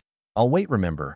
We made a pact that when we fight each other, we wear our hitayate like true shinobi, Sakura said. Ino nodded and removed her hitayate from her left thigh and tied it around her forehead. Flashback. Sakura and Ino were standing in front of the Ninja Academy, facing each other. Look, Ino, I know we're friends, but since we both want Sasuke, we're rivals now, and since we're both qualified shinobi now, she said. Ino was surprised. You know I'm gonna get him right, and besides, why throw away a friendship for Sasuke-kun? Ino shouted. Sakura sighed. Don't worry, we can reform it when one of us gets Sasuke, and also when we fight. Sakura paused when Ino looked at her to continue her statement. We fight with our hitayates on our foreheads like true shinobi. Swear that to me, she said. Ino nodded and shook Sakura's hand. End flashback. Ino and Sakura glared at each other before going in for the attack. Sakura and Ino both threw punches at each other and caught each other's respective punches as if they were mimicking each other's movements. They then began doing similar punches and kicks, which connected with each other. Sakura then jumped away and performed cage bunshin, but Ino just thought they were regular bunshins. This isn't the academy, Sakura. You can't beat me with basic bunshin no jutsu, she shouted. The three Sakuras then rushed Ino as Ino prepared to fight back. Well, Ino, it's a good thing this is not an academy-level jutsu, she said as she focused chakra into her entire leg structure. Ino looked surprised. What do you mean? I mean, this isn't bunshin no jutsu. This I learned from Uzumaki Naruto himself.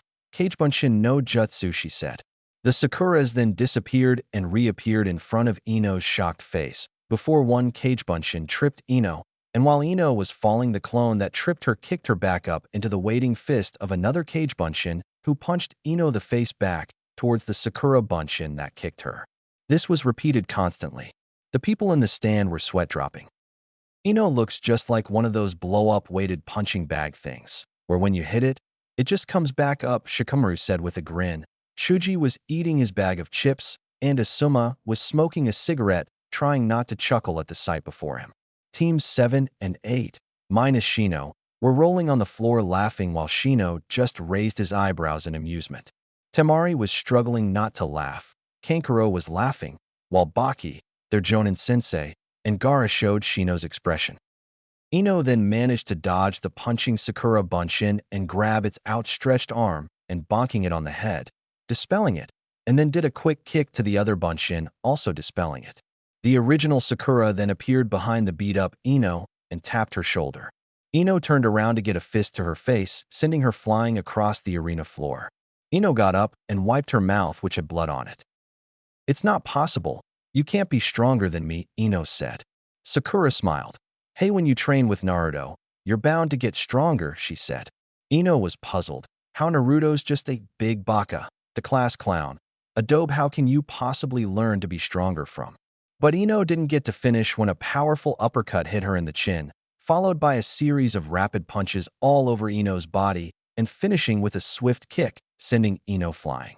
Sakura walked towards the broken Ino with fire surround her, and her eyes went blank, a sign that inner Sakura was unleashed. Don't ever insult Naruto and Aizen again. You hear me, bitch, Sakura yelled, grabbing Ino by the collar. Ino chuckled before forming the Torai/bird hand sign. Shintenshin no Jutsu / mind transfer Jutsu, she said as her spirit left her body and entered Sakura's. The Konoha genin were surprised. Ino allowed herself to get beat and lead Sakura to the point where Sakura would grab Ino like that, and then use her Shintenshin no Jutsu. Brilliant, Very stupid to take on an angered Sakura, but still brilliant, Naruto thought after getting over the fact that Ino had just insulted him. Ino's body then fell to the floor as Sakura lost her grip on it. Sakura's head was downcast, her bangs covering her eyes. "What's going on, Kakashi-sensei?" Naruto and Sasuke asked with concern. Kakashi, who was reading his little orange book, folded the corner of the page and shut it. Well, Ino used her Shintenshin no Jutsu, and since Ino hasn't immediately taken over means that Sakura is fighting for control, for the only way to avoid Ino's Jutsu is to either dodge it and then use the opportunity that her spirit won't be back to her body for quite a while and make her surrender and or pummel it to a pulp, or you can fight with mental willpower, Kakashi explained to his students. Naruto looked confused. "What's mental willpower?" he asked. Kakashi spoke again. "Mental willpower is the power to do things when it is controlled or taken over. For example, if Ino were to take over you, Naruto, you would be able to thrust her out of your mind since you would most likely fight back. But in your case now, Kyuubi would just force her out himself. The former scenario would apply to any non-Jinchuriki," Kakashi said. Sakura's mindscape. Ino and Sakura were fighting it out in her mind, which looked like a forest of sakura trees in full bloom surrounding a clearing with a flowing river and a grass-covered field. "Ino, get out of my mind," Sakura said. "Why would I do that? If I did that, the jutsu would end," Ino said as if it were very obvious. "Fine, then I'll just get back up. Enter Sakura now," she shouted. Ino was confused until a large shadow covered her. Ino looked up slowly and saw a black and white version of Sakura with the kanji for "Enter Sakura" written on its forehead. "Oh, did I mention that this Sakura is like a gargantuan version of Sakura? My bad." "By Ino," Sakura said as a portal appeared behind her. Enter Sakura then picked up Ino and threw her at Sakura. A baseball bat then appeared in Sakura's hands. Sakura swung the bat and hit Ino in the face into the portal, which leads to outside her mind. "And she's out of there," Shinaro, Sakura shouted as baseball music started to play in her mind. Outside Sakura's mindscape. Ino's and Sakura's bodies convulsed for a second, and eyes of Ino and Sakura opened wide. "Sakura, what was that?"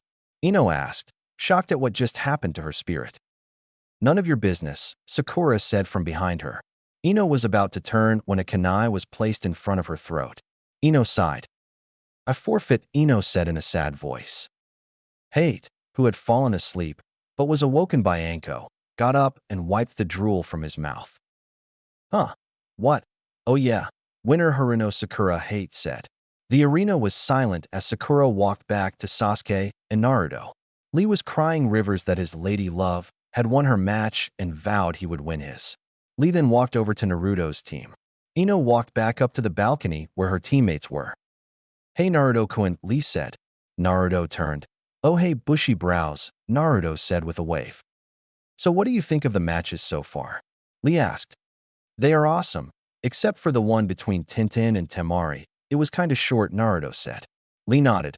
"I'm gonna fight before you," he said. Naruto, not wanting to be a loser, said, "Nua, I am just watch the screen," he said, pointing at it, which was flashing names quicker than the normal I could see. The names stopped. "Inazuka Kiba and Uzumaki." "Naruto, come on down," Hate called. Kiba hooped with joy, while Akamaru barked with happiness. "We got it made, Akamaru. We're gonna win this for sure," Kiba aided to his pup as he jumped down to the floor. Naruto also jumped down and stood to face Kiba. "One question, Hayate-san, are dogs allowed in battle?" Naruto asked. Hate nodded. "Animals are used as weapons like kunai and shuriken, so yes, it's valid." Naruto nodded and got into his Kitsuniken fighting stance. Kurenai walked over to Kakashi. "Hey Kakashi, wanna make a bet?" she asked the silver-haired Jonin. Kakashi didn't stop reading, but nodded. "Okay, if Kiba wins, I get all of those disgusting porno books of yours." And I said, "It burn them all to charcoal," the ruby-eyed Jonin said. "Well, if Naruto wins, I can keep my books and you have to have some fun time with me," Kakashi said slyly. Kurenai thought it over.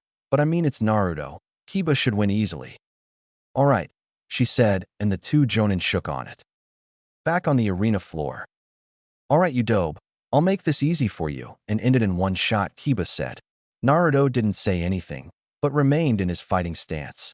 Kiba growled before forming hand signs.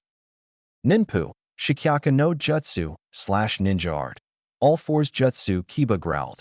Kiba then overflowed with chakra as he went on to all fours, hence the name. And his fangs seemed to grow sharper, and his nails became claws. Kiba then rushed at Naruto faster than Naruto could react, and slammed his elbow into Naruto's stomach, sending Naruto into a wall and kicking up a dust cloud where Naruto was smashed into. "It's over, Proctor," Kiba said with a grin. The people in the stands thought so too, except for Team 7. "That's what they think," Kakashi, Sakura, and Sasuke said simultaneously. The dust cloud cleared, showing Naruto with not a scratch on him. Kurenai was looking surprised. "What did that boy do, Kakashi?" she asked. "He simply coated his body with chakra before Kiba hit, thus lessening the force of the blow to that, as if being given a slap on the wrist," Kakashi said. "Kiba, don't ever underestimate me," Naruto shouted, his eyes flashing red for a split second. Kiba was surprised nonetheless. "This boy is something else," Kurenai thought. "Naruto, you never cease to amaze me," Sarutobi said to himself. "You're supposed to be knocked out now," Kiba said. "Well, that's just the way the cookie crumbles, Kiba," Naruto replied with a shrug. Kiba became angry and then threw smoke bombs at Naruto. Naruto was encased in a cloud of purple smoke and was being pummeled by Kiba on the inside. If Naruto didn't have up his chakra coating, those blows might have hurt. Naruto then made a cage bunshin to distract Kiba and escape the cloud, but was bitten by Akamaru and sent back into the cloud. Naruto and Aizen, Sasuke, and Sakura said. Kurenai looked at the two of them oddly. "Kakashi?" Kurenai asked. "They have hung around each other so much they see each other as siblings. In fact, if it weren't for the different blood types and outer characteristics, they could be," Kakashi explained. Sugoi, Kurenai whispered to herself. The smoke cleared to reveal a knocked-out Naruto on the ground and a happy, tail-wagging Akamaru. "Yada. Way to go, Akamaru, we won," Kiba exclaimed. Akamaru then ran towards Kiba's outstretched arms and then bit Kiba's hands. The audience gasped along with Kiba. Akamaru, why?" Kiba asked, confused at Akamaru's actions. Then Akamaru started to chuckle. "Fooled you, Baka," Akamaru said as he poofed into a grinning Naruto. Kiba then shook off Naruto, who was busy spitting on the floor. "You smell worse than the Inu/dog," Naruto complained. Kiba was frantic all while looking around for Akamaru. "Where is Akamaru?" he growled. Naruto pointed behind Kiba, and there was Naruto's cage bunshin holding a tired-looking Akamaru. "Akamaru!" Kiba shouted, concerned for his canine companion. "You'll pay, Naruto," Kiba growled angrily. Kiba then reached into his weapons pouch and pulled out some pills. He ate one and handed another to Akamaru, who caught in his mouth and ate it. "Soldier pills, you must be getting desperate, Kiba," Naruto said with a smirk. Kiba just growled as his chakra capacity grew larger and he became more beast-like, and Akamaru's fur turned red and let out, not a bark, but a bestial roar. The powerful pup then kicked Naruto's bunshin, dispelling it, and then jumped on Akiba's back. Kiba is on all fours still. Kiba then made a hand sign. "Ninpu, Jujin bunshin/ninja art. Man-beast clone," Kiba yelled. Akamaru then transformed into a copy of Kiba, so it looked like there were two Kibas. The two Kibas then charged and then jumped into the air and spun at high speeds, making them look like twin gray drills. "Gas Suga/double piercing Fong," Kiba yelled. Naruto then flashed through hand signs and slammed his palm on the ground. "Doton, Dorihiki/Earth style. Earth wall," Naruto shouted, and then a large wall burst out of the floor and protected Naruto as the Kibas smashed into the wall. When the wall broke, the Kibas looked and saw that Naruto wasn't there anymore. Naruto then shunshined behind Kiba and delivered a swift kick to his ass.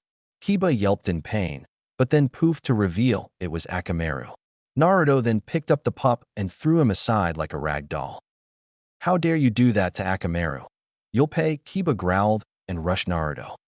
Kurenai was surprised by Naruto's moves. Naruto had barely done anything, and yet Kiba was already almost worn out. "Kakashi, what did you do to this boy?" she asked the silver-haired Jonin. "I trained him, that's all," Kakashi said. Naruto then dodged Kiba's lunge and then jumped away and made a few hand signs. "Kei's bunshin no jutsu Jutsu/wind clone jutsu, Naruto yelled.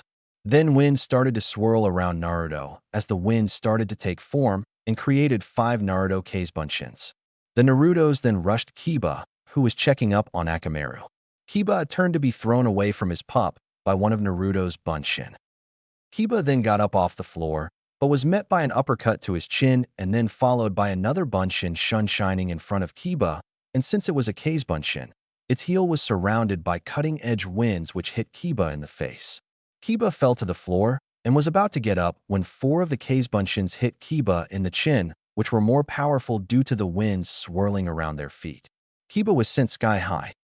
Uzumaki, the clones shouted.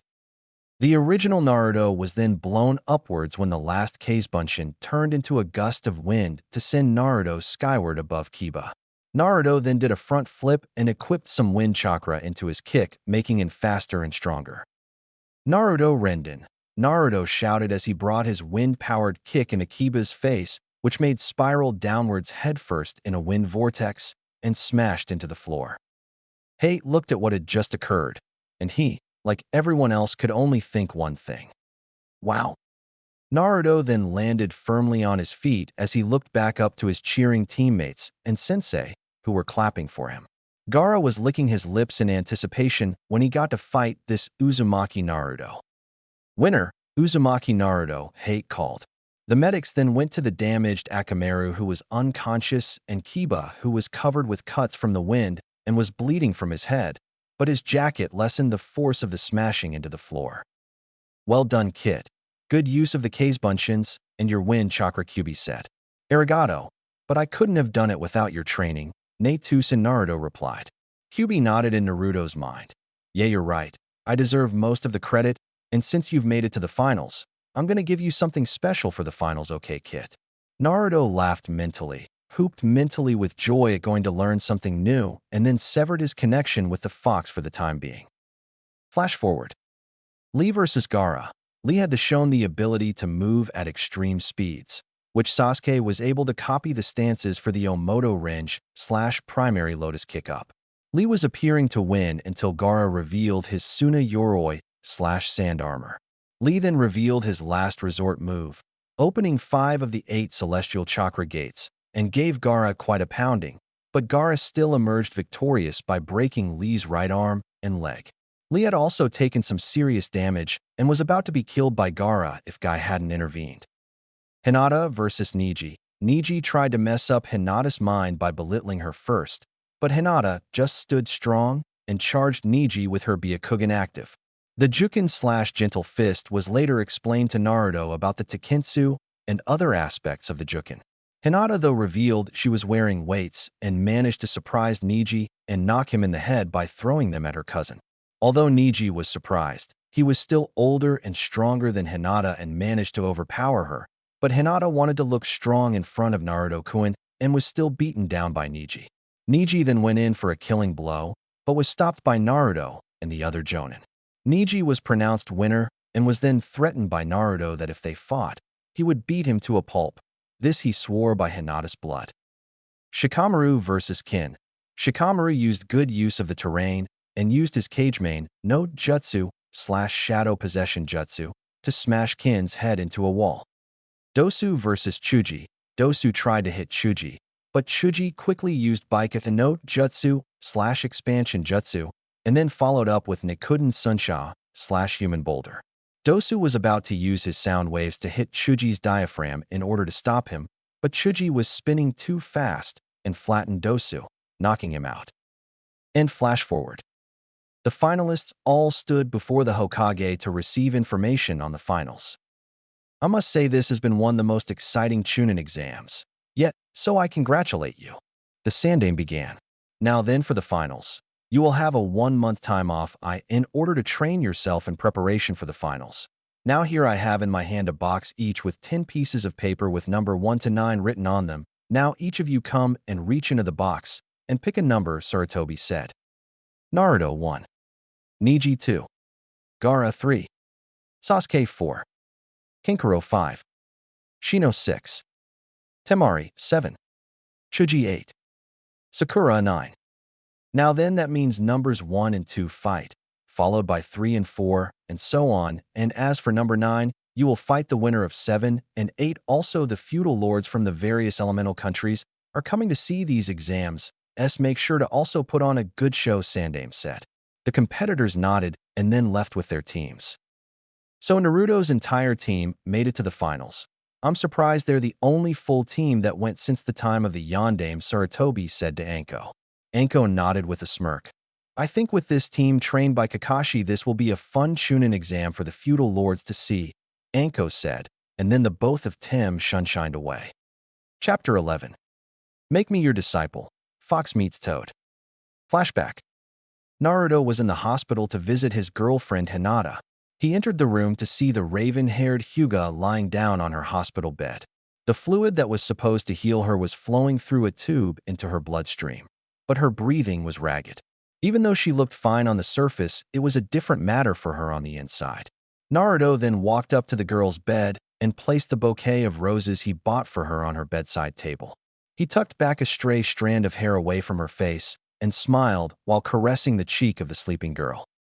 You're gonna be all right, Hinata-chan. And also I'm gonna defeat Niji for you.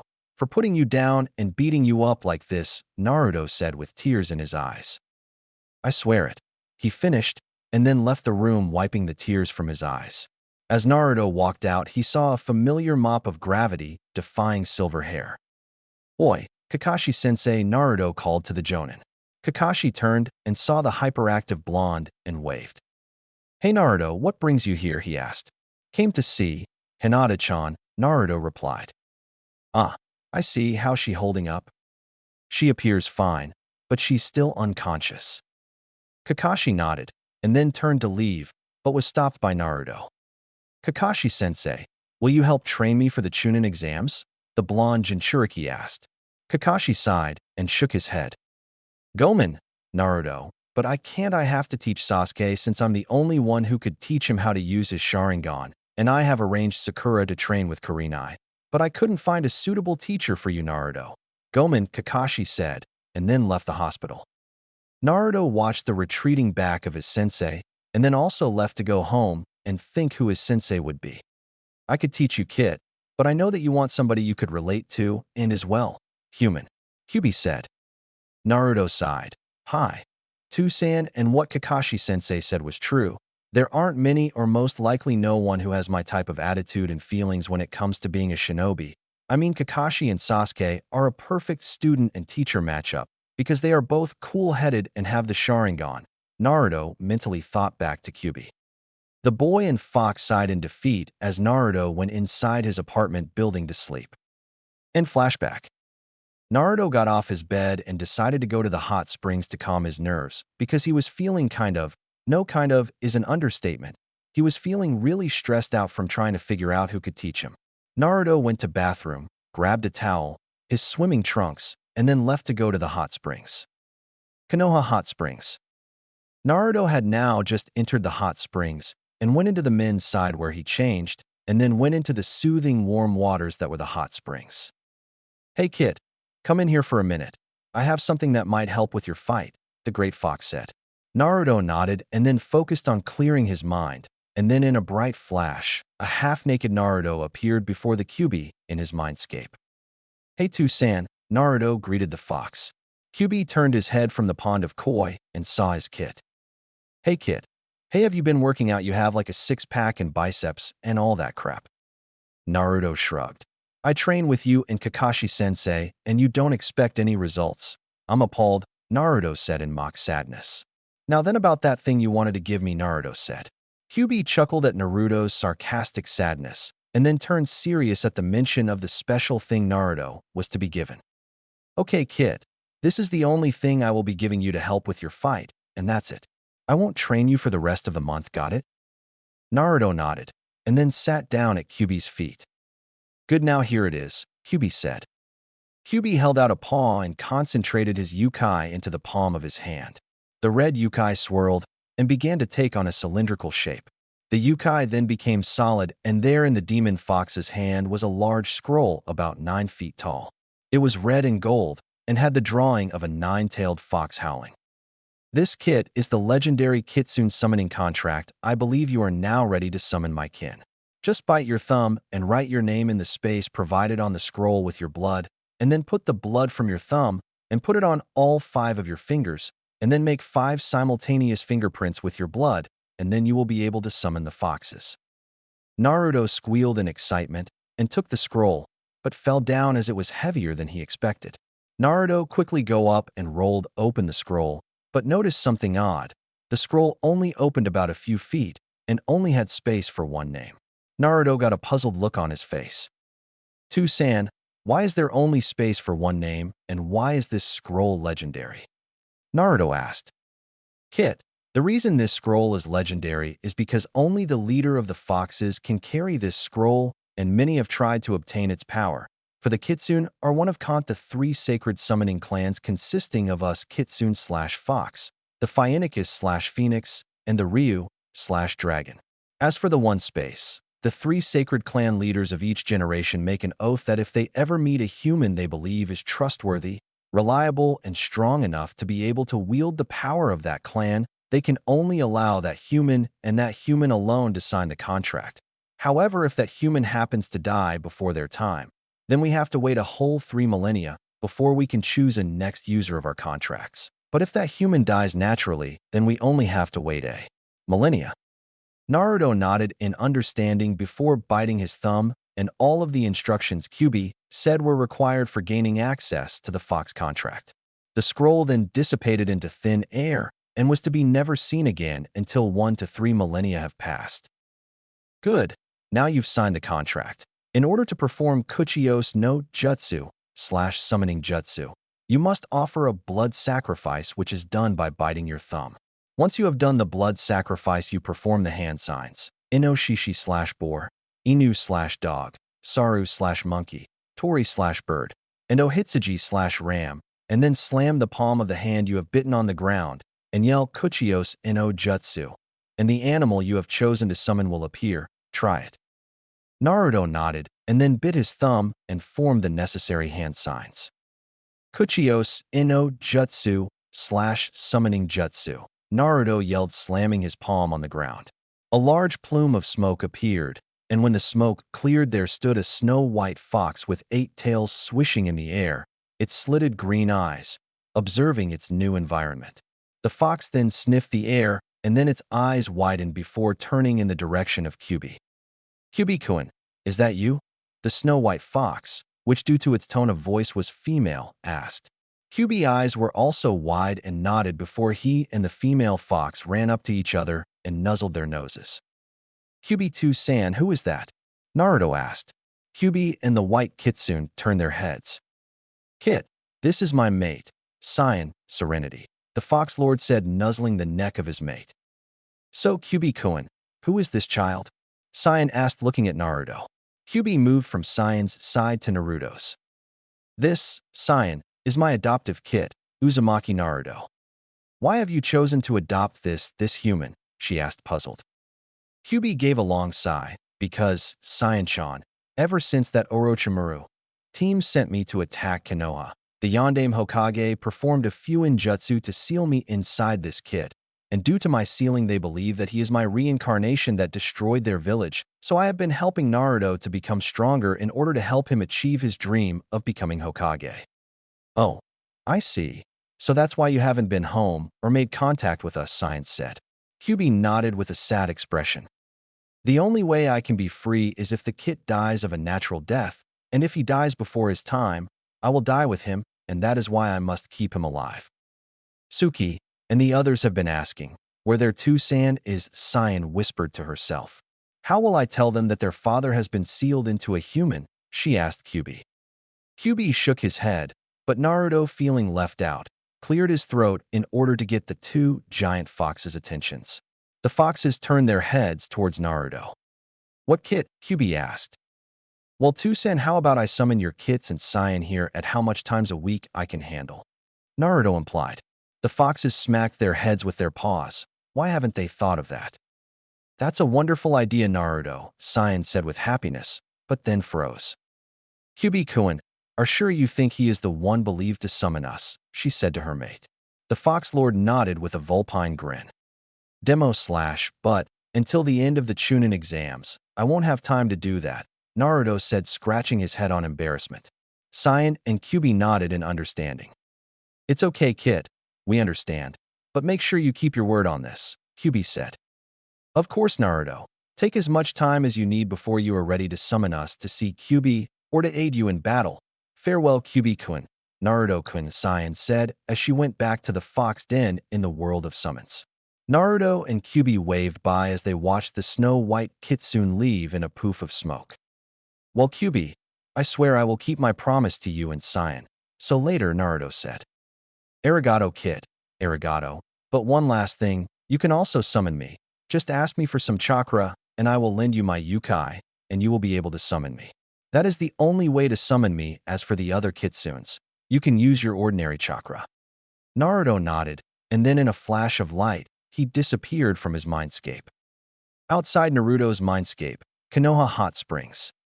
Naruto woke up, he looked at the sky and saw it was only about 2 p.m. A/N.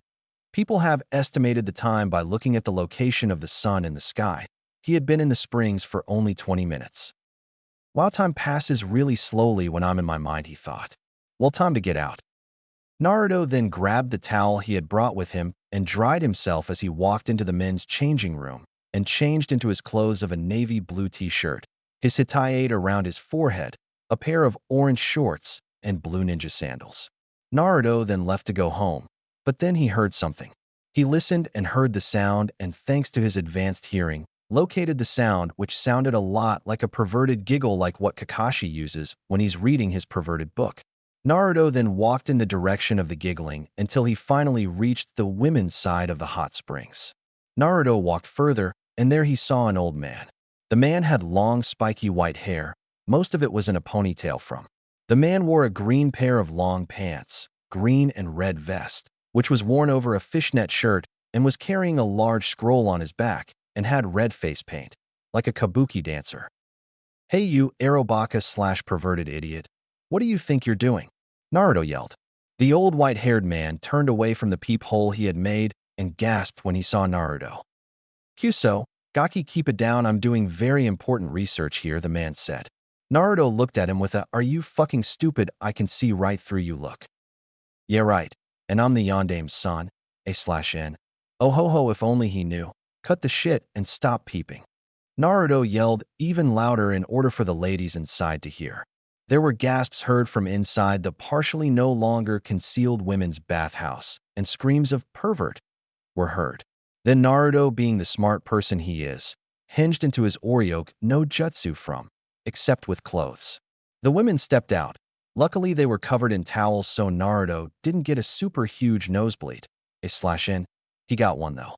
The old man screamed in terror as the women chased him down. They finally caught him and beat the man to a pulp and then went back into the bathhouse. Naruto then released his hinge and walked over to the beaten white-haired old man, laughing. Huh, serves you right, you Arobaka, Naruto said. The old man groaned before all of a sudden got up, angry and completely healed. How is he healed? Naruto thought with a sweat drop. You little Gaki, I'll destroy you. I was doing very important research, the man yelled. Research for what? Naruto yelled back. The man grinned and then pulled out the famous little orange book, Ika Paradise. You see, I am a writer of novels such as this one, he said. Naruto's eye twitched. I've seen it before. That book is a shame to all mankind. Why would you make something like that? It's a big load of shit. Besides, who are you anyway? Naruto yelled/asked. The man then started doing a little kabuki dance. I am feared in the lands of the north, east, south, and west. People tremble before me when they hear my name. I am the chosen Sannin of Gamasage's mountain. I am one of Konoha no Sannin, the Gama Sannin. Jiraiya said. He looked at Naruto to find the boy sleeping on the ground. Jiraiya's eye twitched. Gaki, wake up, Jiraiya yelled. Naruto woke up screaming. Huh? What? Okay, so you are Jiraiya, the Gama Sannin? Naruto asked. Jiraiya grinned. Oh, so you've heard of me? He asked. Yeah, Naruto replied. But my image of you has now been reduced to rubble because I used to think you were some super cool and strong ninja. But now I see you're just some perverted man, so from now on I will call you Ero-san, and Naruto said. Jiraiya's eye twitched again. You know, kid, I hate you, Jiraiya said in a monotone. Naruto put his hands behind his back. Yeah, I get that a lot, Naruto said with a foxy grin. So what's your name, Gaki? Jiraiya asked, realizing he never knew the kid's name. Uzumaki Naruto, the next Hokage to take over Gigi, he said. Jiraiya's ears perked up at the name Uzumaki. Also, you're the QB Gaki, yeah? Jiraiya asked. Naruto froze and then became silent. Jiraiya became worried and put his hand on the kid's shoulder.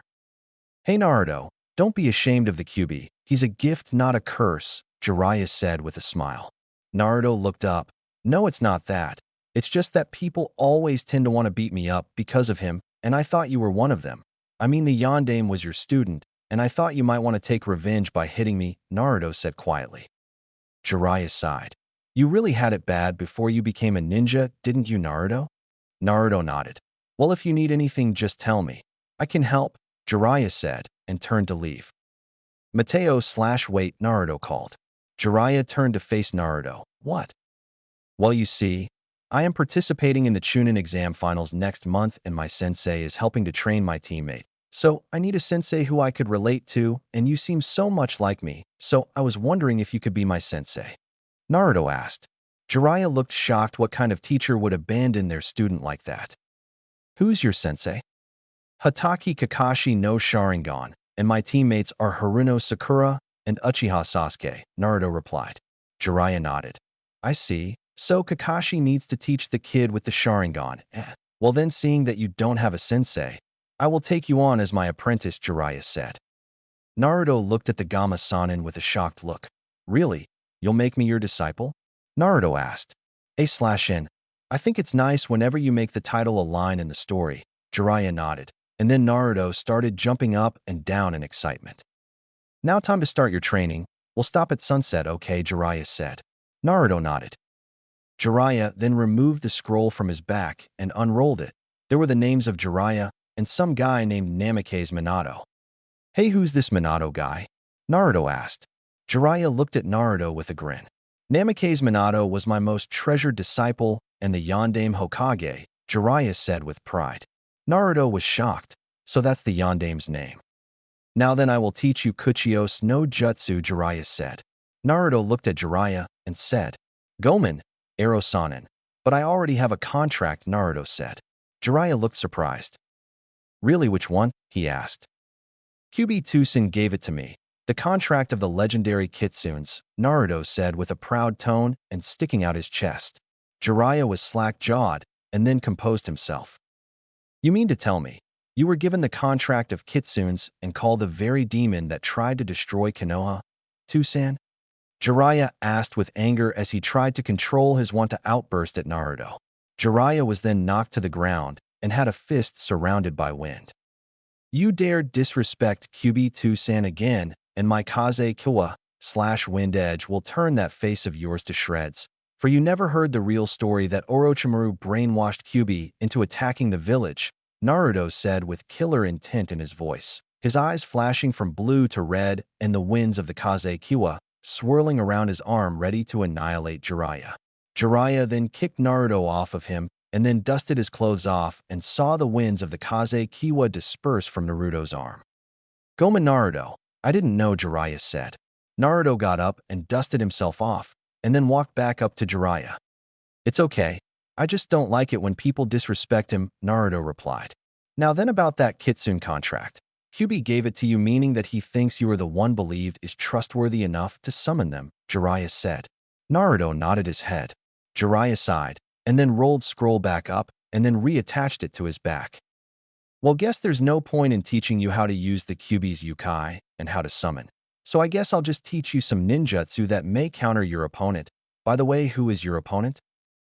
The very first match of the finals, Hyuga Niji, Naruto replied with malice in his tone.